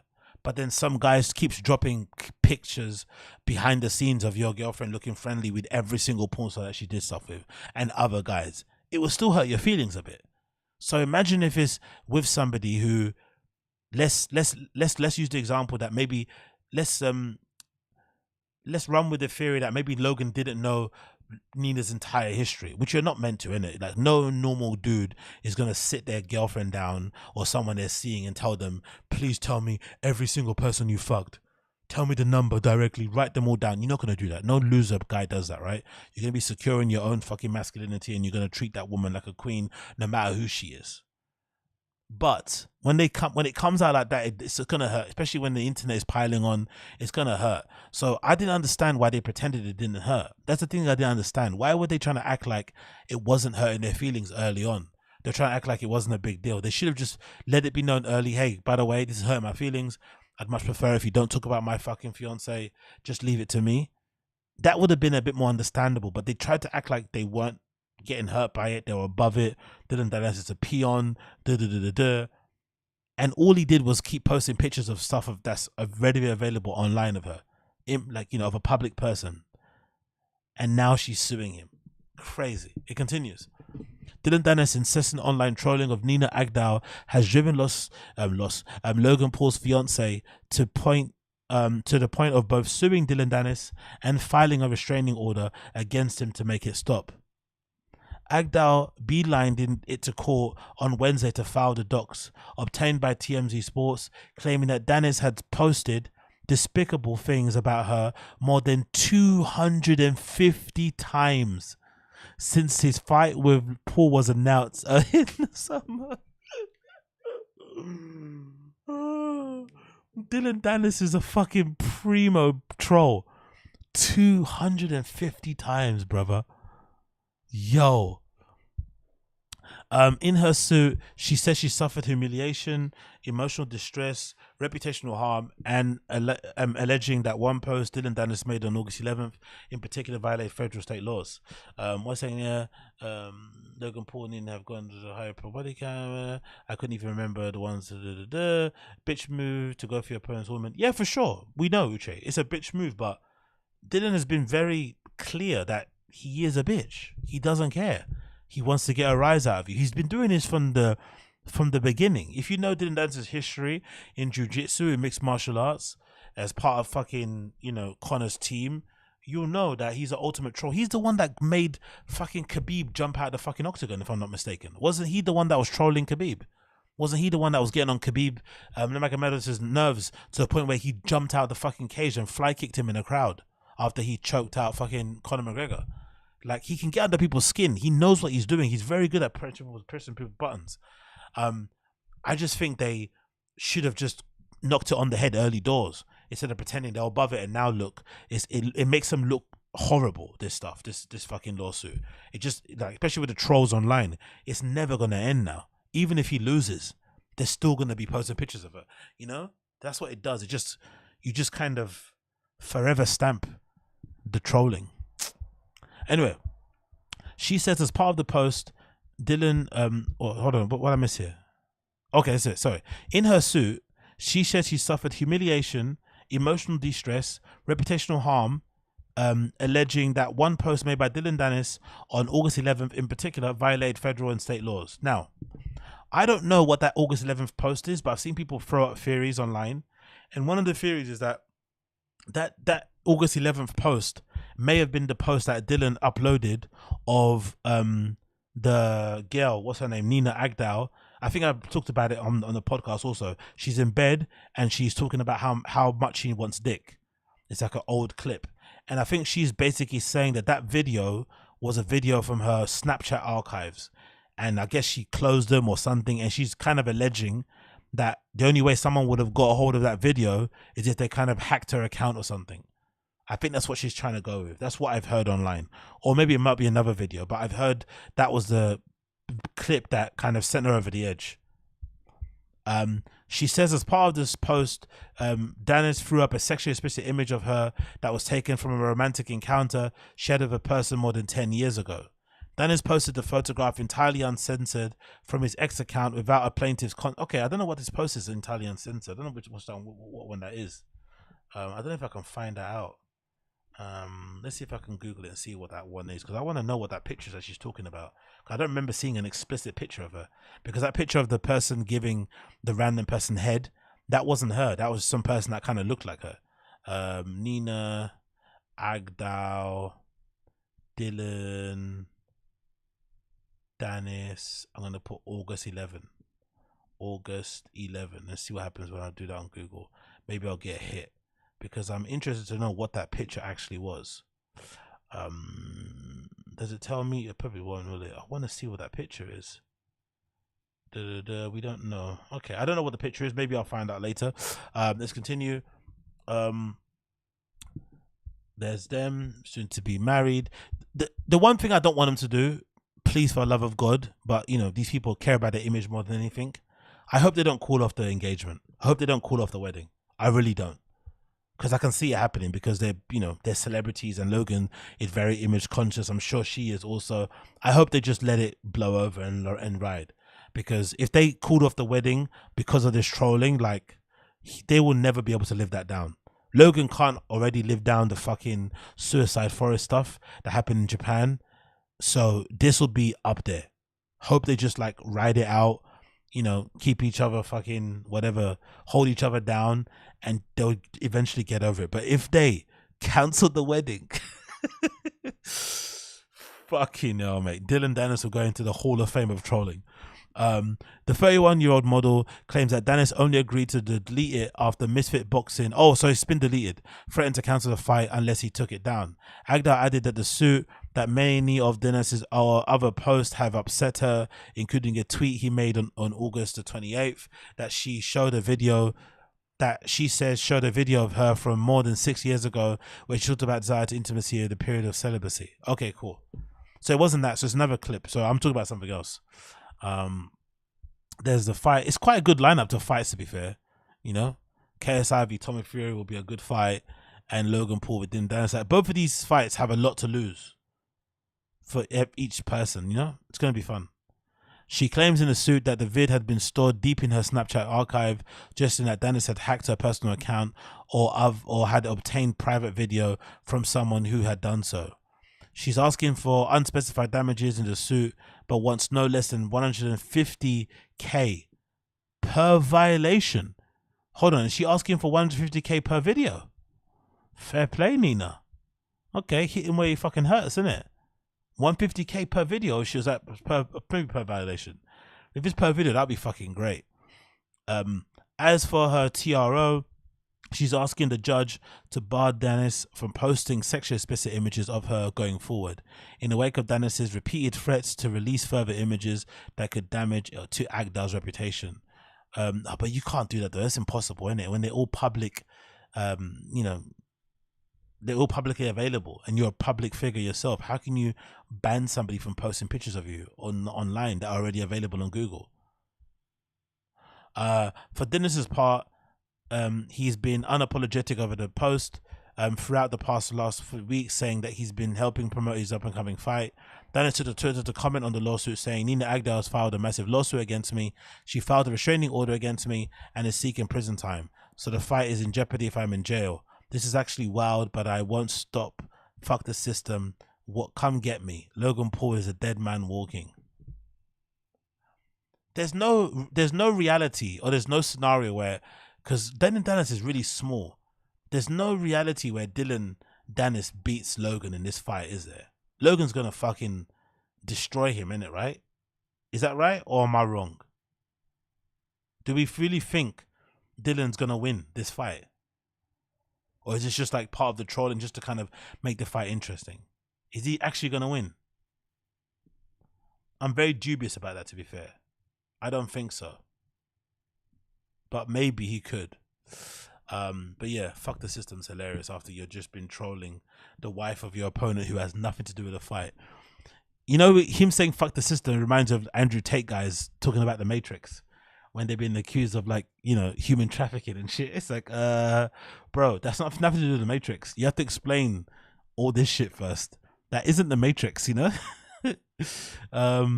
Okay, he's not that small. MMA Johnny's saying, okay, maybe he looks smaller than he actually maybe is. Logan's going to KO Dillon, says Gayo. Yeah, I don't know. I'm sure under this context they could make a case. Yeah, I saw someone say that. Someone said something like, if you kept posting repeatedly on somebody's public Instagram after they blocked you, you keep making new accounts and kept posting on their on someone's public Instagram, you could get a restraining order put on you because you're harassing them. Just because somebody's a public figure and they've got a public Instagram doesn't mean you can repeatedly keep communicating with them, even through pictures, if they've told you to stop. So maybe there's a bit of, like, you know, there's a bit of wiggle room there. So let's see what happens. Floyd is much older and smaller than Danis and still won without trying. Yeah, true. That's a good point. Am I one of the only people here that believe, like, Jake is a better boxer than Logan? Or has... Me personally, I don't know. I've always thought Jake's better. I know some people don't believe so, but I've always thought Jake's better. He's kind of clear, and he's not even that good. But I've always thought Jake's better. If you want your partner's entire career is being a fame whore, being provocative, is not a choice entered in contract, then Dan is the shitbag next level. But he's just called him a tiny dick man. Stop. Okay, cool, fair enough. Let's see. Jake is way better. Okay, cool. Okay, so people agree, because I always thought, like, why do people think Logan Paul's better at boxing? He doesn't really look that good in the ring. Obviously, aesthetically, he looks like an animal. He's cut up to shit. He's super big and tall and shit. He's got a good, like, physique in terms of, you know, proportions and shit, long arms and whatnot. But he's not really good at boxing. When you actually watch him box, he looks very young, gangly and unconvincing. Whereas Jake looks like he could really hurt somebody, which he has already anyway. But Jake looks like he could really hurt you. Logan's been denying taking PEDs. Hilarious. Yeah, true. Logan's pivot to WWE. Yeah, Logan's pivot to WWE. He looks amazing in WWE. He definitely has taken to that like a fish to water, mate. He looks fucking phenomenal in there. I can't even deny that. Moving on from that. We've spoken about quite a bit already, haven't we? Jesus Christ, I've still got quite a bit to go through as well. Let's go on this one. So what do you guys think about this? I don't know what to believe when it comes to this stuff, right? But there's this conversation going around about some allegations around academics. And I've seen this. There's a new subreddit out now called Academics Chat. And they're exposing, I guess one of Academics' old exes, an ex-girlfriend of his or something. I think it might be the ex that was screaming at the phone when they were watching a Chappelle show. She went on live and started like cussing out the fucking viewers and shit, like absolute crazy girl. Akademiks seems to have a thing for like hood rats. He seems to love them, which is odd because the hood rats he goes for, they seem to be the ones who like know how to run guys' pockets, you know, the kind of hood rats that would have them wrapped around their finger. So I don't know why he goes for them, because they play him for a fool all the time. He can't not go back to them. He seems to be a glutton for punishment. So this ex-girlfriend has been putting out screenshots about him, and they're very interesting, to be fair, because they allude to some very interesting things. The first one, as you can see here via the chat, the Reddit, what's it called, the Reddit again? It's called Academics Chat. You can join it if you want to. This is the first screenshot, and it's taken from, I guess, her Instagram account. And it says, I really should have been done when a transgender, this person, GWA Guap Mammy, exposed you. And if you zoom in on this picture, what does it say here? It's a picture of Academics' personal account, Lil Ak, him sending a heart emoji to the person, them sending another heart, him replying, sup with ya, that person saying, nothing much, how about you? And him saying, pretty good, where you're from. So this girl is alleging that Ak may have DM'd a trans person. And then the next post is that trans person saying, and all the ones on the podcast, y'all, DL, let's really talk about it. So essentially people are alleging that DJ Akademiks is down low. He may be secretly into transgenders and shit, which would be pretty surprising, to be fair. Like, I don't give a fuck, but it'll be surprising. He doesn't really strike me as that kind of guy. He seems a little bit too squeamish to get into something like that, to be honest. He seems like a bit of a pussy in general. So if he's into that sort of stuff, then it'd actually make him far more of an interesting person. I'm not going to lie. It'd actually give him a bit of edge. You know, like, I don't know. I just don't believe that he would be into that personally. I think that's a bit of a stretch. Or he might not have known that person was trans when he DM'd him. Maybe. I don't know. Who knows? So that's one thing, right? People exposing fucking Akademiks. Then another screenshot here from the same ex-girlfriend, right? Like, Ak seems to have, he has horrible fucking taste in women, because these women they always go out of their way to fucking expose him. It's pretty wild, isn't it? They really go out of their way to expose him. So another screenshot here so you can see Wagwan from the Ak subreddit. It's titled Allegations, and it comes from the ex-girlfriend who's called Shay Glizzy. Shay Glizzy. Let's see her Instagram. Is it opened? I'm not sure. I doubt it's open, but let's see if it is.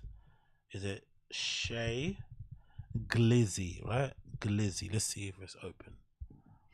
I think this person might be private. Let's see if she's around. I don't know what she looks like. I'm assuming she's like light skin and, you know, she looks like she could fuck you up. Let's see. Oh, and that's the wrong one. It's not that Shay Glizzy. I think I didn't write it properly. It's Shay. Oh, there's underscore at the front. So it's underscore Shay Glizzy. Let's go there and go underscore. And let's see what she's saying. Brandon Diana didn't give it away. It's fucking hilarious. Okay, yeah, she's private. But as you can see, you see what fucking Ak's taste is like, right? That's the lady. And to me, again, appearances can be deceiving. But if I'm Akademiks, considering how much of a noob and a dork he is, I would tell him to stay as far away from women that look like this. Women that look like this should be with like drug dealers, scammers, thugs, people who know how to handle women like this, right? They can give it back as much as they get it and shit. Ak can't handle girls like this. Like, he should be nowhere near them.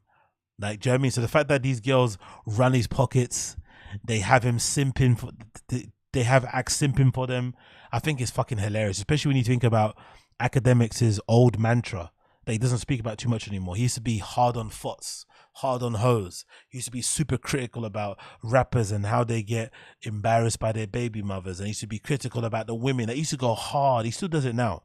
So it's funny to see how he gets embarrassed on a almost consistent basis by some of his ex-flings, and then he comes out and says, I'm not dealing with her anymore, I'm done. And then you find out that she's still living in the house. She's still getting things paid for her.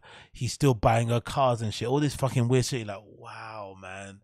These girls have got you wrapped around their little fucking finger. It's hilarious, man. I fucking love it. It really does make me laugh. Karma can be horrible. It continues. So this person, Shay Glizzy, said, should I turn the gram up tonight? And everyone voted yes, because everyone wants to be messy. It says, I am Akademiks. Let's play, baby. Devil emoji. And the traffic light, right? So I'm assuming that means green light. The next screenshot here. Oh, we already seen that. Let's see the allegations too. The next allegations here from Shay Glizzy says, I guess it's to carry on to the previous one here. I really should have been done with you when the transgender exposed you. And the next screenshot says, or when the house got raided because you caught a rape charge by a girl from Philly after you left the Antonio Brown pool party. Okay, this is a lot. She's exposing Ak allegedly for being down low and being into transgenders. She's then exposing this story of Akademiks allegedly catching a rape charge at Antonio Brown's house. AB. Ak was at AB's house for a pool party. AB's house and a pool party doesn't sound like Sunday service to me. Doesn't sound like Bible study. And he allegedly somehow managed to catch a rape charge. In my opinion, if that story is true, that's fucking hilarious and paints Ak into being the loser that he is. I don't think if you go to Antonio Brown's house for a pool party and you have to, force yourself on a woman, you're a loser. Because you'd imagine all the girls that are there already. Right? Antonio Brown isn't hanging around with girls that are going to be like, take me out first, show me a good time, I want to get to know you. No. The girls at Antonio Brown's pool party, I would imagine, are ready. So if you don't have enough game to, get one of these ladies, these fine ladies, to agree to spend some adult time with you, and you have to force them into doing it, or at least try, you're a loser of epic proportions. You would imagine so. Scrolling down, the next bit, she says, and me and your mum got put in cuffs and she had to go to hospital after. So she's alleging that his mum was at this party. Hold on. She's suggesting Akademiks' mum was at Antonio Brown's pool party. Doing what? Waiting for him in the living room as he's finished and then picking him up to go home. Or does she mean on the way home? I don't know. I'm assuming she just means when Akademiks went back home, the police came to the house. I'm assuming she wasn't at Antonio Brown's pool party waiting in the kitchen for him to finish and then drive him home so he doesn't drive back drunk. Anyway, it doesn't matter. The next bit of text. You ain't have a front door for 3 months from them breaking it just to get your nasty ass. So she has evidence, pictures evidence of the door being knocked down, of it being knocked off its hinges, and there being no door to his mansion for 3 days. For 3 months, sorry. Like he's living in some bando or something. Wild. So who do you believe? And if you're paying attention, Akademiks obviously is known for being very outspoken about other people, but he's refusing to comment on this. And on his own official Reddit, he's not letting people post certain things. People are getting banned. Posts are getting deleted. So it's funny to see the person that would, if this happened to like Freddie Gibbs, if this happened to Little Baby, if this happened to D Savage, if this happened to any number of rappers that fucking Akademiks hates or has beef with, he would be running with it. He'd be on stream talking about it for hours and hours. But the fact that it would happen to him, he doesn't want to speak about it. He's ignoring it.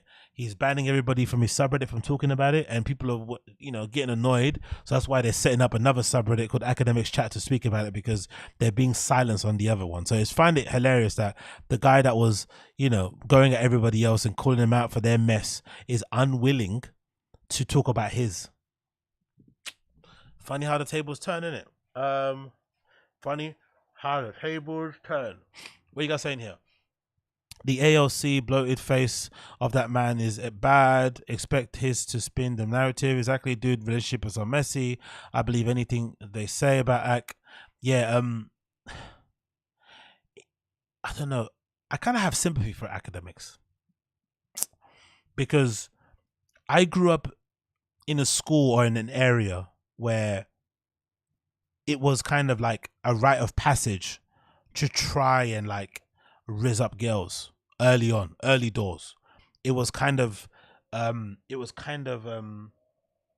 were kind of respected by your fellow man for your ability to like talk to girls without money, right? This is you broke, you're bumming, you're at home, you have probably a couple of pounds in your pocket, but the ability to actually get girls to be into you or to like want to hang out and shit, that was something that people kind of encouraged. Like you had to know, go and talk to that girl, go and cross the road and try and see if she'll give you your number. It was a thing that we had to do, and it was like embarrassing because most of the time it'll end in failure. You get girls going running away and shit, which is awful, makes you feel like a fucking rapist, right? It's fucking like all of it was awful. But I'm so thankful for that experience because it gave me a lot of experience talking to women, and to the point where it's not a big deal. And also it's not something that kind of like defines me. Like it's not like a big part of my personality, right? Or it's not like something I wear as like a trophy, you know, or I don't treat women like trophies or anything. But I think there's a certain type of dude out there who didn't have that experience, who was always maybe on the outside looking in, who when they do get money, they do get status, they do get power, they probably always inevitably act like academics. Because we can't deny also that academics' life has definitely changed since he's become successful. Since he became a multi-millionaire, super successful hip-hop blogger and personality, he has noticed a drastic change from the moment he used to stream in his mum's house to now he's streaming in his mansion. He's noticed the difference in caliber of women that he's able to get, not because he's a nice dude or because he's romantic or he has good game, he has good conversation, nice personality, dresses well. No. He's noticed a big difference in how women respond to him based on the money alone. And it's hard not to be a bit cynical, to kind of treat women a bit, you know, the way he does because of what he's seen, how he's, I mean, like, but I also think because of his lack of experience with women, that's why these girls run his pockets. Because I love it, because these girls are like your typical New York hood girl. Like, you live in New York, you're an attractive female. Can you imagine the amount of dudes that come up to attractive girls in New York on a daily basis? You're having to fucking swat away all these fucking horny men. So you're a tough woman. You've seen some shit in your hood.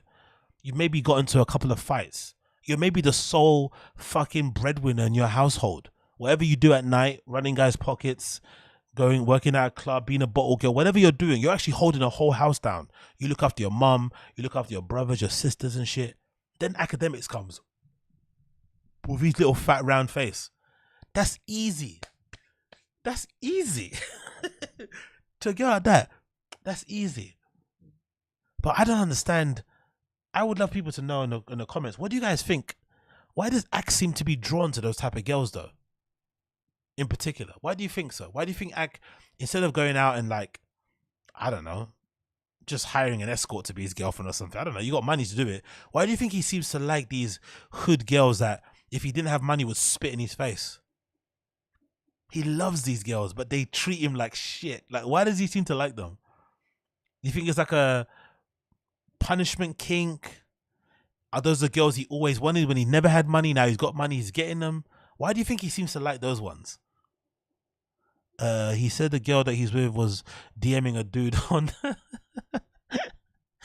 Academics is on the Spurs NBA team. I'll just break up with her, man. Fuck that shit. How are you gonna compete with that? I'll just break up with her. Fuck that.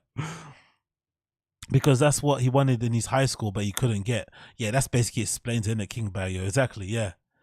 Those are all the popular hot girls in his high school that would never give him the time of day, even though he was a DJ back in the day, even though he was kind of cool.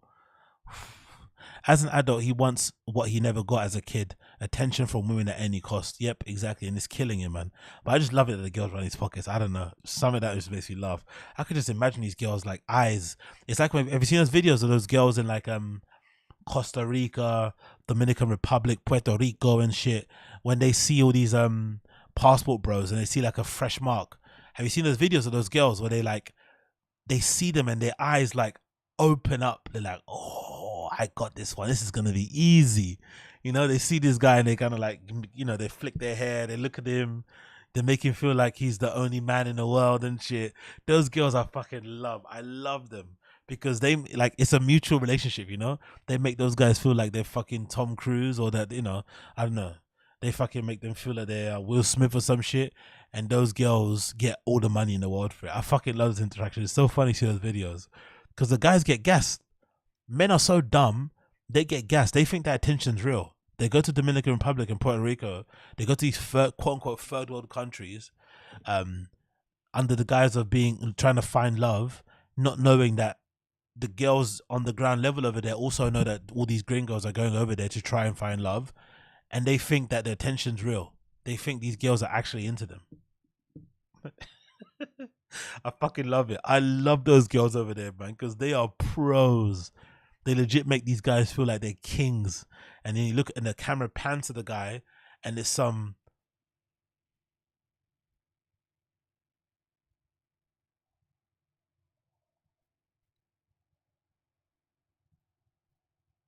you know.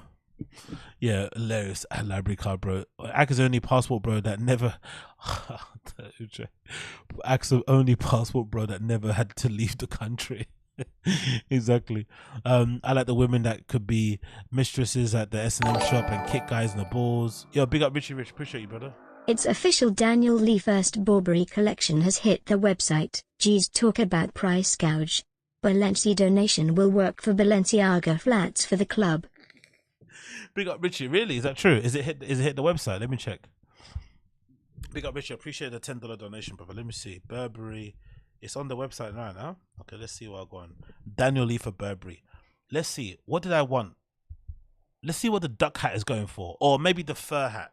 I like the fur hat that he had, right? Let's see what it's going for. Burberry official website. Let's see how much the fur hat's going for. I like the fur hat and I like the duck hat. And maybe some of the jackets and shit. Let's see. Burberry hat. Made of some sort of fur. Flaps covering the ears. How much we saying cost wise? I'm saying $600 or £600. Let's see. Let's go to latest. Oh, is that winter 2023, right? That's the one, right? Let's see. I'm saying like 600 for a fur hat, and I'm saying maybe 1,000 for a hoodie. What are they saying here? Excuse me. Is that a water? No. Excuse me. Excuse me?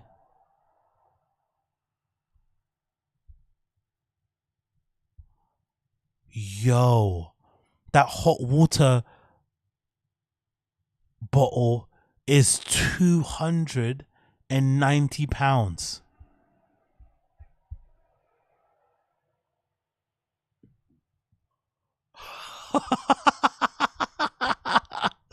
Holy shit. The hat that I said I wanted is £700. And that's not even the hat I wanted. This is half leather. I wanted the one that was like completely fur. It's £700. It also comes in blue. What's the blue one look like?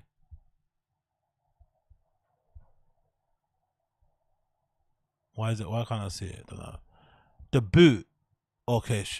Oh my God.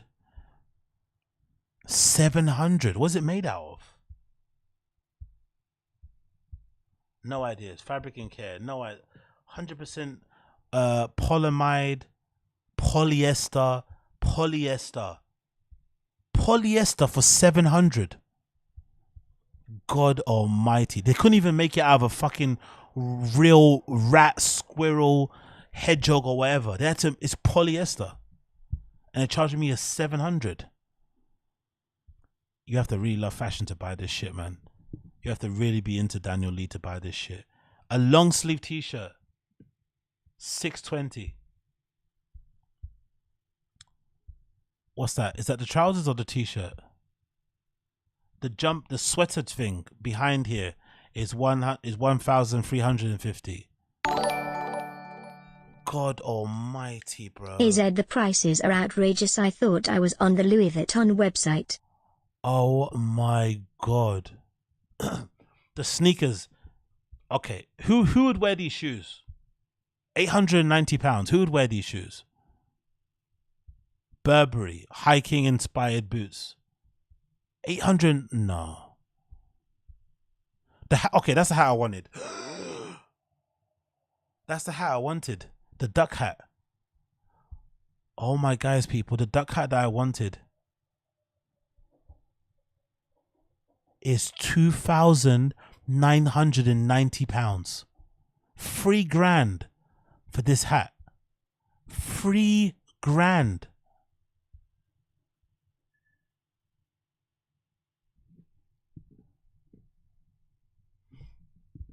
For my financial guys, because we're talking about the whole Brendan and leasing cars. For my financial guys, if I wanted to wear clothes that cost this much, how much would I have to make on a monthly to make it make sense? 10 grand is not enough. Free. You know what I mean? How much money do you have to make to, like, how much money are people, I'm asking the wrong question. I guess if you can afford this sort of stuff, you don't make monthly money, do you? You just have loads of money. But I guess how much would you have to be paid monthly for you to be able to afford a £3,000 beanie and it not hurt you? Because to someone out there, $3,000 is like spending $30. But what are you making to make that feel like $29 and not, you know, you gotta be a millionaire, innit? Like, how do you make that justifiable? Because there's somebody out there that can afford it for sure, and it's not a big deal for them. But it's a nice hat though. It's fucking cool, innit? I'm sure somebody on fucking on Shein or on Amazon is fucking gonna dupe this and make it a copy of this, which I'm probably gonna buy. But fuck, bro, you have to make 100K a month. Actually, who makes that? Don't some Twitch streamers make that? Who was the guy that I like? Trainwrecks. That fucking aggressive degenerate gambler guy. He makes probably enough to purchase all this stuff, innit? But it's funny, those guys, isn't it? They're just into gambling. They don't have drug addictions. They don't really party. They just sit at home and make money. If that was me, I'd be spending all of it on fucking going Berghain and buying loads of fancy clothes and eating in nice restaurants. You know what I mean? I find that interesting. Those kind of people exist. They just sit and make money. But I guess those people are the same like finance guys, isn't it? The finance guys who like, they don't really enjoy their money, but they like working all around the clock and and they like seeing their bank account balance go up. But that's an interesting way to kind of go about life. Like, they have zero vices. I can't think of many of those guys who are actually, you know, top, like even the Aiden Russell type of dudes. Like, he still had a lean addiction, but they're kind of boring, innit? They don't really do much with their money. They just like go and stream, hang out with people and stuff, and that's about it. But it's not like a lot. They don't really do stuff, you know? Maybe that's how you make a lot of money like that and you keep it. You just, you know, you don't spend much, you just kind of chill.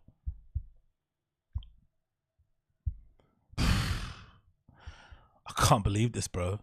$3,000 beanie. Anyway, this is fucking pissing me off. Let's stop.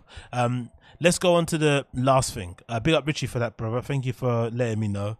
It's going to be on my mind all day now. Fucking hell. I really wanted that duck beanie. Let's go on to the last thing I wanted to talk about here. Let's maybe end it with some YURIY stuff, right? YURIY from The Jumper, because he might be one of the best boyfriends in the world. I think YURIY is up there with some of the best boyfriends who've ever walked the face of this earth, mate. Have you seen some of these clips of YURIY and how he's been treating fucking RYLEE?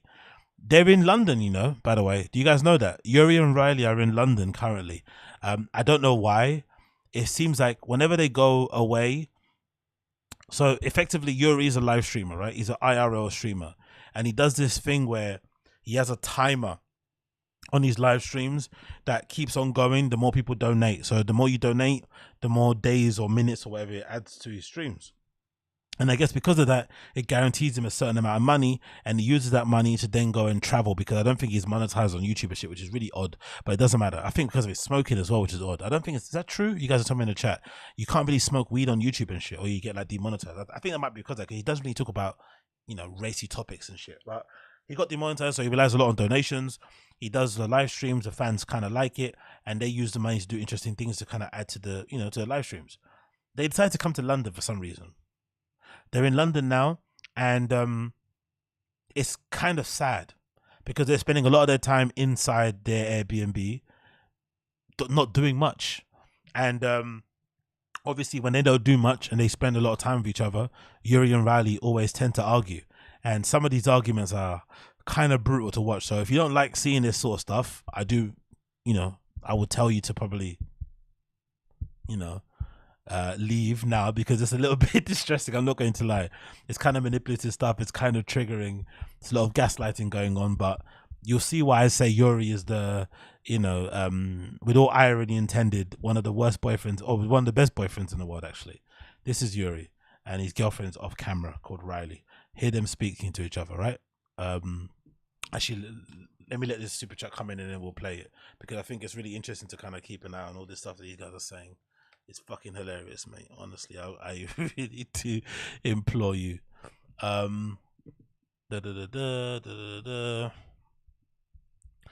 me see this. What are you guys saying here? What's Atia saying? Okay, cool. Let me wait this super chat to come in 1 second and then I'll continue. Pick up that Indian dude. Appreciate it, brother. Luis J. Gomez also used to have a podcast with Michael Bisping.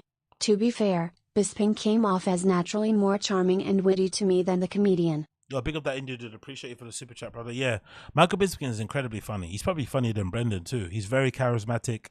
You know, he can be a bit smarmy and a bit condescending on the UFC broadcast, but I think that's just like he's British. You know, our humor is kind of like that, to be fair, especially guys who are, you know, not born in London and up from up north and shit. But yeah, that podcast was great. Didn't it kind of end because Bisping kind of got annoyed at Luis J. Gomez for something? I don't know what. Is that why it ended? I remember it ended and I was kind of surprised why it did, because I thought it was quite funny. But didn't it end because Luis J. Gomez started to annoy him, started to get under his skin a little bit, Bisping? Or maybe because Luis J. Gomez wasn't good for business because he's just a little bit unpredictable. I wonder why he ended it. But I like it, man. I especially like Bisping's relationship with his wife on camera. It's fucking beautiful to see, again, guys within that space who actually love their wives, love their partners, and don't treat them like fucking, you know, fucking nannies that they fucked from time to time. He actually likes, yeah, I mean, they obviously like them, each other. They spend, you know, they've got a good partnership. Like, I've got a lot of time for Bisping and his wife and his whole family in general. Anyway, let's play it. Yuri being the perfect boyfriend.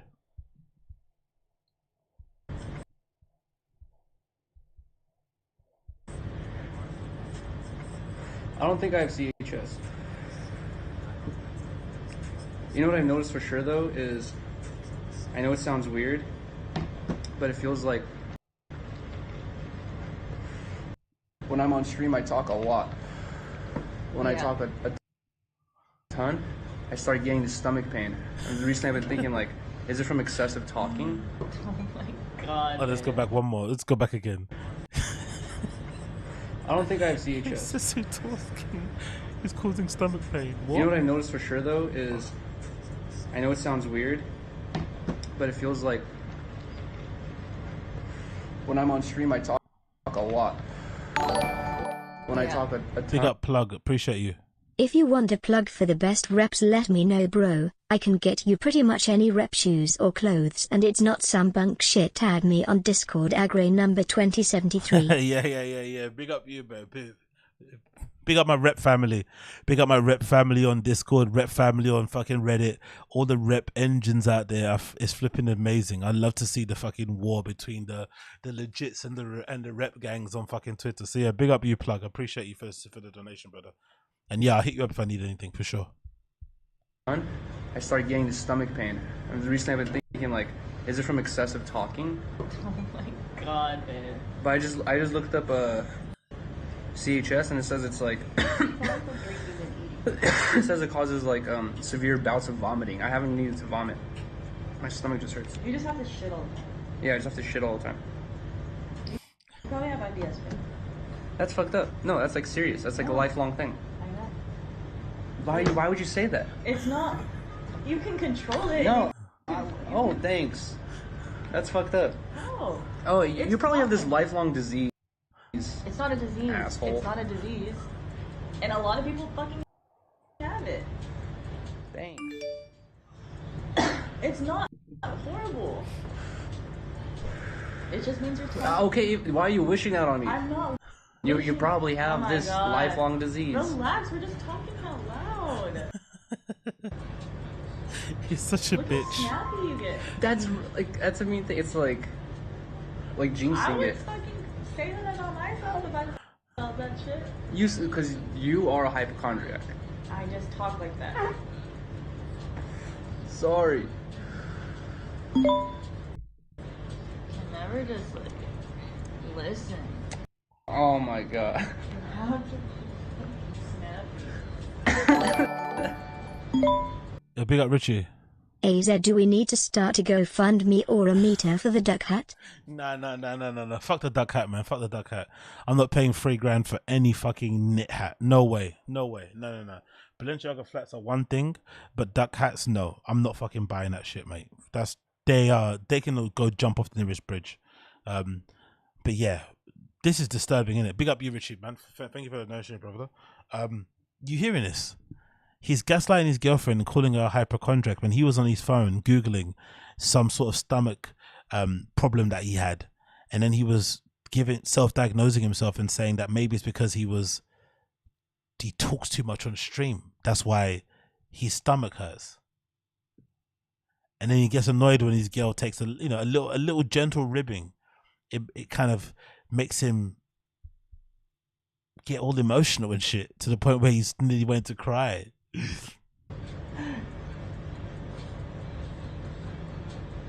It's a mean thing. I did not wish that on you. Every time you say like, I think I have this, I'm like, no, you don't. You're good. It's probably something else. What's wrong with this guy, bro? He's such a dork, isn't it? Huh?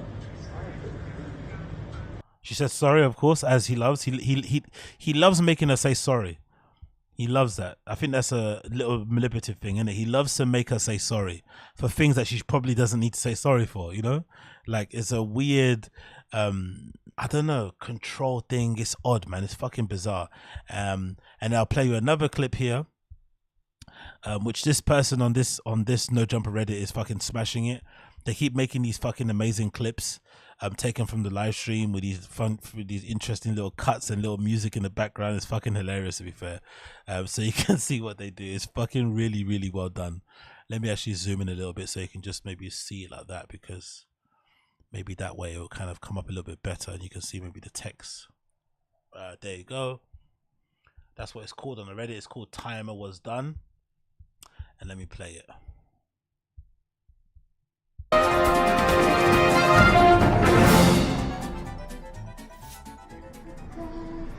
Alright, we're on our last 17, 16, 15, 14, 13, Thank you. 12, And can I get a box, 11, please?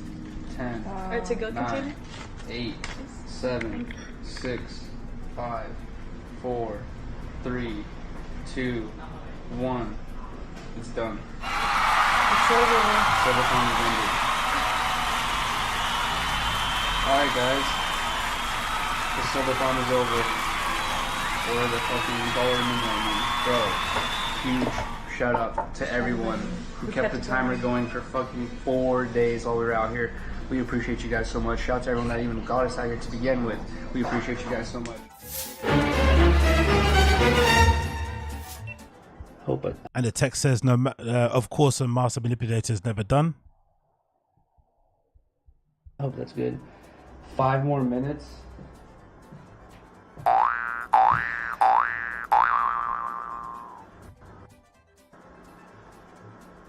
It worked.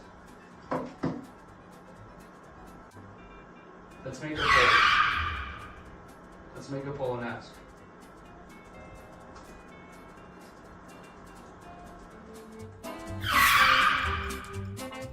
He just wants the chat approval in order to function. What happened? Didn't he say he was excited to sleep with his girlfriend? Guys.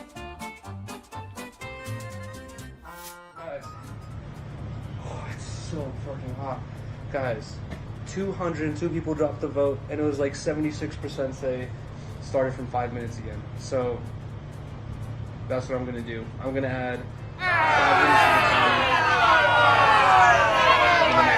If it ends again, that's it. I'm gonna do the fucking. It was other meant thing. to be. Exactly, it was meant to be at that point. If this is for the people from the different time zone, that might have been. Urinal has turned into an internet 304. He preys on lonely men in the chat in order to get their money. I didn't know this was how it is. So I didn't know that there was a very manipulative way people do live streams, especially IRL ones, where they kind of goad people into tipping them, donating to them. And they also do this thing where I think people are saying that allegedly YURIY fake tipped himself. So he'll send, I don't know how people do it. Maybe I don't know how you do it. Maybe there's a site, or maybe you do it via the Streamlabs or something. He does something where it makes it look like somebody gave him a big amount of money. And then I guess it's like, what's that term they say? Priming the tip jar. I've heard of it from DSP. And the thinking behind it is that if you just have a 0 on your screen or whatever, people won't want to feel like they want to be the first. But if you prime the tip jar and you put like a big amount or a small amount or something, people will then be more inclined to give.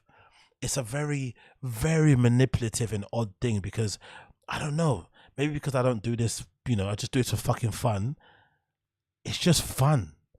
All this other extra stuff like trying to coerce and manipulate your audience to do this, it just sounds so unnecessary like to do, because the whole reason why this is fun is because we all get to kind of share in this little experience. Because as good as you guys think my show is and you enjoy my streams, the chat is just as important, if not more important, because if you guys aren't in there fucking around, joking and shit, poking fun at me, pointing at things I've missed out and shit, it doesn't make this stream good. But if I'm sat on here making up most of my time trying to figure out tricks to do to manipulate and separate you guys from your wallets, that's like gross. It takes away from the quality of the show. It takes away from everything. It's just not fun. I don't get it. But I guess maybe if you've been streaming for 12 hours and you're doing in IRL streams, it kind of breaks your brain, and you start looking at everything like a fucking money sign. I don't know, but it's very odd, because I've read this. Obviously I follow DSP and I look at that detractor stuff, and he's an awful person, and he does this to actually mentally, handicap people who are very vulnerable. He takes advantage of those type of people, which is unforgivable. But it's not uncommon. There's a lot of streamers that do their own type of manipulation on their audience, and I don't understand it. Really don't get it. It's so odd to me. But again, everyone's got their thing in it. So again, imagine he's in London. He should be hanging out with his girlfriend, having a good time, seeing some sights, getting drunk, fucking a bunch, eating. But instead he's on fucking live stream trying to figure out ways to fucking manipulate and con his audience into giving him more money so he can stay on the internet and not hang out with his girl. Again, he's lucky he's dealing with a girl that has a lot of self-esteem issues, and she's white, so that helps, because the girls that I deal with, even if they're white, I don't think they would ever let me get away with this. I could never take a girl on holiday who's my girlfriend and get away with being on my phone for an extended period of time, let alone having a live stream and just only paying attention to the fucking chat the whole time. I would get murdered, bro. Do you know what I mean? He's so lucky he has a girl who's a little bit of a lapdog, and maybe he's made her that way, because anybody else would not get away with this type of shit. You wouldn't. Any regular girl would not let you get. A girl would even a fucking, a tiny bit more self-confidence than what this girl has, would never allow it.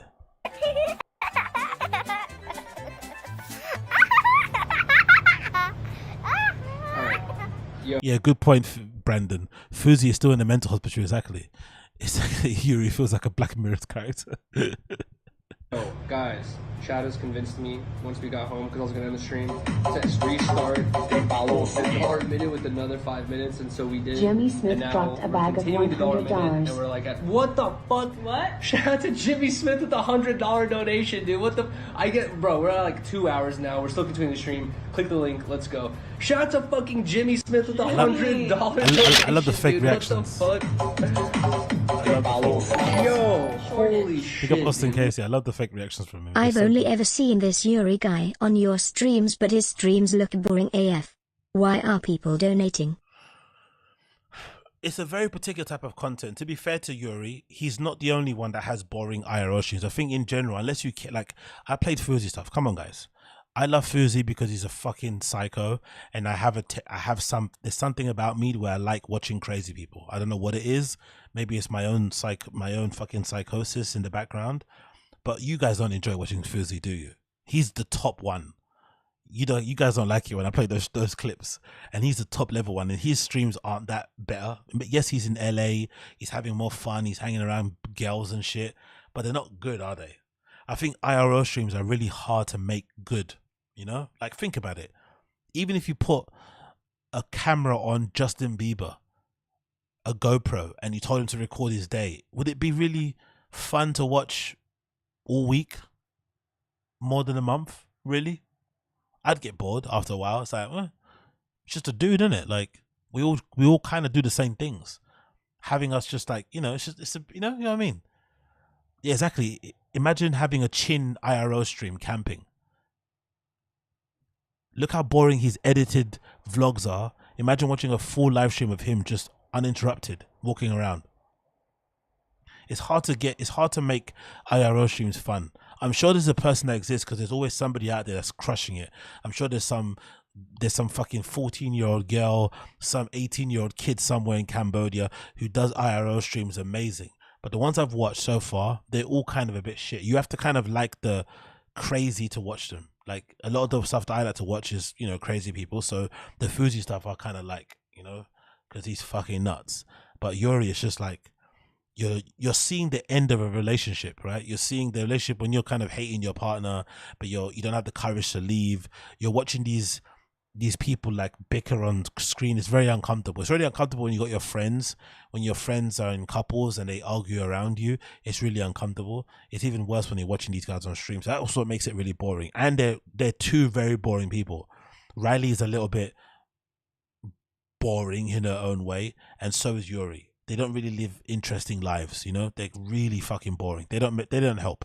So in conclusion, Austin, I think IRL streams can be fun and interesting, but I think we are watching two of the worst people to do it. Oh god, let's continue. Sorry. What the? I hate it. Yeah, 7. He looks like he's 12. You know he's 30 years old. You know that. You guys think he's 12? He's 30. Syphilis dropped a bag of $20. I have a syphilis. Dude, shout out to fucking Jimmy Smith, dude. Holy shit. Jimmy Smith. Stalling and profiling dropped a bag of $2. To the weirdos in the Discord flirting with a 17-year-old girl, I hope you guys... The donating thing... I don't know. I can't answer that, to be fair. I can't answer that. There's a theory out there that says some of these are fake. Believe what you want. There's a theory out there that says some of these are fake. Some of these donations are fake. That could explain it, but I think that's too much. That's too easy of a conclusion to make. The other thing is, you know how I like to watch shit shows and crazy people? There's probably somebody that's opposite of me who likes to watch people who are like sad cases. People that they feel sorry for. It's like Wings of Redemption. That super fat 400-pound plus guy that's always miserable. People donate to him a lot. He makes like 70 grand a year just like streaming his fat ass playing fucking Call of Duty and shit. So people sometimes feel guilty for these guys, and they kind of sympathy beg, kind of sympathy tip or donate. So that might be part of the reason why. But I don't know. It's either you believe the fake tipping thing, or you believe some people take pity on them and want to help them out and maybe see themselves in them and shit. I don't know. I can't really explain it because this doesn't seem fun, good, cool. Get new jaja. Yeah, exactly, Uche. Why do people donate to that TikTok girl or the MP streamers in general? Yeah, true. Also, are they giving you good weed? Yes, the weed is good. There's a 17-year-old girl in my Discord. What? Bro, shout out to fucking... Pour it up, babe. Shout out to Jimmy Smith with the $100 donation, dude. Shout out to I Have Syphilis. Urinal is harboring kid lovers in his Discord. Will Riley ever speak up? Fucking nice here. Wow. Vizzle dropped a bag of $2. Also, you need a new plug. Whatever just came out of that grinder looks terrible, Yuri. What the? I think that's why your stomach hurt for so long. Hit McClop up for the real plug. He just left London.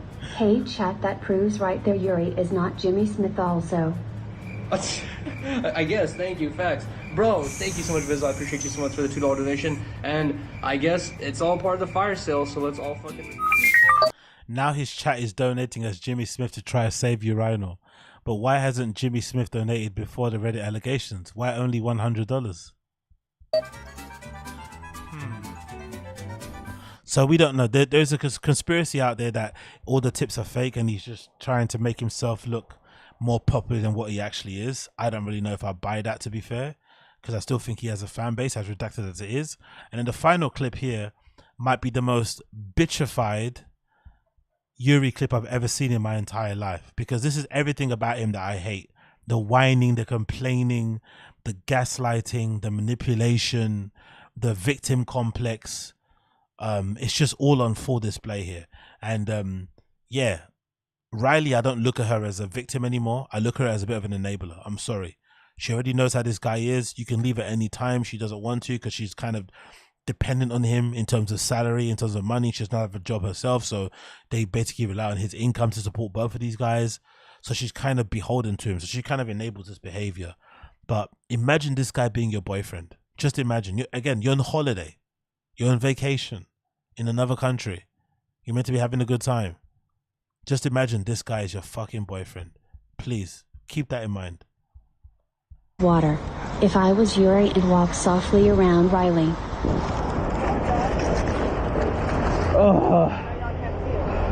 Hold on.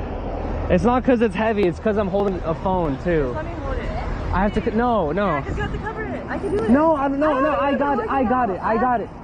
Babe, no, I can't, no, stop, no, give it, no. Bro, you're taking your titties out, dude. Give me the, oh my God, really, dude? Because you have to cover it. Well, where's the keys? I'm not gonna, here, let me, I got it, no.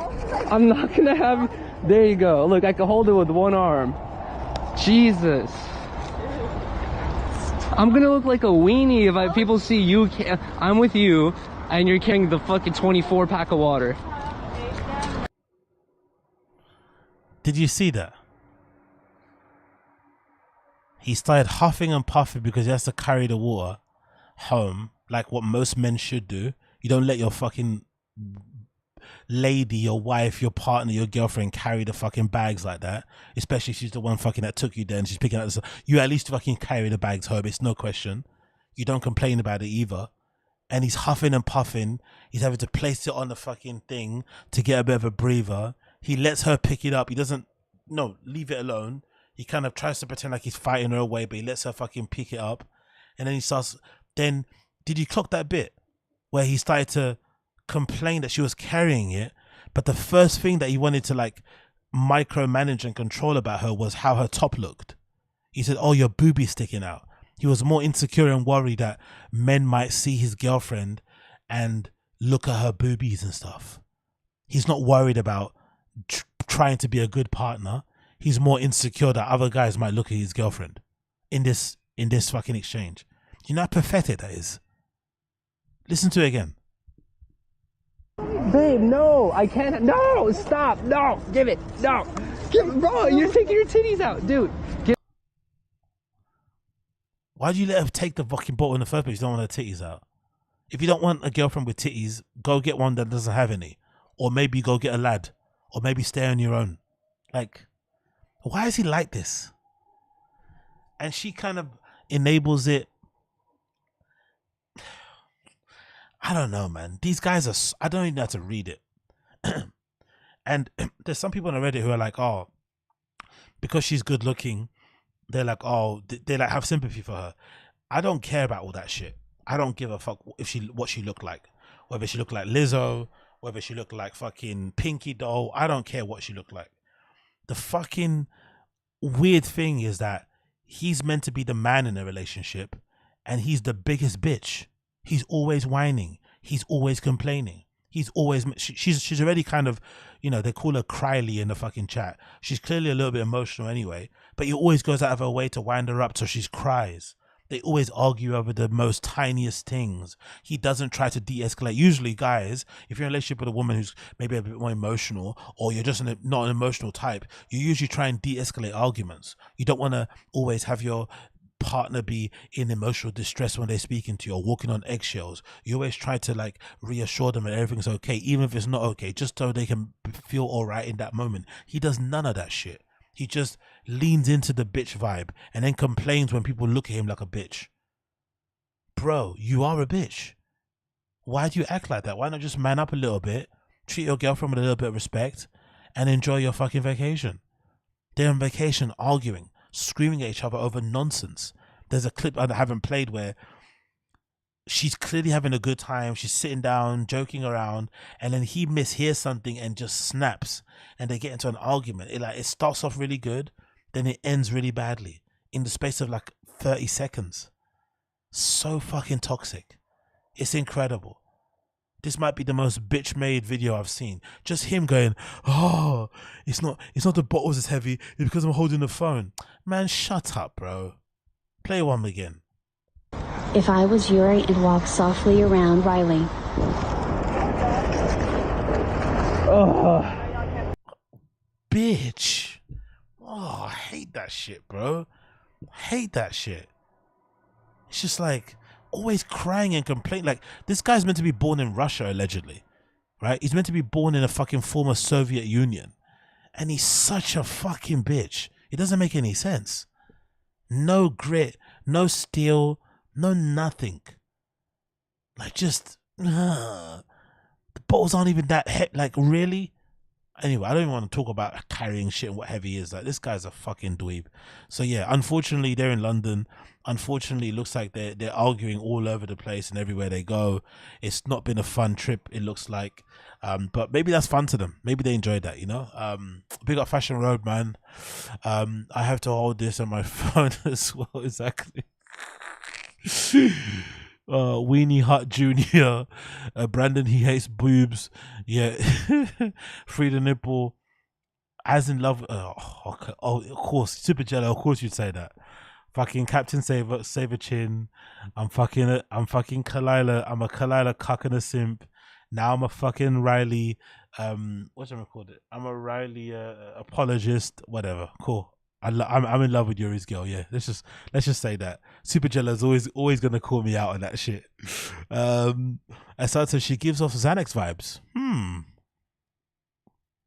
Someone said she's on the spectrum, like legitimately. I think she's spoken about it on the stream. I remember reading on Reddit.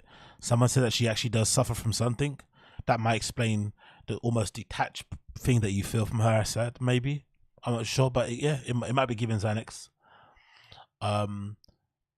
When you pop a couple of Valiums to come down, that's her average. 730 says, when did he move to the USA? No, he's from the USA, 730. He's not from England. But because he live streams and raises money through donations and shit, from time to time, he would do like trips. I think one time they went on like a road trip from LA to, I think, to like Las Vegas or something. And they rented an RV. So they do little cool things for the stream to make it more interesting. But it would just turn into like him and his girlfriend at home on their phones indoor somewhere, or they'll go try and, you know, find a challenge. Like he'll get on his bike and run around. I think I played a video for you guys. He was in LA where he went to the Bape store and tried to pick an argument with the Bape sales assistants and shit, but that didn't go well. Like, he does do some fun stuff, but he doesn't live in London. He's just here on vacation. He's from LA. AZ putting in the night shift again. Yeah, you know what we do, Graham Barber, you know. Uche 730 says he's the girl deaf on opioid. Okay, babe, the people are saying opioid. Okay, maybe. Big up Austin, appreciate it. Do you think the people that watch Yuri's stream are so lonely that they like to watch Yuri and RYLEE and feel like they are watching Friends? I still can't figure it out, lol. Maybe, but I don't know about the friend thing, bro. I don't know about the friend thing, Austin. Like, haven't you had friends that argue in relationships? I have. It's not, you don't want to be around them. Usually you make an excuse and you kind of leave. But the friends that you have around you that always are, the friends that you have that have couples and they're always arguing, they're not fun to be around. So I wouldn't want to watch a stream. It's kind of uncomfortable. It's like when your friends' parents like start shouting at them in public and stuff. It doesn't make you. Obviously, you laugh and you joke about it, but in the moment, it's a bit. But yeah, I don't know. Maybe you guys can tell me different. Do you watch like even the? Think about it, guys. The family vloggers on YouTube, the ones that are super popular, they're not popular because they argue. They're popular because they have like cute families. They have cute little babies. They have this amazing homes. You know, they do pranks on each other that are usually always fake, but they have fun. That's why people watch them, because maybe if you had like a hard upbringing and your family life wasn't great, I can see why you would look at a YouTube family and look and kind of like live vicariously through them, or just follow them like a reality TV show. But it's not. The biggest drama they have is like, oh, the paint for the girl's bedroom didn't arrive.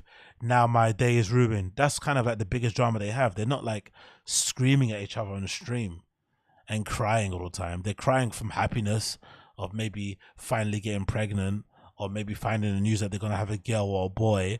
But that's a bit more, I would understand that. I would understand if those family vloggers get so much money. But why are you donating to these guys who look like, I don't know. But then again, I don't know. I can't explain it. I'm watching it now, so maybe I'm part of the reason why. I'm legit dying. An iPhone would add an extra 300 grams exactly. Bodybuilder news. You can save her. Oh, for fuck's sake! Here we go. Now I'm a fucking RYLEE cuck. Okay, cool, guys. Bodybuilder news. You can save her, AZ. Okay, cool. Whatever, guys. You guys are stupid. You can save her. Me and Yuri go and do battle for fucking RYLEE's honor, bro. It doesn't matter what happens, mate. RYLEE's gonna choose Yuri day in, day out. They are in love, but it's toxic, unfortunately. They're like the white Krishan and fucking Blueface. When are you going to be on stream again? Probably. I might do a DJ stream on Saturday or something. Actually, I'm thinking to do that. Yeah, I'll probably do a DJ stream on Saturday. I think so. Maybe Saturday, if not Monday. Richie says yes. Arguments are draining. It's Death Crash TV. Bisping was always a great guest on Tiger Belly. The fine vloggers who starve their children. Oh, super jello. Yeah, let's not talk about that one. The family vloggers who starve their children are my favorite. Or the ones that make the kids fight each other. I like those ones too. Those ones are good ones. Those are good ones. The ones that make their kids fight each other for views. Or the ones that purposely antagonize their kids for views. I love those. And make their kids have breakdowns. I love those ones. I guess I'm not the target audience. Yeah, people hate this shit. Less toxic Ice Poseidon. In the chat before I go, if you had to watch one live stream for a day, who do you prefer to watch? Fuzi or RYLEE and Yuri? One stream you have to watch for 24 hours. Who are you watching?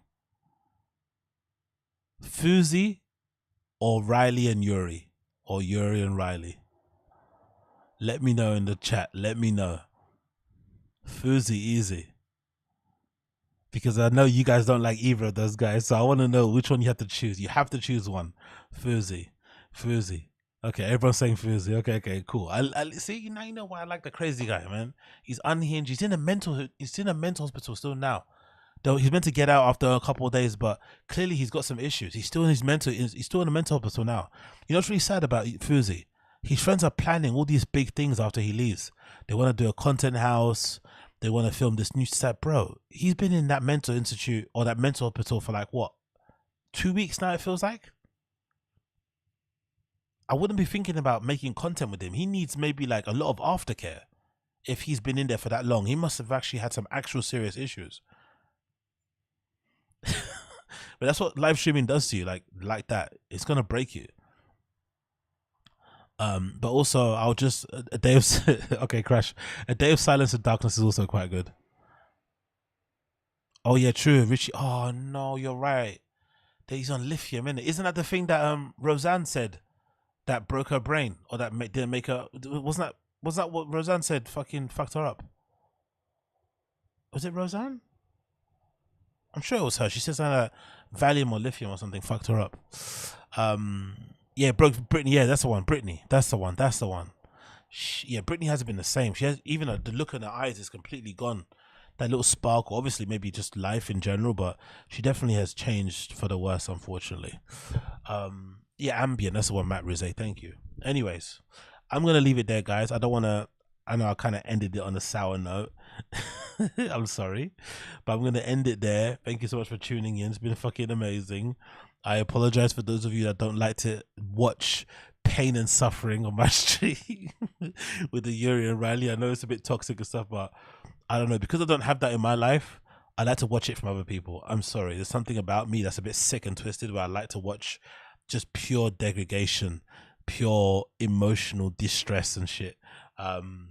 Yeah, I might have to get some help for it, but it kind of is what it is. Thank you for you that tuned in. I appreciate every single one of you. If you've enjoyed the stream, please make sure you smash the like button down below for me. That's all I ask from you.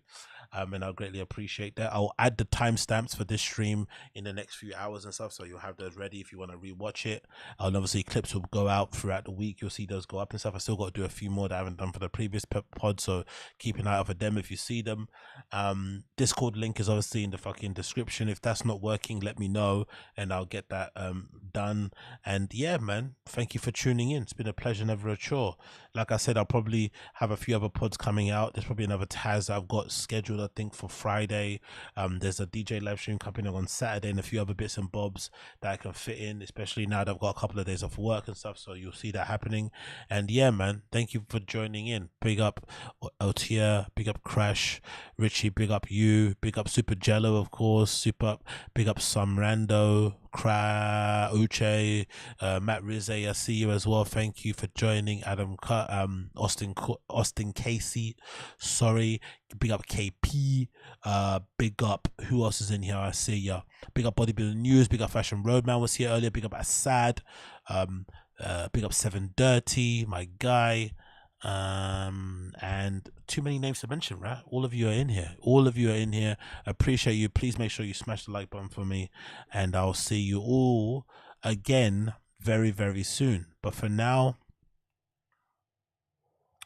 peace.